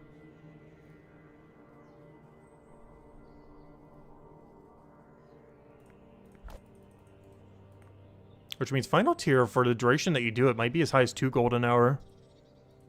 Since 2 tiers ago was like half of what we're at now. So 2 tiers above us might actually be 2 gold an hour while we do Jade and Stone Piece. Unfortunately, you only get that much profit for the first time bonus. Or, you know, while you're turning them in for the first time. You can still sell the pieces after, but they sell for a lot less. Instead of getting like 3 silver each for what we're doing now, it'd be 2.6. It's not that much less, though. But you also have to count the time of, you know, going back and forth to sell them to the shop. It definitely wouldn't be worth it as a moneymaker, that's for sure. But technically you could. Jade pieces, given all the laps and everything you do, assuming they're as much as the stone pieces since they're easier to gather. Collecting jade pieces and doing some kind of route with that while grabbing all the other stuff probably is close to 2 gold an hour. Also getting some other alchemy supplies. Which isn't like amazing high, but it's not bad. Like tier 9 jade pieces while getting limpets, the starfish and everything. You'd get half the ingredients you need to make the blue power potion and the yellow power potion. Which I believe Cryonite is the only one that gets to utilize both of them nicely. Because while Hammer Mage gets to use yellow nicely, I don't think they have a blue melee weapon. Whereas we have a best in slot blue and a secondary yellow. So be able to get those 2 potions is actually really good for us. More so the blue, obviously, but we can still use the yellow one. Whereas the Hammer Mage can't really use blue. Like, they got a blue range weapon, but they don't have a blue melee. Whereas we have a best in slot blue melee and then just a standard yellow weapon.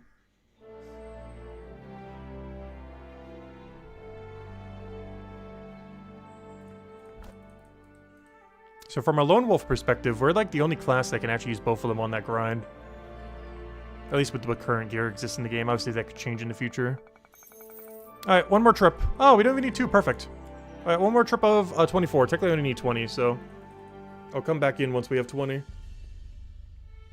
Alright, perfect. Let's go get 20 more pieces, and that is stone completed. For tier 7. And then from there, yeah, I guess we'll go check our fishing bounties, go do a little bit of them into a forager set, and then, yeah, go get our final 3 1/4 forager levels we need to go do this stream. So I was pretty correct when I said we'd get to about 2/3. That's pretty much where we're going to be, not counting the knowledge that we're not used yet, which would get us to probably 1/4 remaining. But at this point, yeah, once we finish this, we got 3 levels and 1/4 to go do off of beach. And we should still be gaining about 1 level an hour. We'll go take a little bit of a fishing break to go and do our bounties, though. But then, yeah, we got like 3 hours of forager on the beach. With no upgrades until we actually get to that level that we're ending at. Which is not ideal. But we shall go get it. If we want less of a stretch goal, we can technically do it at 30 as I can start doing the passive then. But no, we'll go to 32, I think. Better we can cut it in the middle and go for 31. No, we'll probably go all the way to 32. It's not that long.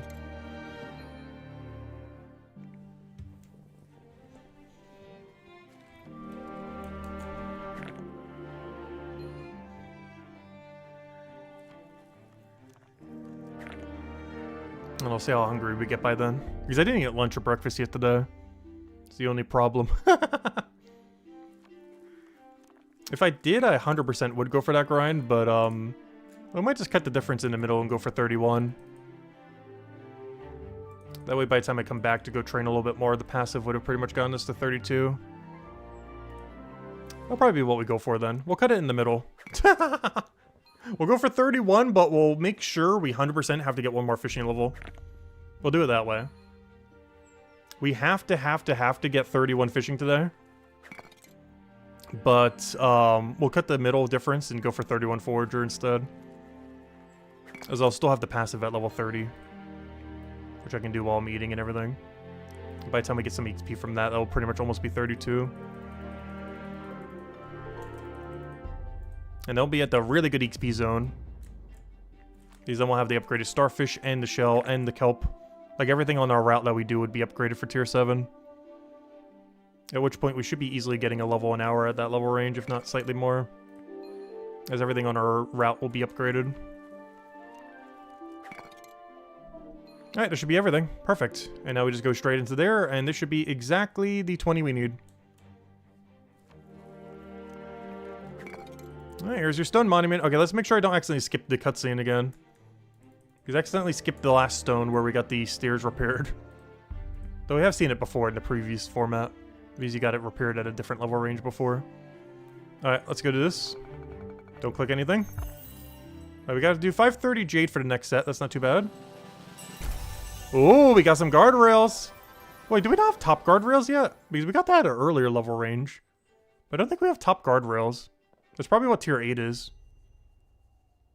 And then tier 9 is probably the torches then. So tier 7 is the guardrails for bottom. Tier 8 must be the guardrails for top because they're still not built here yet for some reason. Even though we built them in the previous format at a way lower level range. And then tier 9 would be the braziers that you have to light for your venture. To unlock your venture slot. Which we might be able to relight as soon as we get them made. You might not need the jade decoration on them. We're still going to get it though. But it might not be required for the venture slot. But yeah, next one will definitely be the top rail then. And then the torches that go on the corners of each of the rail. Which is the whole thing that we're doing this for, so we can go light them. Alright, so, fishing bounty should be ready. I guess I'll go do everything we need to go do. So let's go do our forager route. Until, let me go bring this sides panel up. Let me go do the forager route. I only had that down so it'd be a little bit easier to click the other thing. But let's do the forager route until we get, until we get all the bass we need. And then we'll go deliver all of the bass while delivering, you know, whatever else we gotta go do for all this. I guess at some point I should go to trout, too. Now we just ignore that trout, and we'll see. Better get a bigger set of trout when we go and synergize it with the other thing later. But first things first, let's go over to the bank. Probably grab those water lilies right now if we actually needed them. Or, you know, if they were level 30. Unfortunately, 2 levels short. Alright, put that all over there. Grab all this. And then we'll go put all this away. Grab the 6 flounder, drop them. Do the other cycle 6 times. So that we can get our 12 bass. Because we get it on double each time. And then we go deliver everything other than the trout. Because I don't think I'm going to go out of my way to do trout until we have multi-trout. I don't feel like it's worth going there only for 1 trout. If we had 2 or more tasks, I definitely would. But to do it for only 1 seems like a waste. Alright, so this one's catch only. And the eel we can do when we go over to Eel Street will be fine. We'll even have the 6 inventory needed to go and grab them for free as well. Because we only have to do a triple delivery. Actually, no, we only have a double delivery. Because the 3rd one I can't deliver because I didn't catch it. We have them banked, but we don't have them caught, so it won't count. Alright, that is all the fish we need here. Drop them to the ground because they can't be banked. And now we just do our normal forager route until we finish both the 2 basses. The bassi. Oh no, what is the plural of bass? Just basses? It feels like it should be a different word.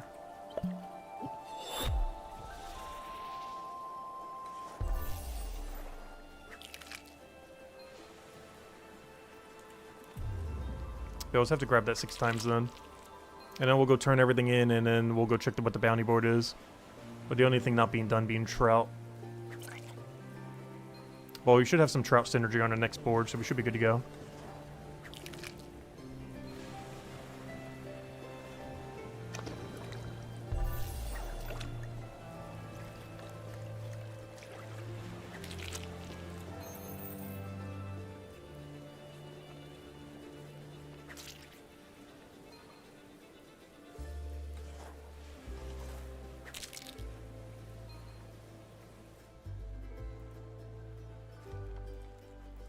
Oh, misclick. Oh no. Oh, it's gonna be one of those kind of days again. Some days we never misclick this room a single time. Other days, it's like every 5 minutes. I'll miss something. Luckily, the starfish are getting thicker. So their hitbox is also getting thicker. Let's hope the final one, it doesn't have like really thin, thin spikes all around it.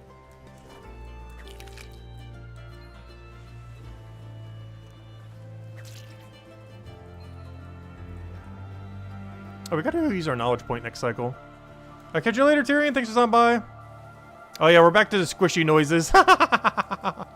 You really don't like those squishy noises.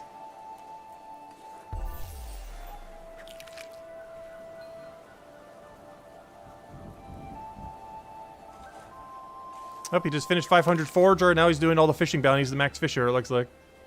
Yeah, catch you later, Tyrion. Have a good day.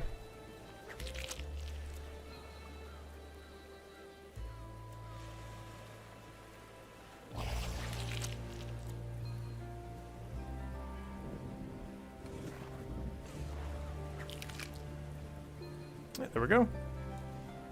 Now we just got to use 11% here, double dump that into Forager, which should hopefully be a level. And I think we're cutting the difference of the two numbers and going for level 31. Is by the time I start playing again later tonight, we should pretty much be the Forager level we need then. So we'll kind of align almost perfectly then. So yeah, 1 fishing level and 2.5 or 2 1/4, whatever you want to call that, Forager levels. As the one compromise to if we do 1 less Forager is we got to go finish that fishing level with fishing bounties. Which currently I'm trying to do the basses right now. But after we finish the bass, we'll go do our current message board, which should have refreshed in 15 minutes ago. So it's already good to go. So we'll go deliver all this, catch our eels on our way there, and then we'll hopefully get some kind of trout synergy. Otherwise, if we get no trout synergy, I might just abandon a trout. I'm not going there for only 1 trout task. If we had 2 or more, I would, but 1 is not worth it for how far it is. Even though we do get to do some Forager while we're there. But that starts to fall off once we hit 32 in this area. Because right now that area is comparable to what we're doing now, but it falls off once the star gets upgraded. Then this area becomes way, way better. Rather than about even.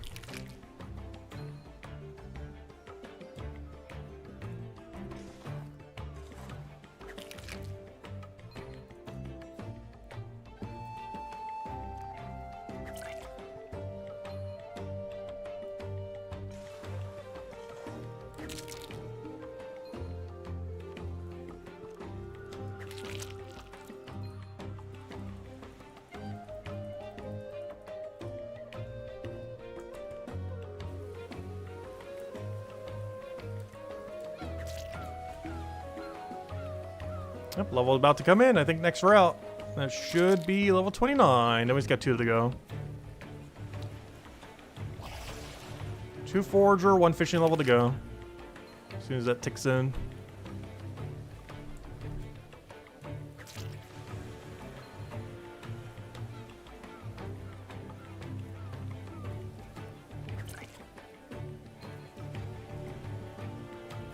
Now, 1 fishing level is kind of interesting because it does allow us to start doing cod. Cod has synergy with Jade Piece, which means we might start grabbing 1 cod every time when we do Jade Piece again like we were originally. Earlier it wasn't needed, but given our level range, it might be worth doing. We'll see once we get there. Because I believe a double cod is over 20k XP. I should be able to grab every set for almost no extra additional time compared to the other 2 items. Oh, its XP is low, though. Never mind. Why is that so bad? Well, it's not that much lower. Never mind. Is Bash just that much better? No, Bash is under. Oh, no. Why is COD, like, so much barely better? I thought it was going to be close to, like, 10,000 or something. It's going to be, like, 8,000 something with the double. It's not that much better. Like, it is better, but barely. I guess I'm so used to all the bounties, I don't know, I guess we'll still do it on task, but maybe we won't take it off task then. On task we definitely will. I guess I'm just starting to compare every number to the on task numbers now, and it's starting to seem small. Because whenever we take something on task, it's just so much higher. Like the 10 point something key we're getting for the bass right now. Because we're grabbing it for a bounty. Oh, and that was even a 2-star bounty as well. The next one won't be taking it for us for the 1-star. They're both giving about 10k though, it's like. It's just the turn in for this one is a lot better. But the actual catch XP is about the same from the 1-star. But the turn in seems to be the part that gets like 2 times. Because the actual catch amount seems like it was about the same as the other task. We just got like 10 point something k for it, and we're about to get 10 point something k again for the 1-star version. So it seems like most of that 2 times, if not all of it, is only applying to the turn-in, not to the catch. Which I never noticed till just now. Because we got like 10.5k from that. And when we go catch them again, it should also be about 10.5k. But one was taken on a 2-star task, and one was taken on a 1-star task. So most of the benefit, if not all of it, from 2-star and higher seem to be from turning it in, not from catching it. Whereas before I thought it was also helping with catching it, but apparently not, if that's the case. Because if that's the case, it doesn't seem like it's giving any bonus at all for catching it. Well, other than the base value. But all the additional multiplier seems to be on the turn-in. I don't know, we'll find out in a second. If we get like 10.4 whatever ever again, then yeah, that's the case. Because the ones that we just did last lap were for a 2-star, but now we're going to do it for a 1-star. So if this gives under 10k, then yeah, we were getting extra. But if this gives like that same 10 point whatever k, they're giving the same amount, despite it being 1 times and 2 times. Which if that is working correctly, then that means all the extra multiplier is only on the turn-in, not on the catch. Whereas I assumed it was both, but apparently not. If that is the case. We'll find out in 1 second. We're about to catch it right now.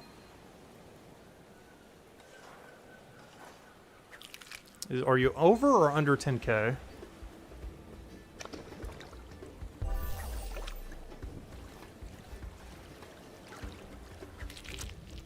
Wait, even higher? I'm even more confused.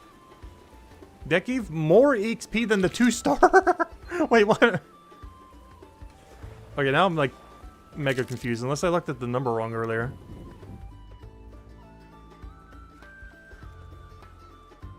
Because if I did look at the number correctly, that means almost all the value from the turn-in tasks are from the actual turn-in, not from catching. Interesting. Whereas the catch only, since they're catch only, you know, most of their values obviously in the catching because there's no turn-in value at all. That's weird, but I guess that makes sense. Because the catch only seemed like they're giving you even more for catching than the 2x tasks. Because you're only catching them rather than catching and delivering.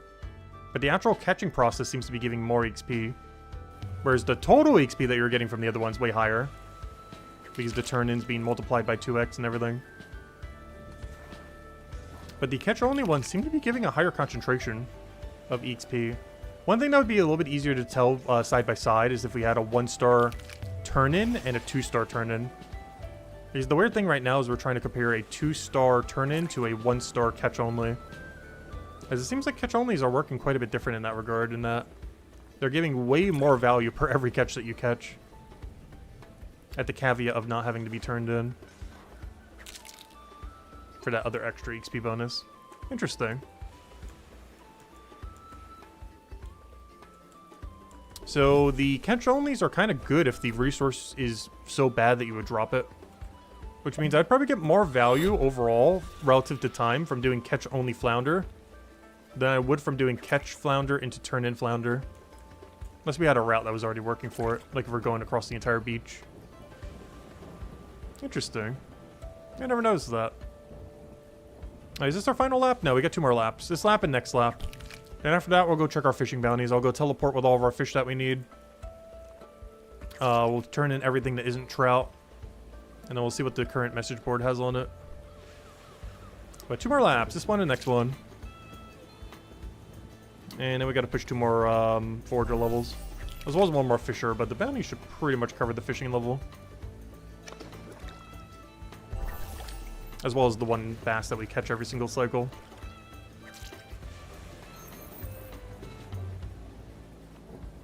And by 1, I mean 2, but you know what I mean. 1 node, 2 fish. Numbers are so weird to say in this game. Like, sometimes you say a number and you mean something completely different. Like, we can say our foraging level is milestone 729, but what I really mean is that our forager level is currently level 279. And sometimes we'll say we're catching 1 fish, but we actually mean 2. Because it's getting doubled every time, but I always generally count it based on number of nodes that we're touching, not necessarily number total. Which makes some things confusing, since there's that doubling mechanic. And sometimes you can even double the double, where you do a set where you would double the same thing twice. And sometimes the cooldown is alternating on it, so you only get to do it every other time, like the shell on this cycle. Sometimes we'll double it twice, other times we'll only double it once. So even though we're only grabbing 6 shells, sometimes we're grabbing 7, and sometimes we're grabbing 8. Depending on where the cooldown is. That's why we sometimes have 1 spare inventory here. These other times that it's not is because we're getting the double shell both times. Like right here, we're going to be able to get the double shell. Because the thing's going to come off a cooldown. But because it's coming off a cooldown here, next set we'll only be able to grab 1 double shell. But every other set we'll be able to do this and grab a double to fill out our inventory. The next inventory you'll notice we'll only have 23 items. Because the second shell will not get doubled. It's not worth the time to go grab 1 other node. Or to even bother remember to get 1 other node because it's only every other trip you would need to. So this trip will only be 23. Also, spawn? Hello? Oh, I forgot to grab the kelp. Rip. I'll go grab it, I guess. Waste a little bit of time there. I completely forgot to grab the double kelp. Whoops. That might help. I mean, we'll get the double now. Even with that delay, I'm pretty sure we still don't get it in time. Still going to be on cooldown. Alright, there should be the final bass we need. And then after we finish banking this set, we'll go teleport to the mainland. Grab the 6 eels on our way, and grab everything we need from storage to go turn in. Which is only 6 bass and 6 manta rays, so not much to pick up. And then we'll turn those in, see what the new bounties are, and go from there. And at 1 more fishing level, we're not going to need to do eel anymore. Which is both good and bad. It's good because it doesn't fit into our current sets. It's bad because it's so free to do because it's literally right next to a message board and right next to the guy you turn in at. So it's very, very quick to go do.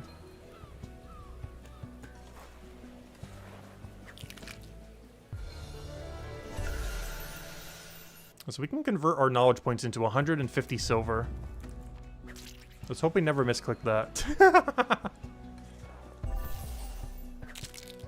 Because that sounds so bad. Unless you have literally every skill in the game maxed. Which that'd be crazy if we actually do eventually reach that point. Though I do hope before we max there'd be something that is worth infinitely grinding in the game. Like something that has a kill count that can go indefinitely forever. Like if world events have leaderboards, or if bosses have leaderboard, or if dungeons have leaderboards. Because we need something to go grind if we're going to be max combat. Or, you know, max everything. There's a lot of numbers in this game currently are capped out as far as how high they can go. But there's a lot of numbers that they could do that wouldn't be capped out. Like if world events had a global score, if dungeon completions had a score, if any boss had kill count, which they better keep a track of kill count for those. I sure hope so. Because those would obviously have no cap as far as how high they could go. So it never becomes a situation where, you know, the whole leaderboard is literally just maxed out people. Like if you go to the top and all you see is everyone with max. Because that can't happen with something that's based on a number. And as you can see, here's the 23 we were talking about earlier.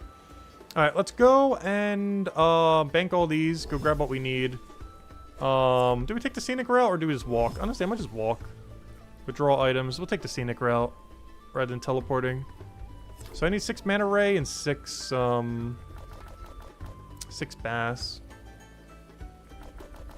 Also, from all these basses that we keep taking, we almost have 100 bass right now. There are one-step ingredient that we can use for chef later for tier 6. Alright, so let me go turn both these in, grab our eels, grab whatever else we have. Drink a 5% here as well, because why not?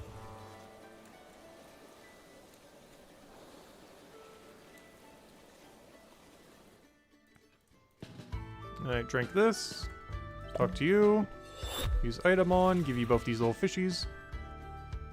Double check if the bounty board has anything. Alright, what are we dealing with here?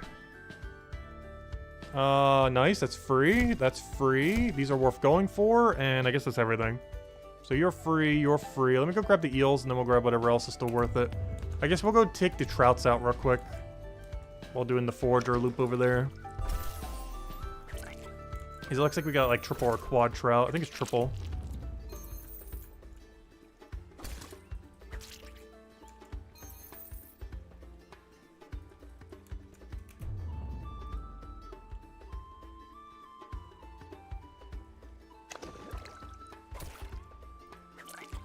The other one's too far away. We'll let them stay there. Make us have a nice clean inventory. Alright. Oh yeah, this is not turn in. There's this catch only. Alright, what do we have now? Trout, mana ray. I'll ignore flounder. Alright. These will go bank. Let me go grab the trouts. Go to coastal. And I gotta grab 18 trout while we're over here. Which means I'm gonna need to do probably 2 inventories. We could also do it with wide trout route like we would with bass, but I'll do the slightly quicker one. We're not gonna do the super wide version. It'll be less forgery XP, but we'll get our trout test done almost immediately. I'll just turn them in later since we'll grab mana ray while just go and buy something as well. Oh yeah, I meant to grab that in store, but oh well, we'll do it now. Alright, so we'll grab this, we'll grab everything on the path, we'll grab everything back on the path. Which I might just do the nettle.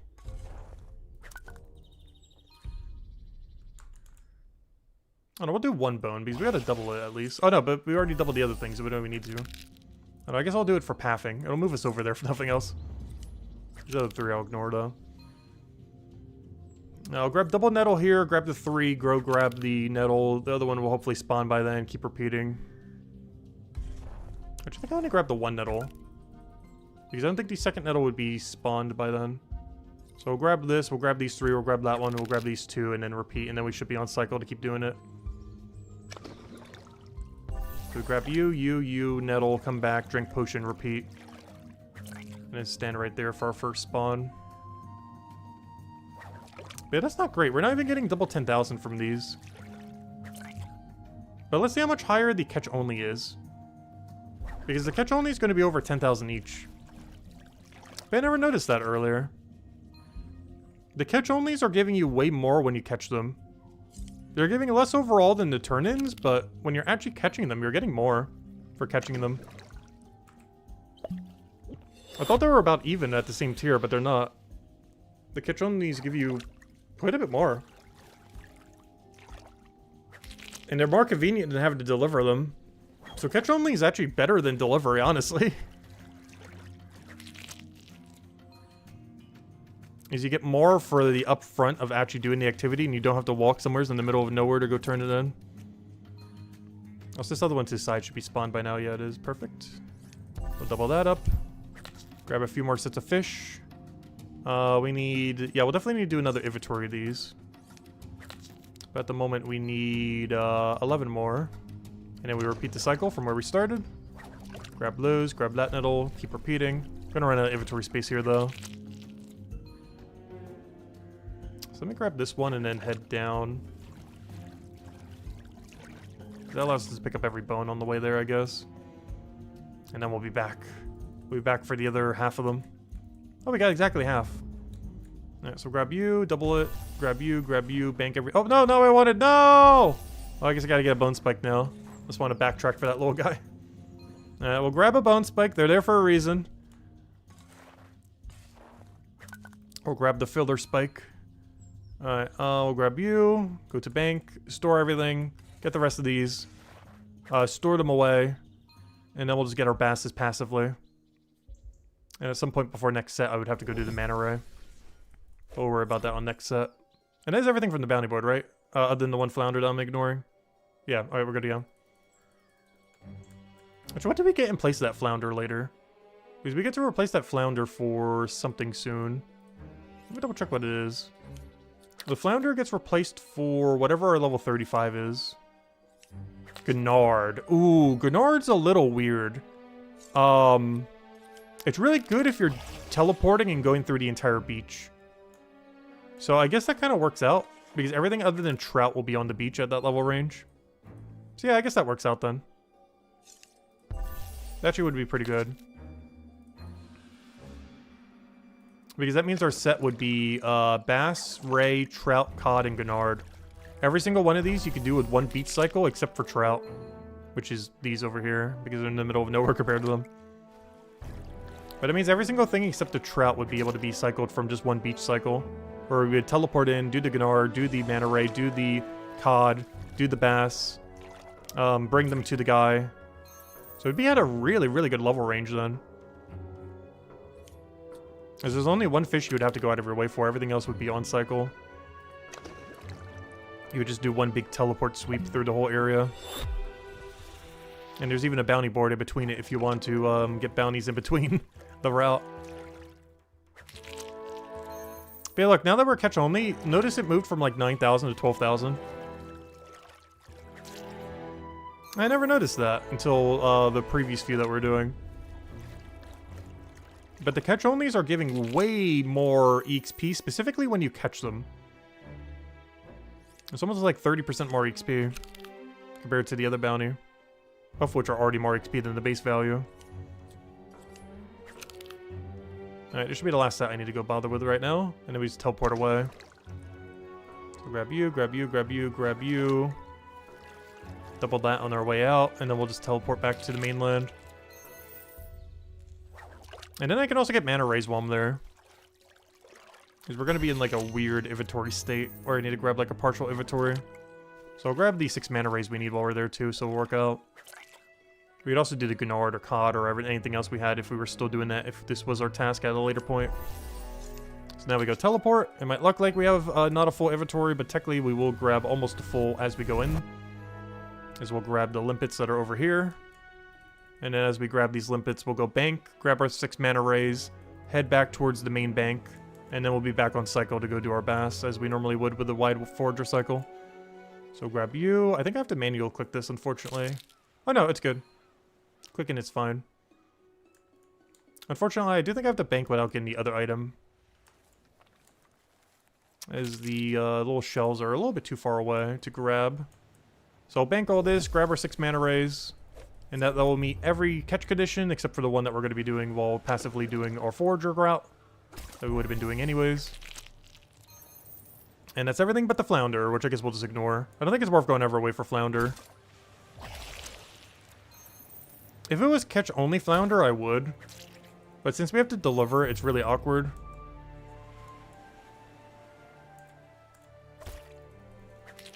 So we're just gonna skip it. Because the problem with them is you can't bank them. So you can never get that value from it. Of like preemptively banking them while you're doing your cycle. Alright, let me go grab these 2 since we need to go buy them anyways. And now we just go head back to the other bank and we should be good to go. Everything's catch condition has been met. Other than the bass that will get done automatically while we go do our normal cycle. And now we just go and catch everything on our way back. And we should be back on normal cycle then. Oh, I do need to go and 11% pot here though. Which is going to make our XP pot a little bit weird for this set. But because after next set we'll be back on cycle truly then. But there we go. And then we'll get about another level and a half then. While still getting our fishing level in. Which should be done by the next set of bounties. So next bounty board is in, what, 20 minutes? So after we clear that bounty board and turn in everything we currently have, as well as everything on that new board, we should be at 1 fishing level then. And then we just grind the rest of the level and a half forager that we'll need. Perfect.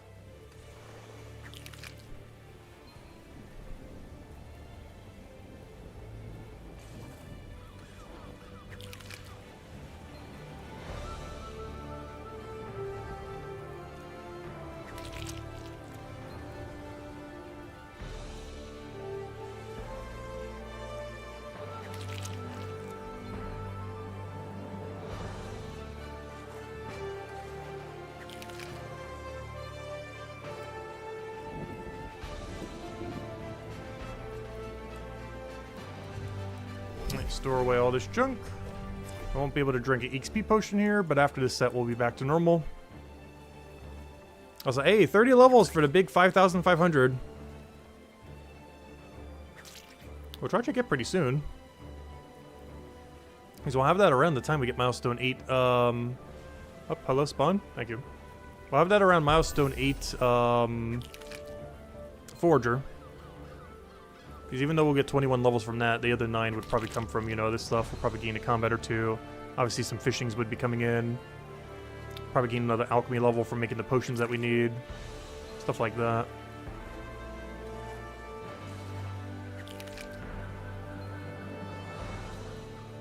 So is this the catch-only one? Yeah.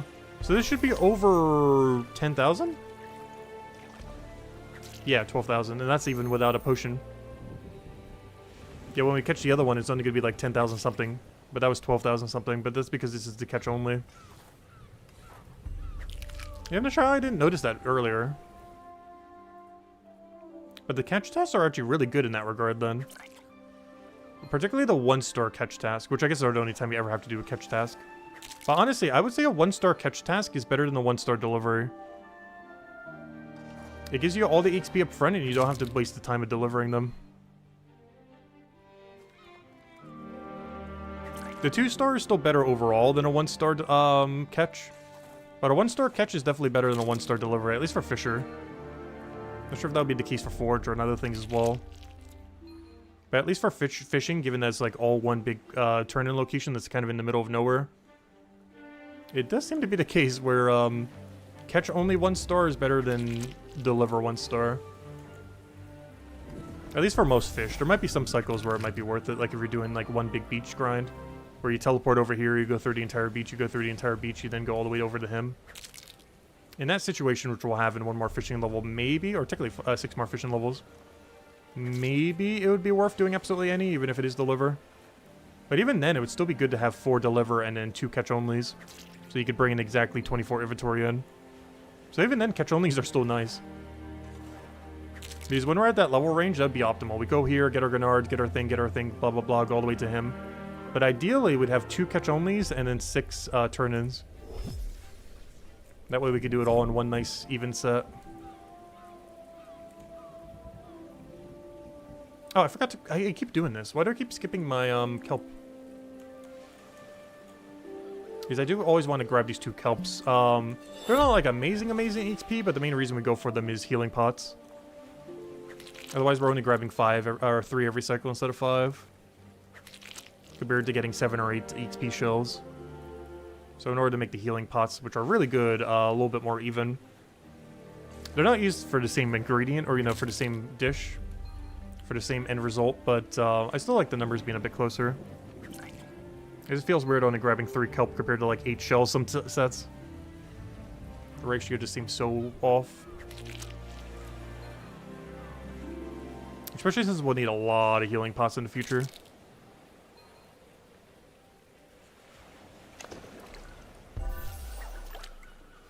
Especially if we want to fight things earlier than we otherwise would. Because for most things around our level range, as long as we're geared properly and everything, we shouldn't really need them to heal in that regard. Maybe a combat pop, but we shouldn't really be needing heal much there, if ever. But the main instance we need them for is if we ever want to fight something much higher than this. We will always need those healing pots, if not multiple. And there are some situations where we might want to do that, particularly for Mines of Batubin, due to how the resources work in that chapter.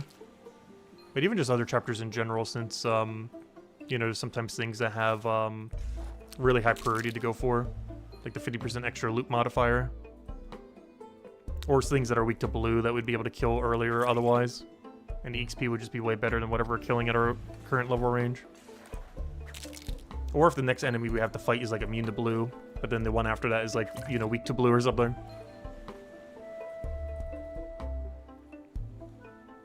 I wonder if there is any chapter that does become the case.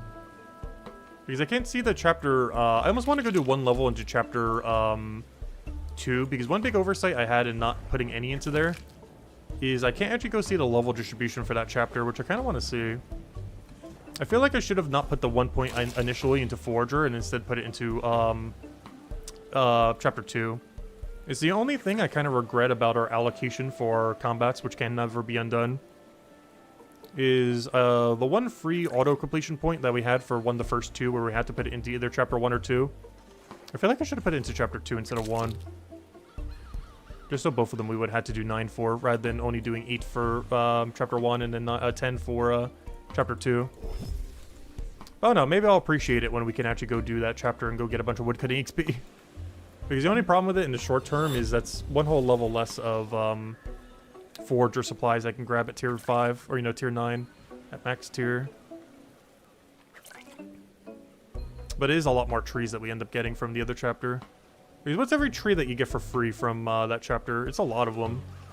I can probably tell based on the enemy, though then again, they kind of change where the trees are. Oh yeah, I forgot, I can't check the page because we don't have the level in it. But I can just, I guess, do it through the map. But every resource we can get, I guess we'll be able to see them on the map too, so. Let's do it based on, oh no, we'll do top left to the other section. So bear gives you yew trees, that is really, really good, particularly for Cryonite, as some of the only things that are worth using carpentry supplies are from yew trees. So from bear we could do yew tree plus yew. Then, so bear is yew tree plus yew. So we could do yew tree. We can do hickory tree from the Sprigatins. So we got yew and hickory. Hickory we don't care about that much, I don't think. Wait, is that one of the ones that we use slightly? I think it is. I think some of our range weapons use hickory. I think all my yellow weapons do. Definitely my range yellow, I'm pretty sure. Or was that poplar? I don't remember. But anyways, yew is by far the most useful one, and is weak to blue, so we get a lot of synergy there. But bear is great. Resource is great, plus the enemies immune to blue. Sprigatins, I believe they have 50% loot or something, which is good. And they give hickory, which we do need for something. I think it's one of my range weapons. Shades, we get Suave, which used to be used for... Actually, I'm not sure what Suave's used for now. Because before, the main reason why Suave was useful was, you needed it for the best in slot green weapon. But now that you don't use those with bone spikes, I'm actually not sure what Suave's used for now. Because they changed up what each one of them is, like, aligned to. So I'm actually not sure what that's used for, but it's for something bone right related. Vipers give you poplars, which I believe is also for one of our weapons. Probably one of our range ones. Wendigo gives you pine, which again, I think is for one of our range weapons. One of these has to not be correct, but it is, I'm pretty sure, for one of our range weapons. We have teaks, which is used for chapter 5, which we get from outlaws, which is huge. Because I don't think you can synergize mahogany with combat, but you can synergize teak with combat, which is really, really, really solid. I forget where mahoganies are, but I don't believe they have a combat room associated to them, which is kind of unfortunate. What are the other combat synergies? Goblin and brambles do not have any. What other enemies are there? Is that everything? Is that every enemy? I think that's every enemy. But yeah, those are the only two that don't have it. Bramble and Goblin. And where are mahoganies again? Yeah, mahogany doesn't seem to have any synergy on combat, I don't think. Teak does, mahogany doesn't. Mahogany. Yeah, they're in this little section. They have a good infinite loop into themselves with storage rift. But you cannot combat synergize them. By far the most useful thing you can combat synergize, particularly for Cryonite, but I guess for all of them technically too, is bear. Bear is weak to blue, and we can grab the yew trees that we really need for our better two-hand weapon. There's only like one weapon we need for it, but it is the best in slot in Mines of Batubin. So it's pretty useful still. But yeah, that's all the ones we could do then. It's almost every enemy in that chapter. Pretty much every enemy. Goblin and Brambles are the only ones that are full skip. Which, do they even give you anything? I know I can't see exactly all of them, but I think I can see one of them right now. Let me see. I don't think I can check what the Brambles distribution is, but I can check what the Goblin is. And I believe the Goblin was useless. Yeah, minus 50% just like the Goblin in Chapter 1. The Goblin's really bad in every possible dimension. Everything about him is horrible. He has no synergy. He has minus 50% for rares. He has some secondary drop that's probably not that useful. But yeah, that's all I can see because that moves up to the other chapter. Yeah, okay. So we really need to go get one tier into that chapter just so I can see them then. Since the wiki I don't think is updated.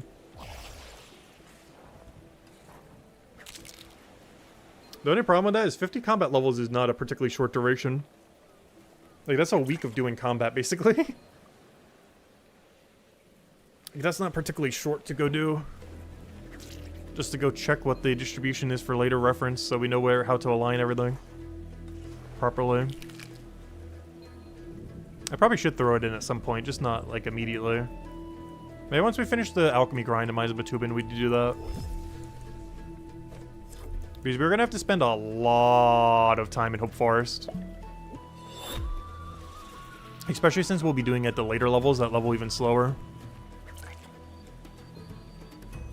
Like, there's a good chance that if we spent a month doing literally just combat, we would not be done with Hope Forest combat.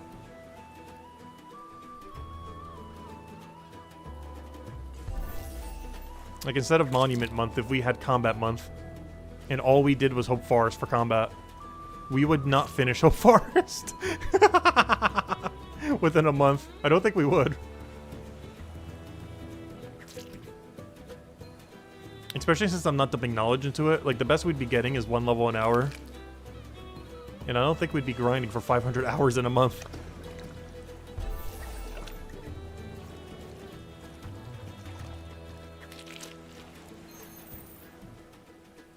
Not to mention we'd have the bank time of having to put the logs in the bank.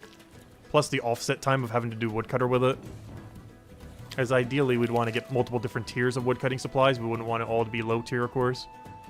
There's even an argument to be made that we should go and get like to tier 9 woodcutting before we even start the grind in that area. Just so all the material we get is tier 8 and tier 9.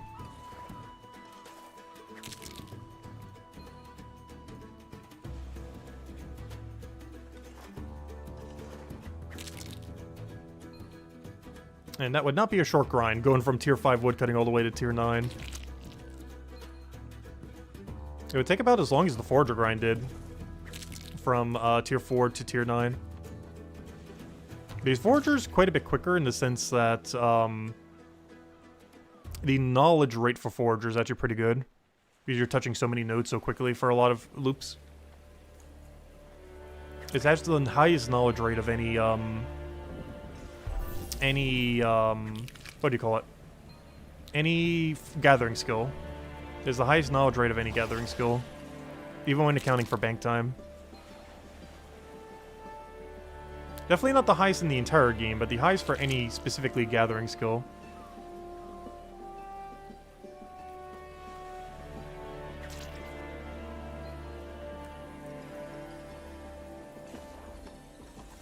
Which means getting our forager to max from where we were would take a shorter amount of time than the woodcutting would.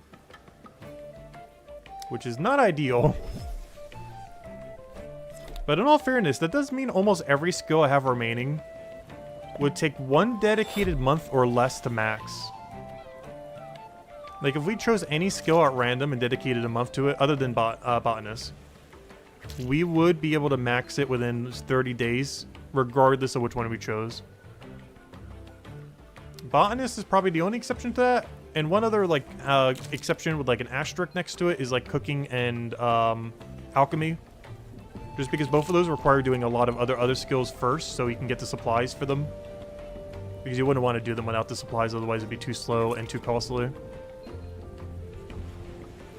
But not counting alchemy and cooking because they're in a weird state where they have to be fed by so many skills first. I think every skill other than botanist we could do within 1 month. And combat, obviously. But combat's done way differently. So the only exceptions would be combat, cooking, alchemy, and botanist. Anything that isn't those 4s, if we dedicate a month to it, we would easily, with spare time, get it to max within 30 days. Within a month period. Which means if we truly wanted to.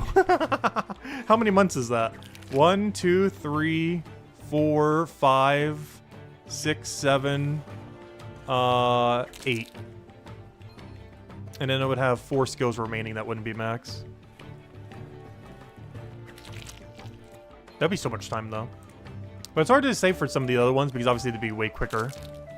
Like Merchant, for example. No way, it would take a month. Honestly, if we really mega dedicated, it'd probably be almost 2 weeks. Maybe 3. And obviously some are just really close as well. Like mining, bone right, smithing, stonemason. Especially with their bounties coming up soon.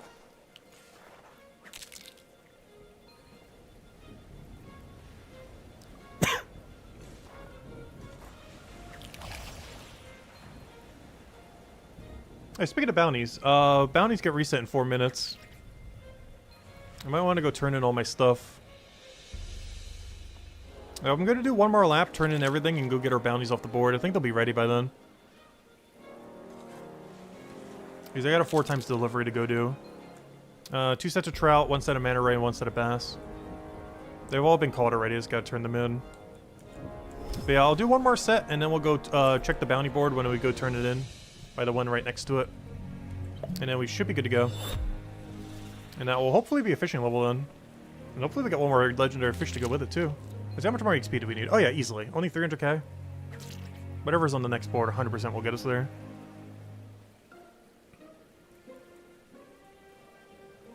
Easy enough. Oh, perfect. We'll even be able to 11% it too if we want to. I guess we do. I just gotta make sure it's aligned with the timer, which I guess it is. We'll get there in about 3 minutes. Because this set's gonna take like another 2-ish minutes. And then I gotta bank. Actually, bank, as well as get the resources, as well as walk there. And that should all take at least a minute. So it should align pretty much perfectly. Also, again, why is that always the low levels here? I think the thing that throws me off is this is now the 3rd fish that you catch. Whereas before you would get like eel pufferfish like 4 or 5 times within the first like several levels in the previous format of the game. But now the first fish is like flounder into eel into bass or something, I think. Like you end up getting bass so early compared to before with so few other things in between. Yeah, eel, flounder, bass. Oh, you actually get eel before flounder now. Interesting. But yeah, before up to this level, you would have had like 2 eels and 1 pufferfish by the time you would have gotten to that level. Plus bass before was like 20 or 30 or something. That's only level 12. So not only is bass a lower level, but there's like 4 or 5 less fish before bass compared to before, if not even more. And there's no doubling up of anything before bass, whereas before you would have already doubled up on something like eel. And maybe even double up on flounder, I believe, too. Before you would even hit that level.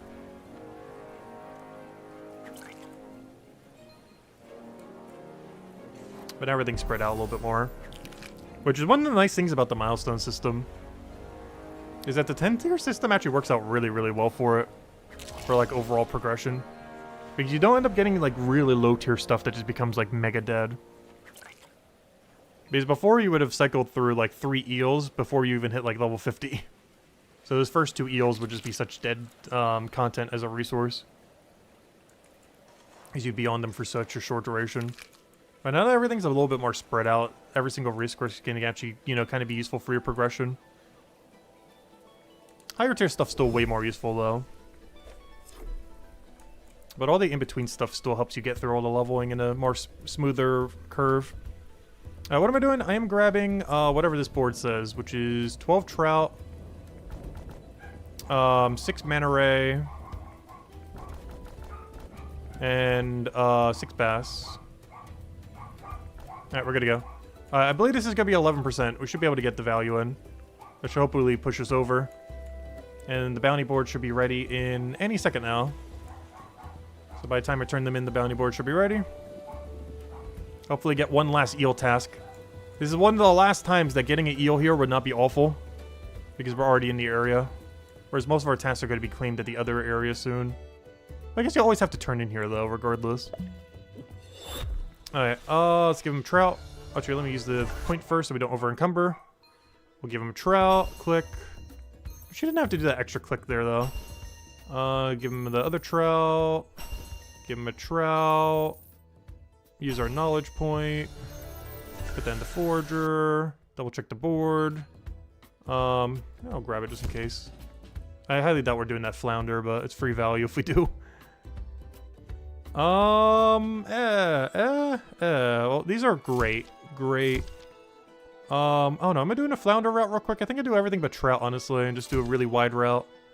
The problem is I can turn in so little, though. Is that worth?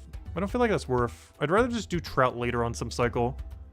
I think I'm dropping the turn-in flounder, just doing the drop flounder, and saving the trout for later. There's a good do that. And I'll do both these 2 sets later. And we'll just get the basses for free while we do our set. Okay, there we go. We got free bass energy. It's all turn-in bass, but it's fine. So I'll just catch 6 flounder right now and then go to our normal loop where we'll get all the bass. And then we just ignore the rest of this, as that should be enough XP, I think. Because we're going to be getting 18 upgraded bass, which is a pretty sizable number. Alright, let's go grab our flounder first. Drop them on the ground so we don't need to deal with them. I really hate that you can't bank these. Our routing would have been so much different if you could, but it's fine. Alright, poke you, poke you. Poke one more.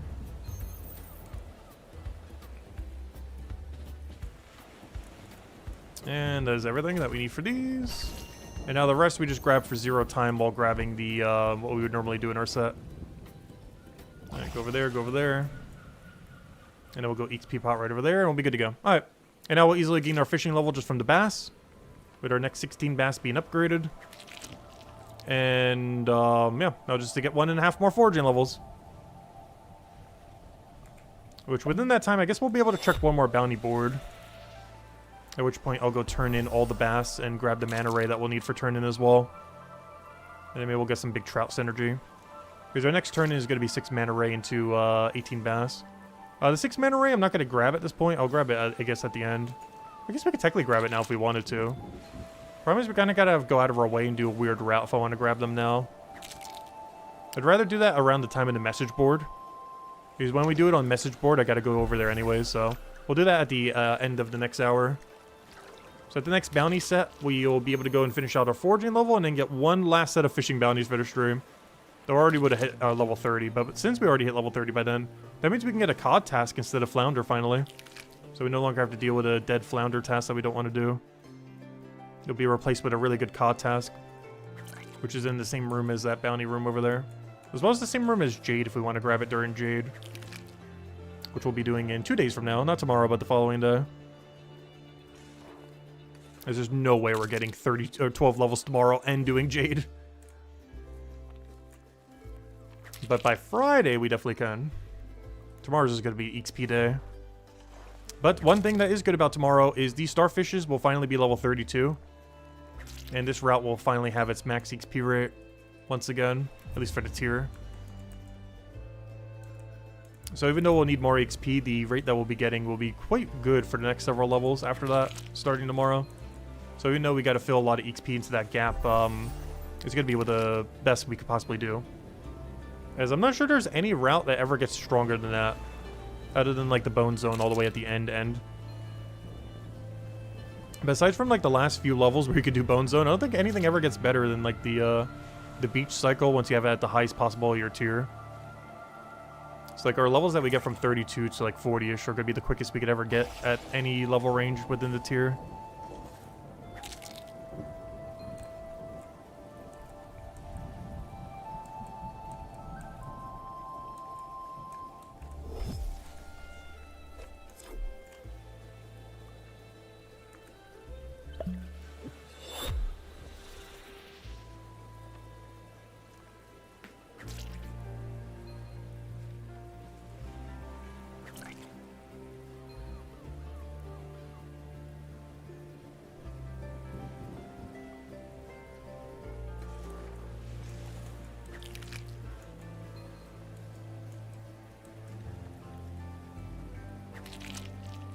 And one more knowledge point and we can get our next level as well. Or by the time we get there anyways. And fishing level should be coming in pretty soon. Which I think we get it right now. Unless I'm looking at the number wrong. We need 600 XP. We're about to get like 20k here. Since we're on task right now. It should be a little over 20k, which is way more than 600. There we go. And now we can do COD. As well as get tasks for COD. And it also makes it so we don't get flounder tasks anymore, which is great. But also COD has really good synergy. This might actually be the best level range of all fishing, honestly. At least from a bounty perspective. Because Bass is free with Forager. Ray is like right next to that area where we would do the big loop. COD is in the big loop. And Grenard is in the big loop. Oh, sorry, it's at level 35, not at 30. At level 35 to 40 from that level range. Like those 4 or 5 levels. Well, I guess technically 5, but you know what I mean. But those 5 levels right there, I think are the best at 35 then.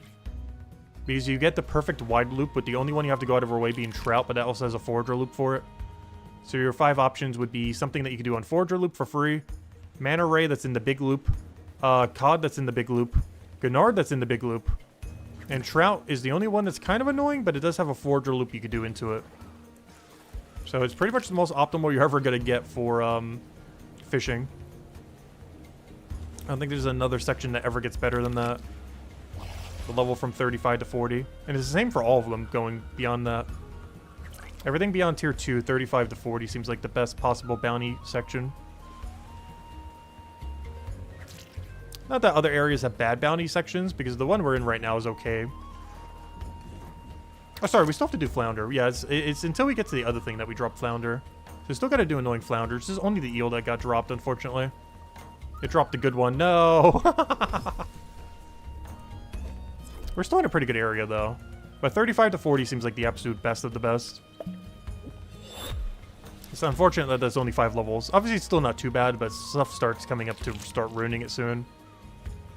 Like, Salmon After, it does have a Forager loop, but it's not really that great of one at most levels because you can only do Bell Plant. So if Bell Plant is really far out of your level, then it's not as good. I guess the upside to that is Bell Plant if you wanted it for Enrage Potion, if you were already max Forager. You can make tier 9 Enrage Potions out of it. In which case, getting those Bell Plants wouldn't be that bad. But the main issue with Salmon is there's really only one realistic pool you can catch it from. It's not really worth using the 2 or 1 pool. You would only really ever use the 3 pool. Which makes Salmon really awkward if you want to, like, mass Salmon. The way I normally do it is 6 Bell Plant into 3 Salmon. Well, technically 4 because you double it. Because I really don't find going into the 2 or 1 pools to be worth it at all. Which is going to make bounties for them a little bit more awkward. Just because you can't force them down as much as some of the other fish. The other one that's slightly annoying that we've never had to deal with yet is the new Sardine. Because for whatever reason, this has the same issue as Flounder. In that you can only ever sell it, you can't bank it. And it's in the middle of nowhere. It is on a Forager route, but you can't really do it that well on the Forager route as well. It's in the Bone Zone. And the Bone Zone's a really short Forager route as far as when it's viable. Like, only for, like, 3 levels. Like, literally for 3 levels, pretty much. But, yeah, it's a really short window to be able to utilize it. The other issue that's going to be a really big issue at some level ranges is, even though Gennard is the absolute best level range, as far as what tasks you would have at that 5 level, the absolute worst set would be at, I think, Flounder.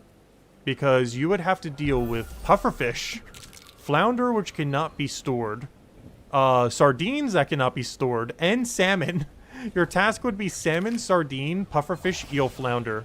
That is like a nightmare board right there. So Flounder has the absolute worst set of bounties if you were at that level. And the absolute best is at 35 at Gennard. So we're kind of in the middle of that at the moment. But yeah, level 10 at the fishing level range is worst bounties. Level 35 is best bounties. As far as the 5 that would be on board. As at level 10, you would have 2 that are unbankable and 1 that requires a weird secondary resource that takes up inventory. And the main benefit of the other one is you can do really big wide circle. Trout's the only one that doesn't fit in it. But you can just wide circle the whole beach. Oops, that's not what I wanted. Oh no, go back. You can just wide circle the whole beach and just teleport over and just go straight through and then go straight to him. Which is such a clean run.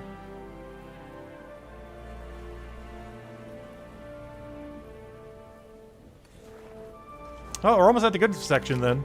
That's gonna be bad once we get to the bad one. When do we get to refresh them automatically? Only at tier 8 is the only time I get to do it. Technically my alt accounts have it right now at tier 2. I just haven't bothered yet. But I need to go start pivoting them off of Avekeen Forger and go pivot them onto Avekeen Mining and then Smithing, I think. Just in case we need it for the upcoming quests. That's coming out in like almost like 2 months from now, probably at this rate. Like everything in this game. That'll be eventually. At some point they'll do it.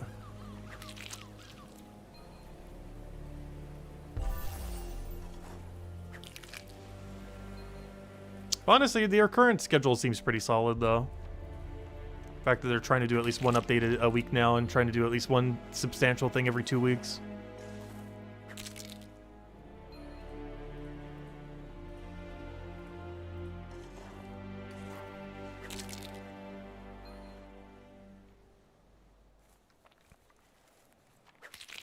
Yeah, we're almost at our second to last level. And we switched the goal just to getting level 31 instead of 32. But going into tomorrow, we will have the max starfish, and we will have, basically it's a full XP day then. Where the goal would probably be to reach 41. So that's similar to today. We could end up doing that into 42, also alpha passive. And be good to go for the following day. So today's goal 31, tomorrow's goal 41. Or just 40. Either or. 40 is a lot cleaner of a number. This undergrad, I almost wanted to stop at 30 here right now too, but we'll probably push to 31. Get one more bounty board in and everything. But we did get our fishing level we wanted though. Actually, I just realized we're going to have level 30 in both of them in a moment. And like one more forager route. Maybe 2. How much XP do we need? Yeah, about 2 it looks like. 2 more routes will 100% get our level. Oh yeah, we're still getting XP from the bounties, right? Yeah, we're only halfway done with the bounties we got earlier. We gotta do 5 more trips to finish out the 2 bounties. And then we just do a big delivery later with Mana Ray into the 3 bass. But I want to wait until the new board is up there before we bother going there. Which we still got a solid like 50 minutes.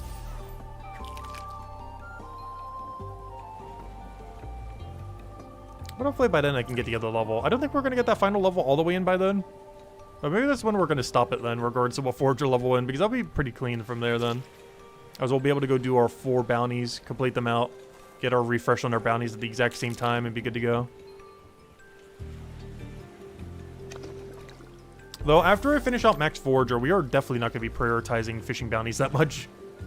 Like, they're not awful, but they're not, like, amazing. Production bounties would definitely be more overall beneficial. That's why I would even say cooking bounties are probably even better than fishing in that regard. But the ones that are going to be really good coming up soon are the smithing and stonemason bounties. As they're both skills that burn a lot of money. That might actually start breaking even with bounties. Definitely if you do a 2-star or higher bounty. But even 1-star bounties might almost break even. They should if you have at least one component. Like if you have the mining component but don't have the carpentry component, they should break even. The 1-star bounties, I'm pretty sure. However, 2-star bounties might not break even if you had to buy both supplies. But I don't know, we'll have to see what the numbers look like when they come out. But 1-star bounties are pretty likely for smithing and stonemason to break even if you have the mining component but not the carpentry. Or I guess inverse but as well, but it's more likely to be that way than the other way around. You're a lot more likely to have the mining level for something rather than having both the woodcutting and carpentry level for something. Unless you're like a guardian that's really prioritizing it. But generally speaking, most people will have a higher mining level than their combined woodcutting carpenter. Because you need 2 levels to do the exact thing that 1 level does, basically. Since the logs don't give you help you at all if you don't have the plank made for it. Whereas the ore aligns perfectly with the skills, so you don't need to worry about it. Because the skills that produce the actual gear ends up giving it to you. It's not like bone rate would end up giving it to you. Like the way that the other 2 do. Like having tier 8 bone rate does not allow me to make 10 tier 8 logs. Or, you know, tier 8 planks. Like all the carpentry stuff. But tier, 8, smithing and stonemason does allow me to make tier 8 ore and stone and everything. Like, it perfectly matches up with it, whereas bone rate doesn't. Like, you need the whole woodcutting carpenter just to equal what mining technically already does. Like, it's basically split into 2 skills instead of 1 in a sense. Which makes it a lot harder since you need to grind for twice as long, basically. To do the exact same thing that mining just into one of these 2 would do. It's one of the reasons why bone rate's always been kind of awful to train with anything other than passive. It just requires so much more stuff to be trained beforehand. You need forager for your bones. You need woodcutting and carpenter for all your carpentry stuff, which technically all 3 do need. But bone rate uses it for everything, whereas the other 2 use it for only some stuff. Whereas the other one's just like, oh yeah, just get mining. Maybe you'll need some carpentry, but you literally just need mining, that's it. Whereas bone rate realistically needs 3 skills that aren't bone rate. Whereas both smithing and stonemason can get away with only 1. Even though they both do still use woodcutting carpenter, they don't need it to level. Whereas carpenter, bone rate does need it to level. Unless you're passiving it, like we did for like the entire time. Like if we check every single one here, without even needing to go out of my way, like every single bounty, or every single pass is like completed. Without needing to go out of our way at all. I'm pretty sure there's still some in stonemason and smithing I still need to go back for. That I haven't bothered yet, mostly because of the new format of the game. But also because we manually trained them some. Unlike bone rate, that was pretty much almost 100% passive. Alright, 1 more forager level, and we'll call it there then. That or we'll just call it on the next bounty set, I think. But both of them should be about the same time, so you know what, we'll push for the forager level. We'll get that level 31. And then passive and off-stream grind will get us to 32, and then we'll be at a great cycle for next time. We'll have the max level show. This whole loop will be on max level. And then tomorrow's goal, bare minimum, is going to be level 40 then. Ideally, we'll push closer to 41 or 42, though. But bare minimum tomorrow grind is 40. And then for Friday, we'll be set up perfectly for jade pieces then. As we'd obviously have 42 regardless by then to go into the jade grind for Friday. Kind of like the stone grind for today. And then tier 7 monument will be completed. There's got to do tier 8 and tier 9. But yeah, I'm a little scared to see how much of a curve tier 8 and 9 are going to be, but we'll find out this weekend. It's either Friday or Saturday we're hitting tier 8. And by Saturday we'll have a good idea of what we're in for with tier 8 and 9. See how much it starts curving upwards and everything. Yeah, that's pretty much been my biggest concern since the start of this grind. Is how bad is tier 8 and 9? Because the answer is yes. But we haven't actually gotten to experience it yet. That's the only scary thing about the milestone changes. Is tier 8 and 9 are the new level 200. It's still a bit smoother than what the level 200 was before, but you know. Tier 8 and 9 is basically just where they move 200 to not scare people away. They moved it to like 400 and 450 instead of at 200. Like the mega curve. So it does mean you get a lot of tier 8 and 9 resources though, which is really good. Particularly tier 9 of course, but a lot of tier 8s are also pretty good for most skills. The one where that's probably most relevant is cooking and alchemy. Where tier 8s are probably going to be good due to how potions, and assumably potions end up scaling. I mean potions and food, I mean. Obviously we don't know exactly how food scales. But I assume it would be under a similar kind of setup as potions. And with the way that they work, tier 8 is basically just as strong as tier 9. Like, it's obviously slightly weaker, but they're both basically as effective. Whereas that's not the case for quite a few other material. For example, all the stuff that you make for combat, there's quite a bit of a disparity of how much better it is at tier 9 compared to tier 8. Where at the duration, they're both still just as good. But depending on where they finally do the cutoff way down the line, tier 9s might end up being way more important for production skills like that. Whereas for alchemy and chef, they should be a lot more even. Where like for alchemy, you gain like, what, 1% more on some potions, plus 5 on some potions, which is effectively less than 5% benefit. Stuff like that. Where the difference between 8 and 9 is really trivial. But on some other things like anything needed for weapons and stuff, it's probably going to be a bigger difference. Whereas potions and likely food are a very small difference between 8 and 9, so getting a lot of tier 8 material is still just as good. Oh, nice. We got the passive already. Yeah. I forgot. We need to go waste one of our points to go unlock that soon.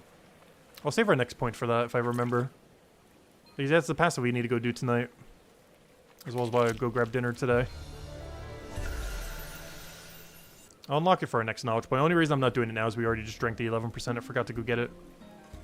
But our next knowledge point after we'll do the 8th key activity for. So that'll be one less knowledge point towards our stack there, but we should be okay. Just need 3/4 of a level. And we should still be able to get 3 more knowledge into it. One of them will go into our passive, and then the other 3 should go into skill. And that passive, I believe, is right next to what? Bell plant? Pretty sure that's the bell plant room. Pretty sure that's the bell plant room. It's the one with salmon and bell plant. Yeah, salmon and bell plant room. I'm starting to remember where they are. Slowly. These they all got moved around with the milestone update. As well as somewhat with the botanist update. But then they got moved even more with the botanist update. I mean with the other one. The milestone, I mean. Just keep moving them. I'm starting to remember where they are now. Hopefully they won't move a third time. Because I'm actually starting to remember where they are now. Mostly because I have 3 accounts utilizing them at once at the moment. Our main account and our 2 sides. Though I'm going to be pivoting to 2 sides, I think, to mining and to smithing soon. Just to make sure they have enough skills for the 7-star mining quest in a few months from now. Because that's like the last major quest that's coming out before our trip. Maybe they'll do 2 before then, but the 7-star one's the most likely one to come out before then. So I want to make sure we can go to the triple.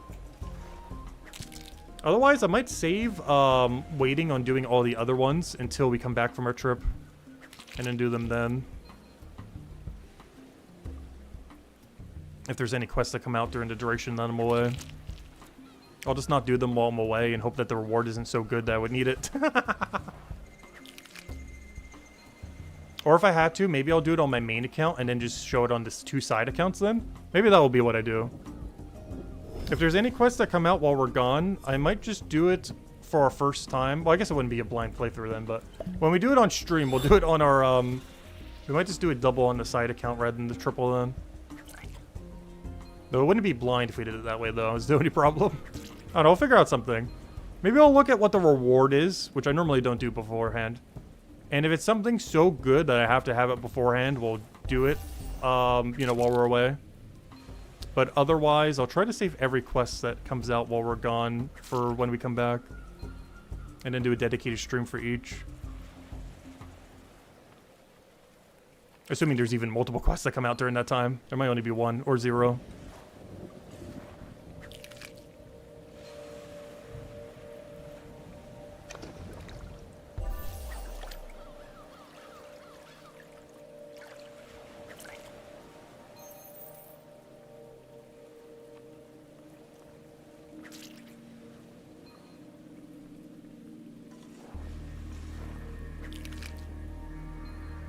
We got about a half an hour until the next set of bounties. And that'll probably be the last thing we clear out then. So when I go to the bounty board, we can go like 1 minute beforehand to go grab our 6 mana rays. Then we go double check the board. Actually, oh no, do we just do the mana rays now? Because I gotta turn them all in, so I might as well check the board that's in town. Yeah, let me go grab them now that I'm thinking about it.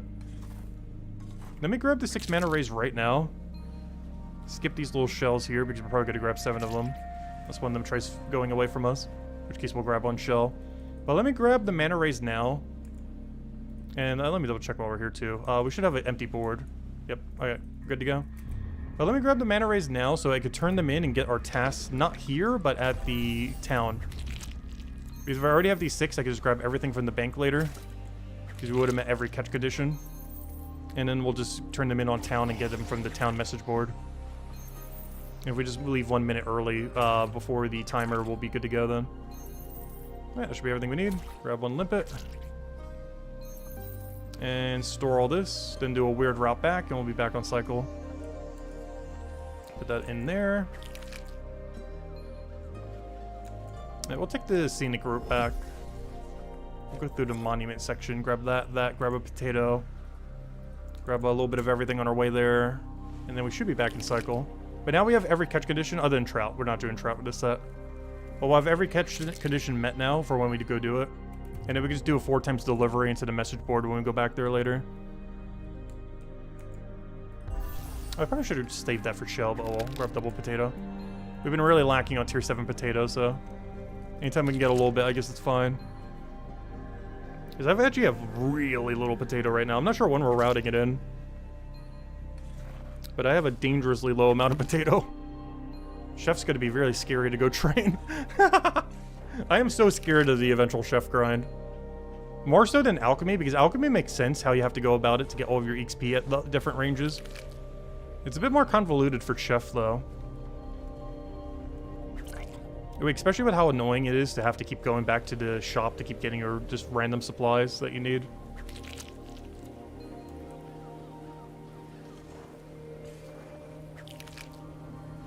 Like, the gameplay loop for training up alchemy, I definitely prefer over chef. Chef's kind of rough. The only thing kind of saving chef is there are some things you could buy that give you, if you sold them. But that doesn't mean you don't get to consume them when they are consumable. But there are quite a few things in chef that if you cook it and sell it back, you will make money. Alchemy is the same way too, but I don't know, I guess it really comes down to if it's going to be worth consuming dishes from chef. The biggest issue with chef right now, and one of the reasons I want to hold off on training it above tier 5, aside from the fact that I have almost no supplies to do so, is also, but aside from that blaring fact, the main reason I'm waiting is I want to see what all the consumed food buffs are, so we know which ones are more important to sell, to keep, to consume, what ratios we want of some stuff. Because if we try doing it now, we'd just be banking everything because we have no clue. But then we would know what's safe to go and make and sell, what we all 100% want to end up making, what we might even want to make extra of or prioritize over other things, even if it's not as good XP. But we need to know what those buffs are beforehand. Otherwise, we're just kind of guessing and we'll have no clue. So I'm probably going to get tier 5 chef and then like not touch it until they make food consumable.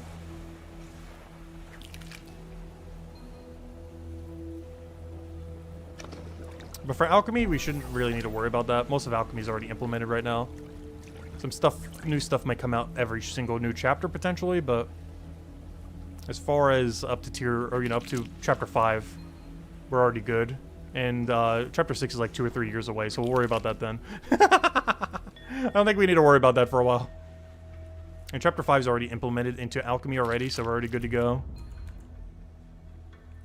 It's not like we need to worry about like chapter 5 adding like 4 new potions or something. Technically it is adding 4 new potions, but they're already in the game already. Because they're adding the passive potion for Stonewall Hill. They're adding the Explorer potion for dungeons. They're adding the XP potion for Stonewall Hill, the active one. And was there a 4th? That might have been it. So it's adding 3 potions technically. But they're already implemented in the game. Unlike chapter 6's new potions, assuming it even adds any. Well, it definitely would add at least the XP potion if nothing else. The active and passive XP. We just don't know if they would throw other ones in there. Hey, Stonewall Hill technically came with one. It's coming in with Explorer potion. Which are still makeable right now, but you can't get the supplies until chapter 5. Other than buying it from the shop. But there's no way to get it for free at the moment until Delver comes out.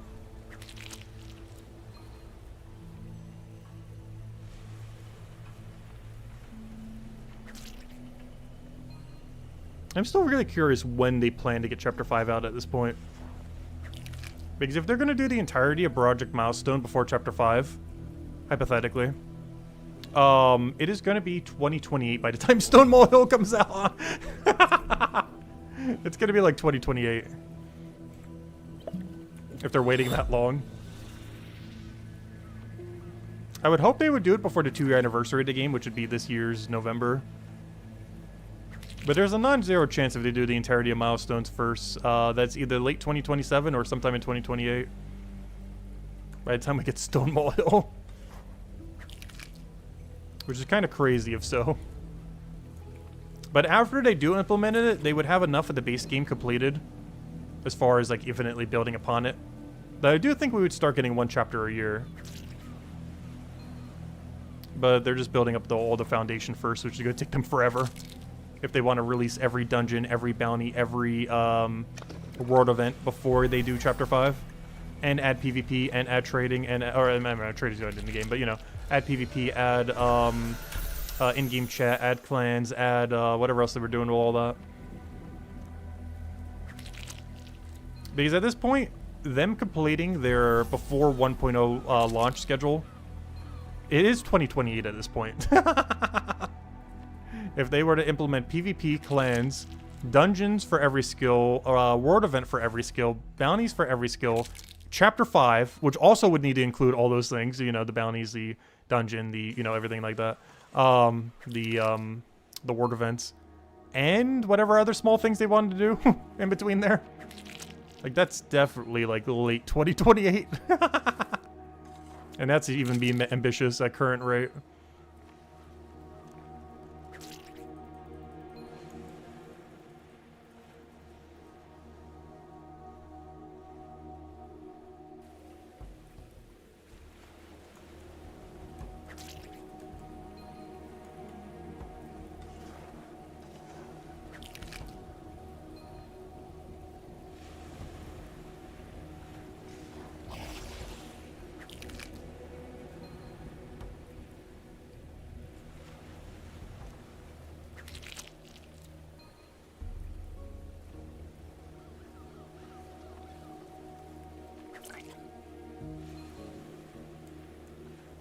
So you know what, I want to go check at this bank. I want to see how much we have banked of this current shell.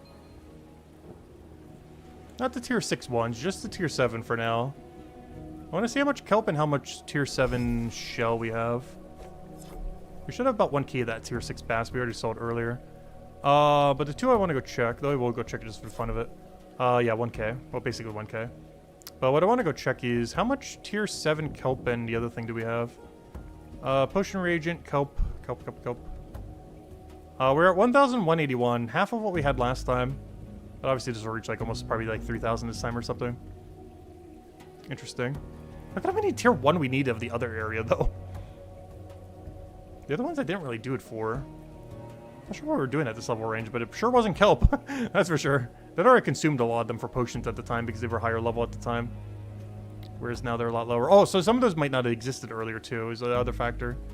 I might just grab some of those for first time bonus if there's like one of them there. Also, some of our hides look really high. Oh, not that one. Some of our leather stacks are like insanely high. I wonder how much leather you have to make of some of them in the current state. Because some of them post 200 before. I was having to make like 6,000 of them. 4,000. 9,000 for sheep. I think that was the last one that was really good for money though at the time. But those are going to be kind of awkward when we go train the skill later because the ratios are going to be all off. At tier 6 and above, it should be a little bit more even. But my tier 1 to 5 is kind of over the place because I don't even have some tier 5 of some, which I'm just skipping all over. Whereas others have like literal 1,000 stacks. Like literal multi-thousand stacks. Which is kind of crazy. Anyways, I want to go check the other thing we were doing here. Where's my shell?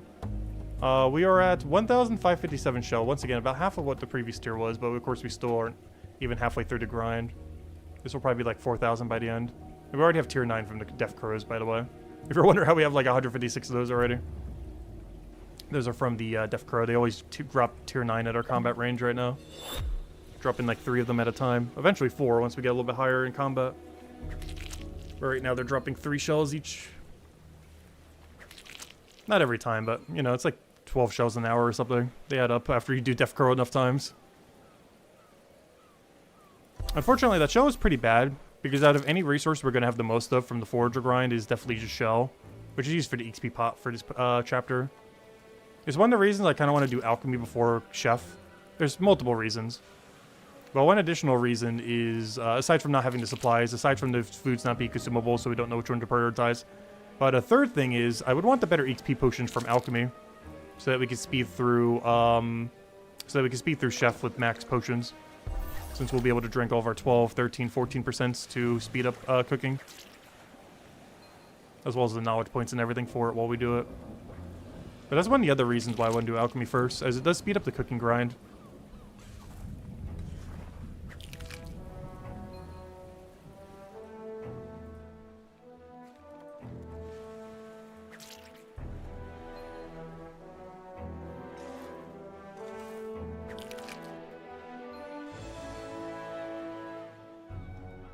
Hey, how much longer do we have? Okay, we're gonna go for about 30 more minutes then, it looks like, I think, today.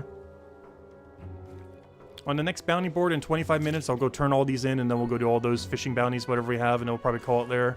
And start AFKing the spray. And then by the time we start tomorrow, bare minimum, we'll have level 32 going into tomorrow. Which means the shells will be max level, or, you know, for this tier. They'll be upgraded to our better XP rate.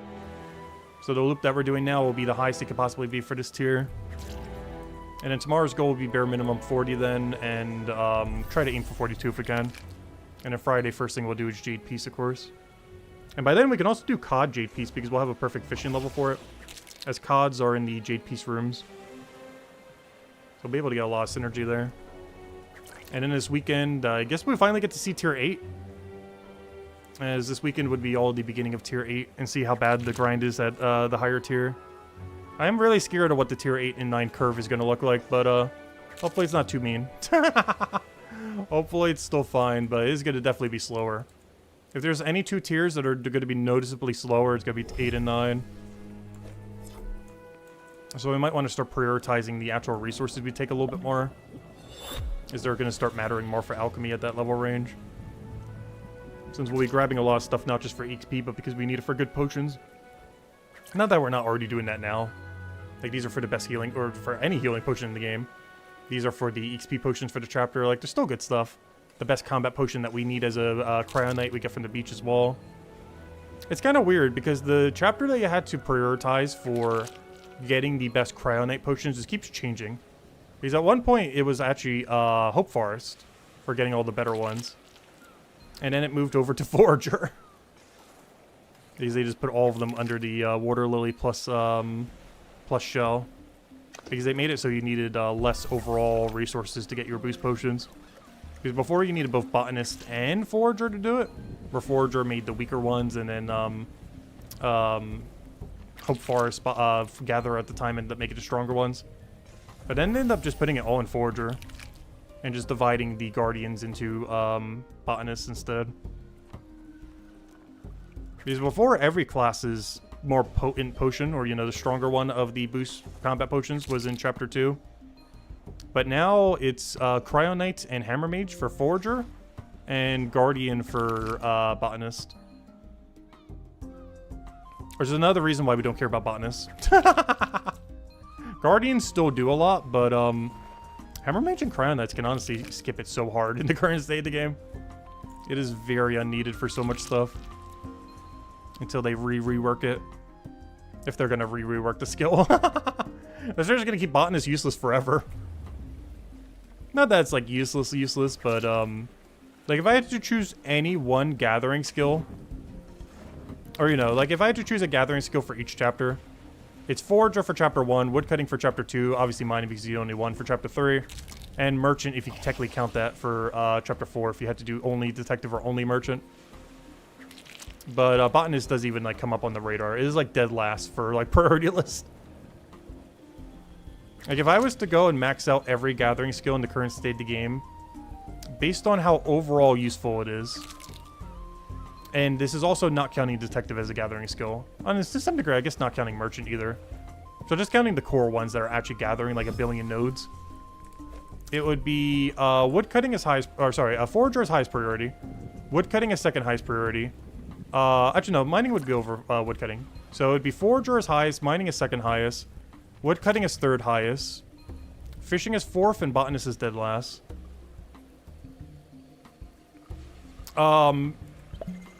Fishing might go up on that list if dishes are really good that require fish, though. Whenever you can consume them. Because currently you can't, so that doesn't count. But eventually, we'll be able to do something with that food. So it depends how good all the fish dishes are, if they're going to be relevant or not. But right now, as far as getting a skill up for free, fishing is like the easiest skill to get to max in the entire game. As it is almost a 0-time skill. Not literally, but let's say hypothetically, it takes 2 minutes to reset your fishing bounties. So let's be really ambitious. I'm pretty sure you can do it in less than 2 minutes, but let's say hypothetically it takes 2 minutes. You can do it 30 times per effective hour. So for 1 hour of total gameplay of you taking your lobster or oyster bounties, you would do it 30 times within an hour. We are currently gaining a level every 4 times we take it. And that seems like it's going to be pretty consistent for at least most of the levels. We're at tier 6 and that's happening. Tier 7 would be similar. 8 and 9 might be a little bit different when you need more than that. But the lower ones would probably be even easier than that. But we are at the point where taking it 4 times is easily 100% a level, especially with boost potions, because you can boost them. So every, what is that then? Every 4 minutes effective hour, or of the effective hour, you would gain a level. Which means, what does 4 into 60 go into then? 15 times, right? Why is my math not? Brain, do math. Yeah, 15, I was right. Okay, just double check. I felt like it was wrong for some reason. But yeah, it's 15 times, just second guess myself.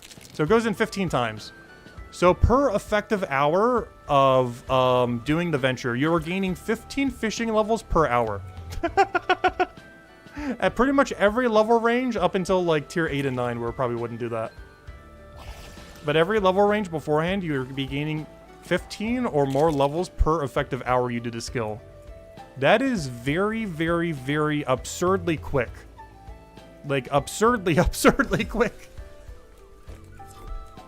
Like, we're dumping all of our knowledge while actively training Forager at tier 7, and we're gaining 1 level an hour, basically. Fishing is 15 levels an hour at almost every level range until 8 or 9. And even at 8 or 9, it's still going to be like 12 or 10 levels an hour. Per effective hour, obviously, not literally every hour. And it's over a long duration of time. But it's one of the reasons why fishing is so not worth training manually. And why I've mostly just been doing these little fishing bounties just for fun and everything, just to try it out since they're new and everything. But yes, fishing at our level range right now, at tier 6, is effectively 15 levels an hour. Which is insanely quick. Obviously that 15 levels is over a very long period of time. But it's one of the main reasons why we have not much intention to really manually train fishing much. Other than what we need for cooking supplies. It's almost entirely just for cooking supplies. It's not really for XP. It's just so we have some amount of cooking supplies, so it's not a complete nightmare to go do chef. Because we definitely don't need the XP, that's for sure. At what is effectively 15 levels an hour. And quite a few other ones are pretty quick like that too. I haven't done the math on the other ones yet though. The problem with every other bounty though that isn't fishing is you can't boost it like fishing. Fishing you can get the 10% XP bonus on. And even higher than that if you upgrade your tools. And that's one of the main things that's making it strong is you can get the level 25, which is 10% extra XP. Which is really strong. It's the only bounty in the game that's like that. Even though there's a tool for detective, for whatever reason, you're not allowed to upgrade this. I'm not sure why they made it like that, but you're not allowed to upgrade the detective one. I'm not sure if they're going to change that in some kind of quality of life in the future. But it's really weird because it's the only tool in the entire game that you can't upgrade. And I don't understand why you are not allowed to. Because 100%, I would get that to level 25 and use that for detective to get it to max if I had to. We would start running that immediately if they did 2 changes. If they changed it from 11 hour to 23 hour, and if they made it so you could upgrade the actual paper, or, you know, the bounty thing, so you can get 10% more XP, then we would do that all the way to max detective. Because just doing that, once again, per effective hour is going to be, you know, like 10 levels an hour, 15 levels an hour, over a long period of time. But, you know, that's way quicker than getting like 1 or 2 detective levels an hour. So 100% we would max that way. It's one of the reasons why we care so much about an extra venture slot. Like, if you break down how much you're getting per day, it's like, okay, that's an okay amount. But if you break down, like, the effective hour per each of these, and how much XP they're giving, it is, like, through the roof. We're talking, like, anywhere from 3 to 8 levels per hour from one venture slot. Obviously, that takes a long duration of time to cash in that 1 hour. But every venture slot you get for pretty much any skill you put into is, like, bare minimum 5 levels an hour per effective hour that you do the venture. As most ventures take 1 to 2 minutes to do. I mean, you could do it 60 to 30 times per, you know, per what would be 1 hour of input. Just over a long duration. It's one of the reasons why we care about this Forager grind. Otherwise, I would not be doing this. Aside from the fact that we said we would eventually do it way early on in the game. But also because, also because all the supplies. But it's mostly because one venture slot is like the craziest reward they've ever added, ever. Because the math of how good it is pretty absurd.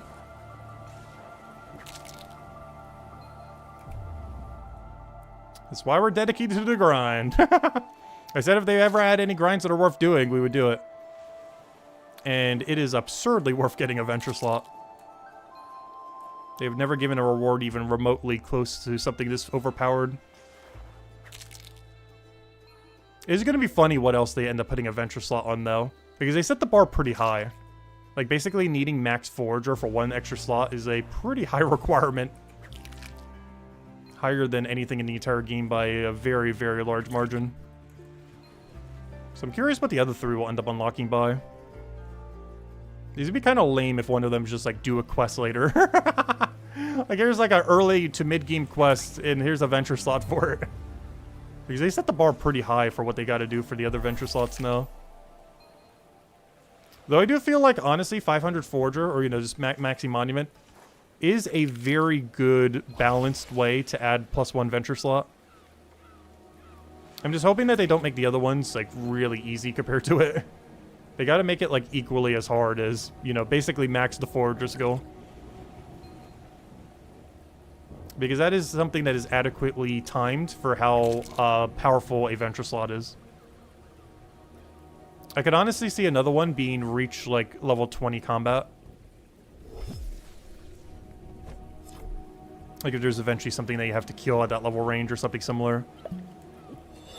Because there's, like, some kind of creature that's blocking something that you have to kill that's level 1000. Or, you know, milestone 20. I could definitely see that being a venture slot unlock. What the other two would be, who knows? Obviously, they probably wouldn't do something like that for that, but you never know. Like some kind of creature stopping something that would end up unlocking a path that would end up unlocking a venture slot. But it requires an absurdly high combat level to go kill it.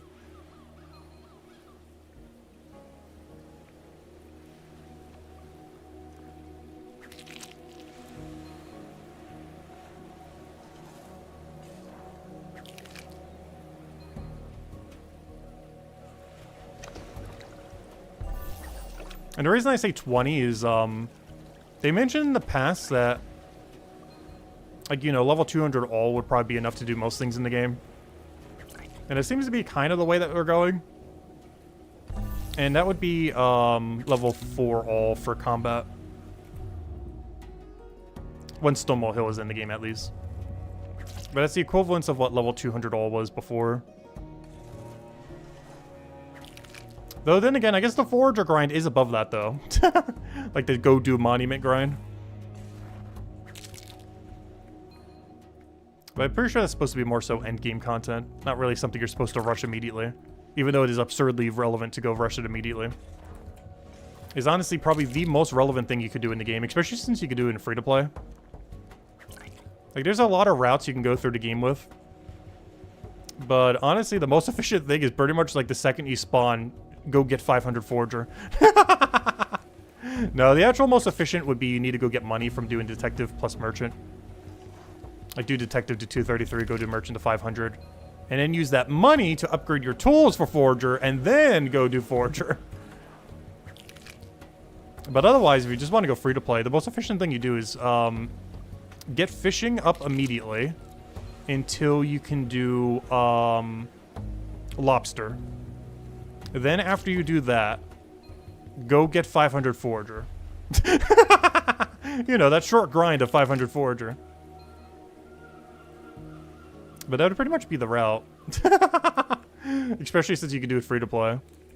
The only thing that members would allow you to do is it would allow you to get the money for your tools beforehand, so it wouldn't take as long.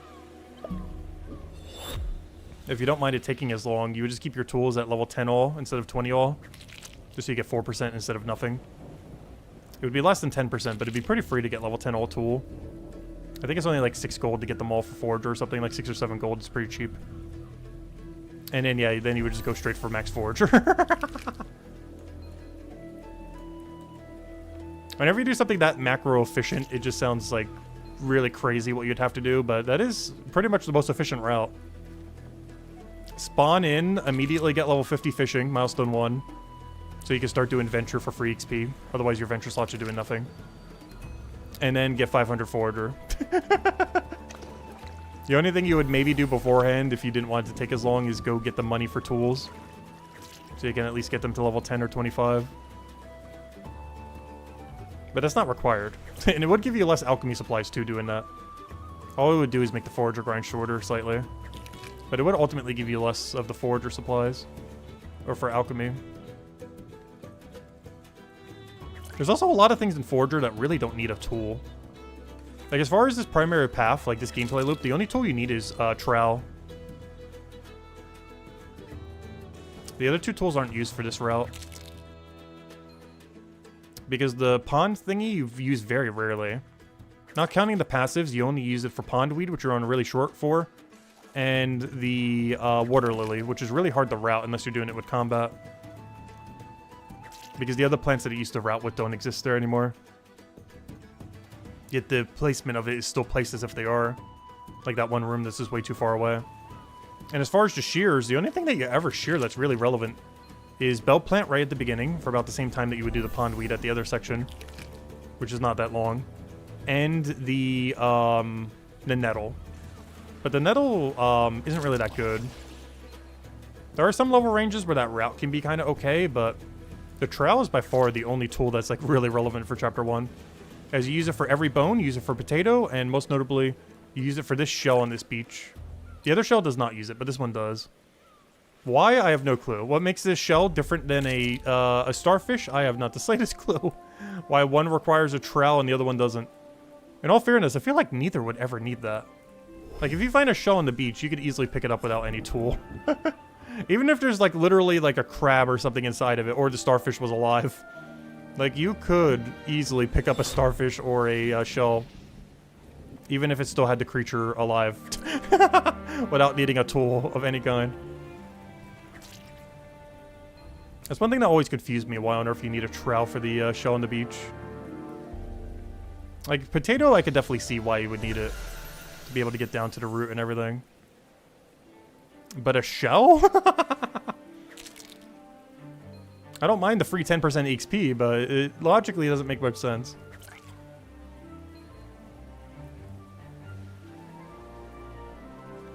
But from a free 10% XP thing, I wish you also needed for starfish. But from a logical standpoint, it doesn't make any sense why you need it for shell. But from a I wish the skill was quicker standpoint, I wish everything needed trowel.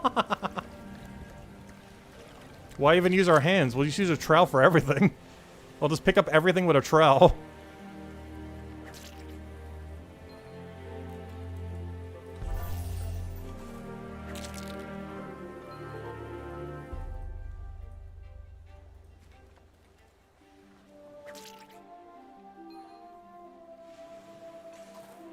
Let's gotta remember to use that XP before it reaches the end there. Oh yeah, aren't the bounties almost ready? Okay, we gotta make one more trip and then we gotta go to the bounties. It's almost that time! Fishing bounty time! And they'll probably end on those fishing bounties then. Because we already got the passive that we need to go do. Well, already queued up, ready to go. We got the points in and everything. So we'll do one more loop, go do all of our fishing bounties, turn them in, do the next set, and then we'll call it there probably for today. And off stream, we will be starting with at least bare minimum level 32 forager then. And then our goal for tomorrow is basically to get like 10 levels then. Across the entire day, not necessarily all during the stream.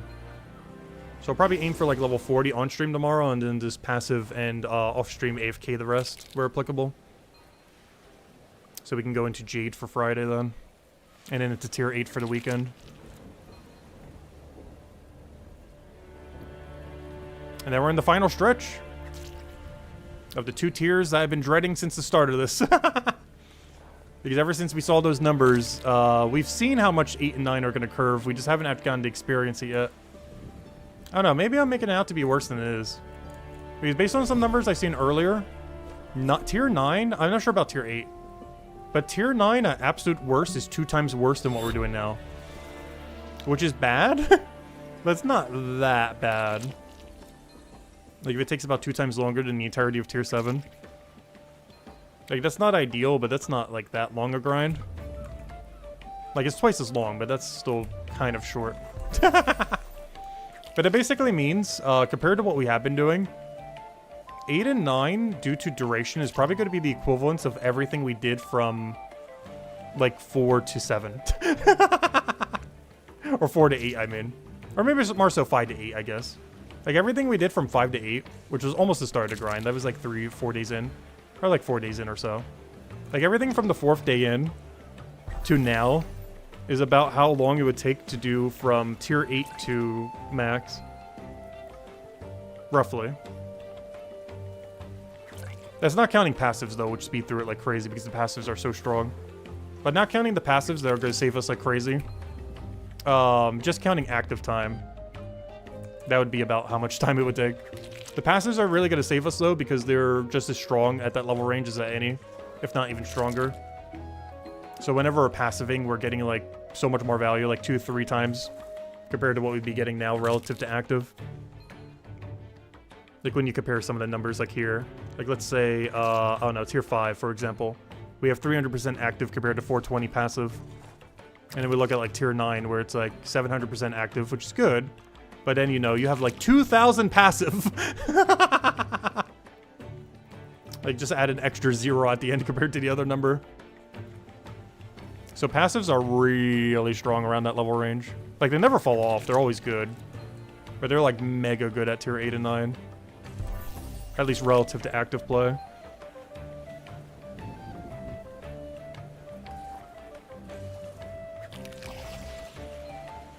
But luckily, when we do Slate Aspire 2 for, like, 4 days, we'll be passiving the whole time, so that'll be tier 8 passives, is getting us a ton of XP. And then from there, that would almost probably bring us into tier 9 around that time. Because I'll be in 1 week from tomorrow, we'll be doing that for 4 days. And by then, we're 100% going to be in tier 8. Hopefully the dead end of tier 8. So I could do it for the end of tier 8 and the beginning of tier 9, because that would work out perfectly if we could do it around there.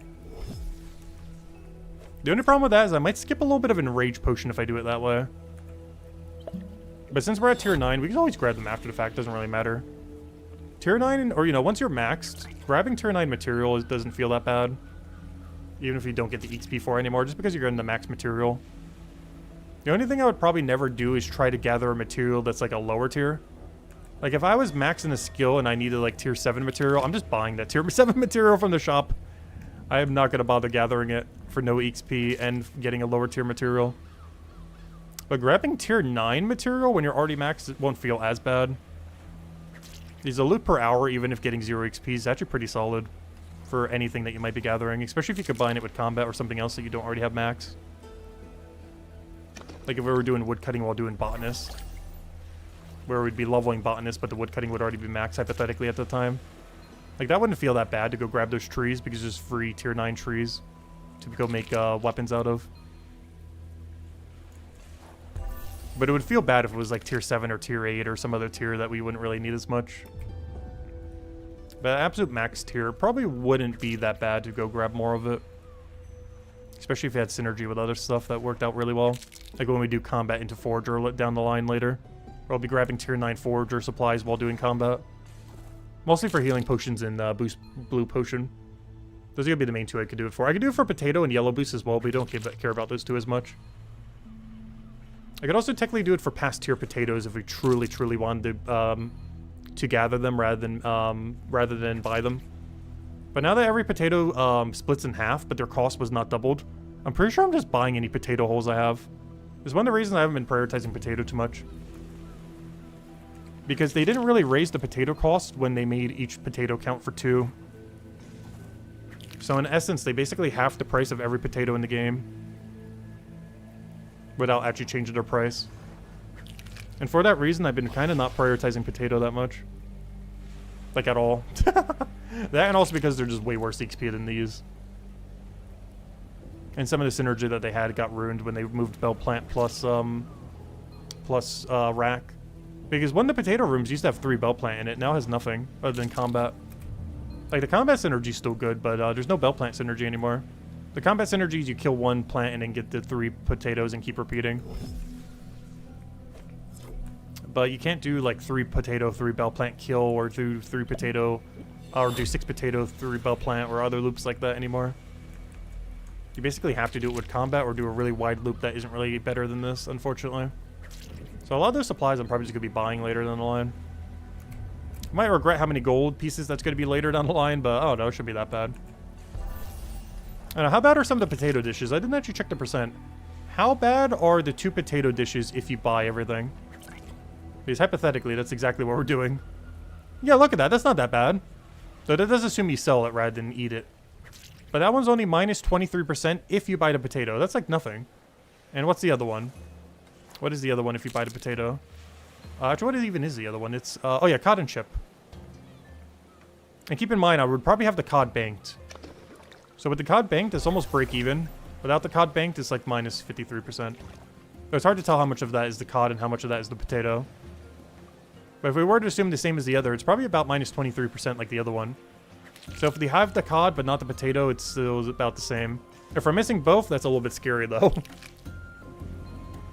Still not as bad as stonemason though, or smithing. But minus 53% is a lot. Not like smithing stonemason a lot, but still a lot for chef. And that's assuming you sell it back. That's not even assuming if you eat it. Because obviously if you eat it, it's minus 100% of whatever you spend into it.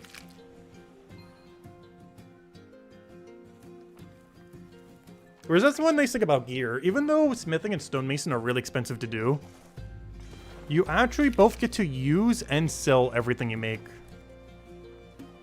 It's not like something like chef or alchemy, where you either sell it or drink the potion and get no value at all. Or, you know, you get the value of the buff, but you know, you don't get the value of selling it. But gear is a little bit interesting in that since there's no deterioration system or anything, you get to use your gear and then sell it for the full price as if you just handcrafted it. Like if we handcrafted a sword and let's say it costs 100 silver, we could sell it for 100 silver, but we could also use it for like 10 hours and then sell it for 100 silver, and it still sells for the full 100 silver. There's no like deterioration to its price or anything. That's like one of the only things that those production skills gotta have going for them, even though they're really pricey to go get up, at least smithing and stonemason, is you can use your byproduct without reducing its value at all, where you can't do that with like something like alchemy. If you drink your potion, you just got 0 GP from that potion. Whereas, you know, if you sell it, you would then get the value, but then you don't get the benefit of using it. But for the combat gear, you get both. You get the benefit of using it, and you get the full value for selling it.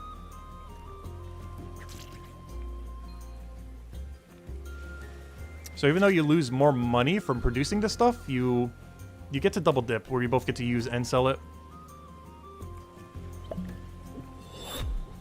Whereas some potions might sell really well, like even for profit. But if you drink it, every potion in the game is minus 100% money. Like there's not a single potion in the game that isn't minus 100% money when you drink it. Except for that one that gives you more money while you're AFK in combat, but ignore that one. And technically the luck potion, but ignore that one too. But ignoring the 2 that literally give you more money when you drink it, there isn't any other potion that gives you more money when you drink it. Ignoring the 2 that actually do. Because I almost forgot about that. Both the wealth potion and the luck potion actually do give you money for drinking them. The wealth potion always will, well, assuming you're using it on an activity that's applicable to it. And the luck potion normally will. The only instance where a luck potion doesn't is, of course, if you use it and don't get any higher rarity drops, which can happen. But normally it'll give you more money for using it.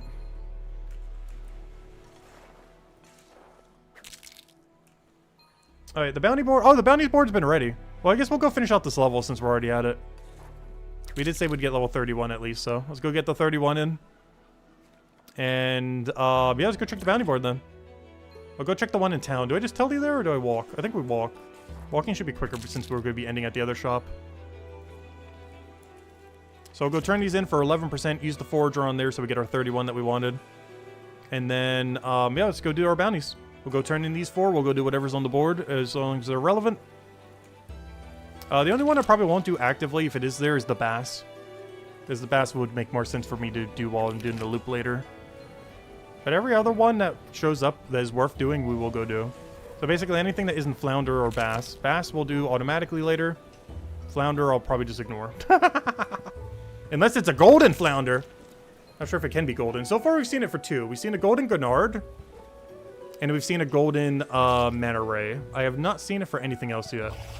But I assume any of the wandering pond ones can end up doing it. Like, obviously the stationary ones, like bass and stuff like that, you probably won't be able to do it for. I'm pretty sure any of the moving ones you can. Alright, let's go get all the fish we need. Let's just double check. It's 12 or 16 bass. I will eventually say the right number. It is 18 bass and 6 manta ray. So the easiest way to do this is grab our 6 manta ray. And then simply just grab every bass. Oh, we almost got 1,000 bass. Alright, let's go turn these in, drink 11% potion, and do whatever the bounty board says. Don't worry, lobsters, we'll be back for you tomorrow. First thing tomorrow's stream, we'll go grab you.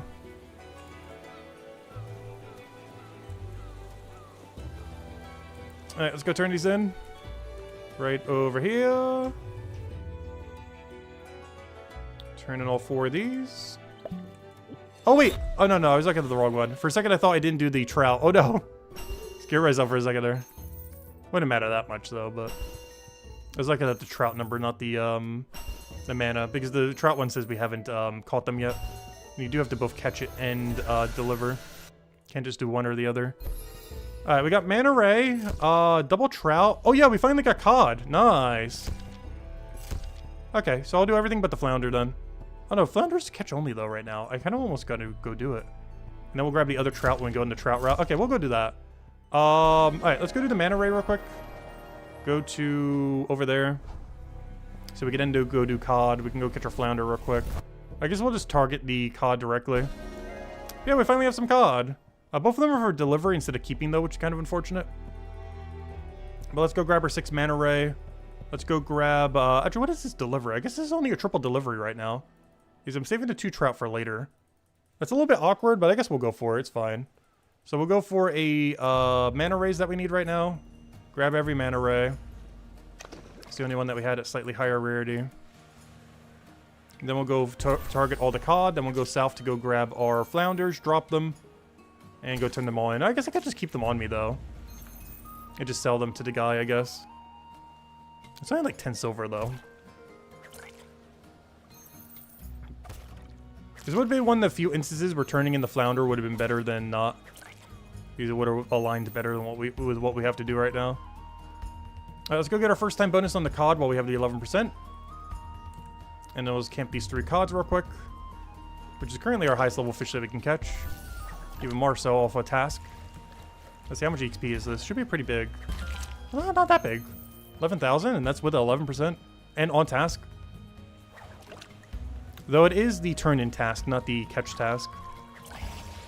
Which we have found out does give you slightly less XP. So I forget what these things' spawn rate is like. Because I believe you have to touch at least 1 forge or resource for it to even out. I don't believe they spawn quick enough. Yeah, there is a little bit of downtime. That's fine, though.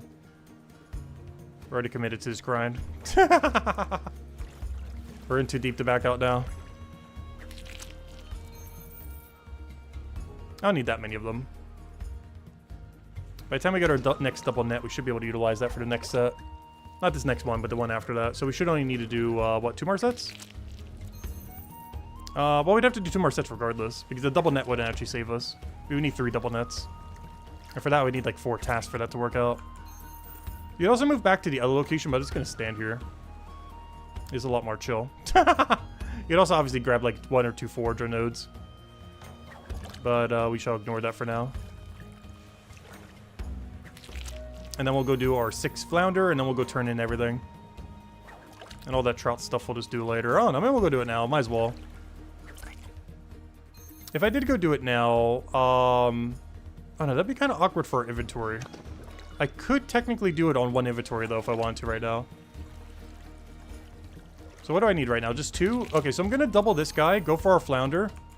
And then we're going to teleport over to do trout, I guess, and just drop the flounder. That means I need to have my trout over there. We're going to do this a really weird way that's going to be extremely inefficient. But I just want to clear out my bounty so I have a nice fresh bounty for later when I start AFKing. Just so I can grab only the good ones, like all the 2 stars and higher. So we're going to ignore everything here. Sorry, resources. Sorry, resources. Actually, I can't ignore it. I got to grab for the shells at least. Even if I have to drop them to the ground, we got to grab them. At least the double shell. All right, let me go grab my flounders. I'll grab our 6 flounder, drop them on the ground. Then we go for the 12 trout, catching the 6 first, and then getting the other 6. And then we just deliver everything and we're good to go. And then we have a nice clean bounty board.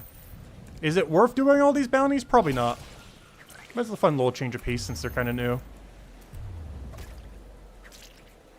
But going forward, the only bounties we will ever check is once per day. Like once we finish Forager. The only bounties we will ever check ever is going to be when we do Lobster or Oyster. Once per day. And it will only be the 2 stars and higher that I'll bother taking. Everything else will be ignored. Which is kind of how I do it off stream as well, normally. Unless it's Bass, because Bass we can get for free while doing our main gameplay loop. But not counting Bass, I will generally only take 2 star or higher off stream. Which is pretty much going to be the way that we do it, like, forever forward. Once we get past the Forager grind. But for now, it's nice to change the pace. A little bit of gameplay variance. In what is otherwise somewhat repetitive. So let's go grab all of the trout we need and then do a mega delivery. I moved this trout first so we can get it out of the way first. And then we could do a mega turn in for all of them. And then we can head to our AFK activity, which is right up there in that other room. Alright, to the trouts. Which is right over here. We'll drink an XP pot, because why not? Actually, we'll do it on the downtime. Because since I'm not grabbing the nettle. Actually, maybe I do grab the nettle. I'm just going to drop the nettle. Because I'm going to grab all these fish, then drop the nettle. These are a set of fish we don't need yet. This is unfortunately the drop section.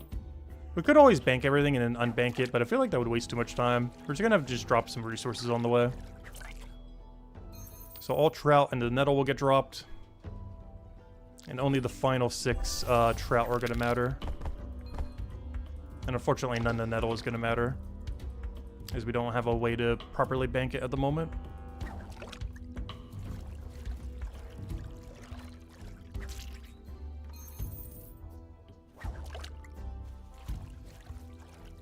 Alright, so now we grab double nettle. And I need to drop 2 of our fish. Only 2. As one of the fish we have on us, we do have to keep. Which does mean I gotta manually double drop them. Better drop them all and then pick up one from the ground. I think just dropping twice is easier though. Alright, there we go. Alright, and now we go until our whole inventory is filled with fish. Which at this point we'll take one more spawn. Should go like the other one that we had the double task for, where we just need to do a double and then we teleport away. So I'll simply just walk right there, wait until we claim it for double, and then we are out of here. We'll go to the bounty guy, turn in all 4 of them with a 5%, and I can actually drink that 5% now.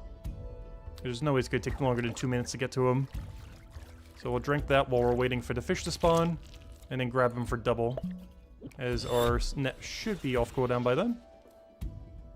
And then this potion should still be active when I go turn in all 4 of these. And I don't need to do any banking since they're already in our inventory since we dropped everything else. Alright, there we go. Now we just teleport over, turn in all 4, and then we'll go head to our AFK activity. Which unfortunately is not in town, so we do have to go teleport over to it. But it won't take longer than like 30 seconds to get there. Alright, let's go turn these in. Should easily get there in time. Let's get another knowledge point, but we'll use it later. If nothing else, I could technically get another passive later, though. I'm pretty sure I'm not doing that passive, the maggots. Even if I get that many levels off stream, which we likely wouldn't. But even if I did, I'd probably just stick with the spray so I can get the 12% AFK potions for this chapter. And use them for our eventual alchemy grind later. Both because it gives us alchemy XP, but also because I'll use the 12% on alchemy. In the deadest zone that we have. Probably when we make the Mines of Bitumen combat potion, or Mines of Bitumen AFK XP potion. Is probably what we'll use it on. Alright, then we go turn in all 5 of these, or 4 of these, I mean. And that should be every fishing bounty completed. As well as all the money from it. Though the money's pretty trivial. Double check that we've done everything. Oh, trout. Give me that. I'll do that later. And then we go head over there. Not to go to trout, but to go and do our AFK. Though oddly enough, it is in the same area. And thankfully, due to them putting a board over here, I can AFK right here. And then whenever I want to go check to see if we have any good bounties, the board is right over here. So luckily, it's right in the middle of our AFK right here. So I'll make sure to AFK on this side so it's closer to the bounty board. So the bounty board that we'll go check every hour is right over there. And our AFK spot is like right over here, like 20 tiles away. Ah, there we go. And we'll let the first time... Oh, I wish we could have got the 5% on the first time bonus too. Unfortunate. Let's we grab some bell plants while we're waiting here too, if we want to. Whenever I go check the bounty board, I should grab 1 double bell plant and 1 double bone spike. Yeah, there we go. And this gives us the 12% AFKs for later. We get them right there. Or sorry, 11%. Oh no, this is tier 7. This would be 12%. Which we would eventually use while making a strong XP mining potions.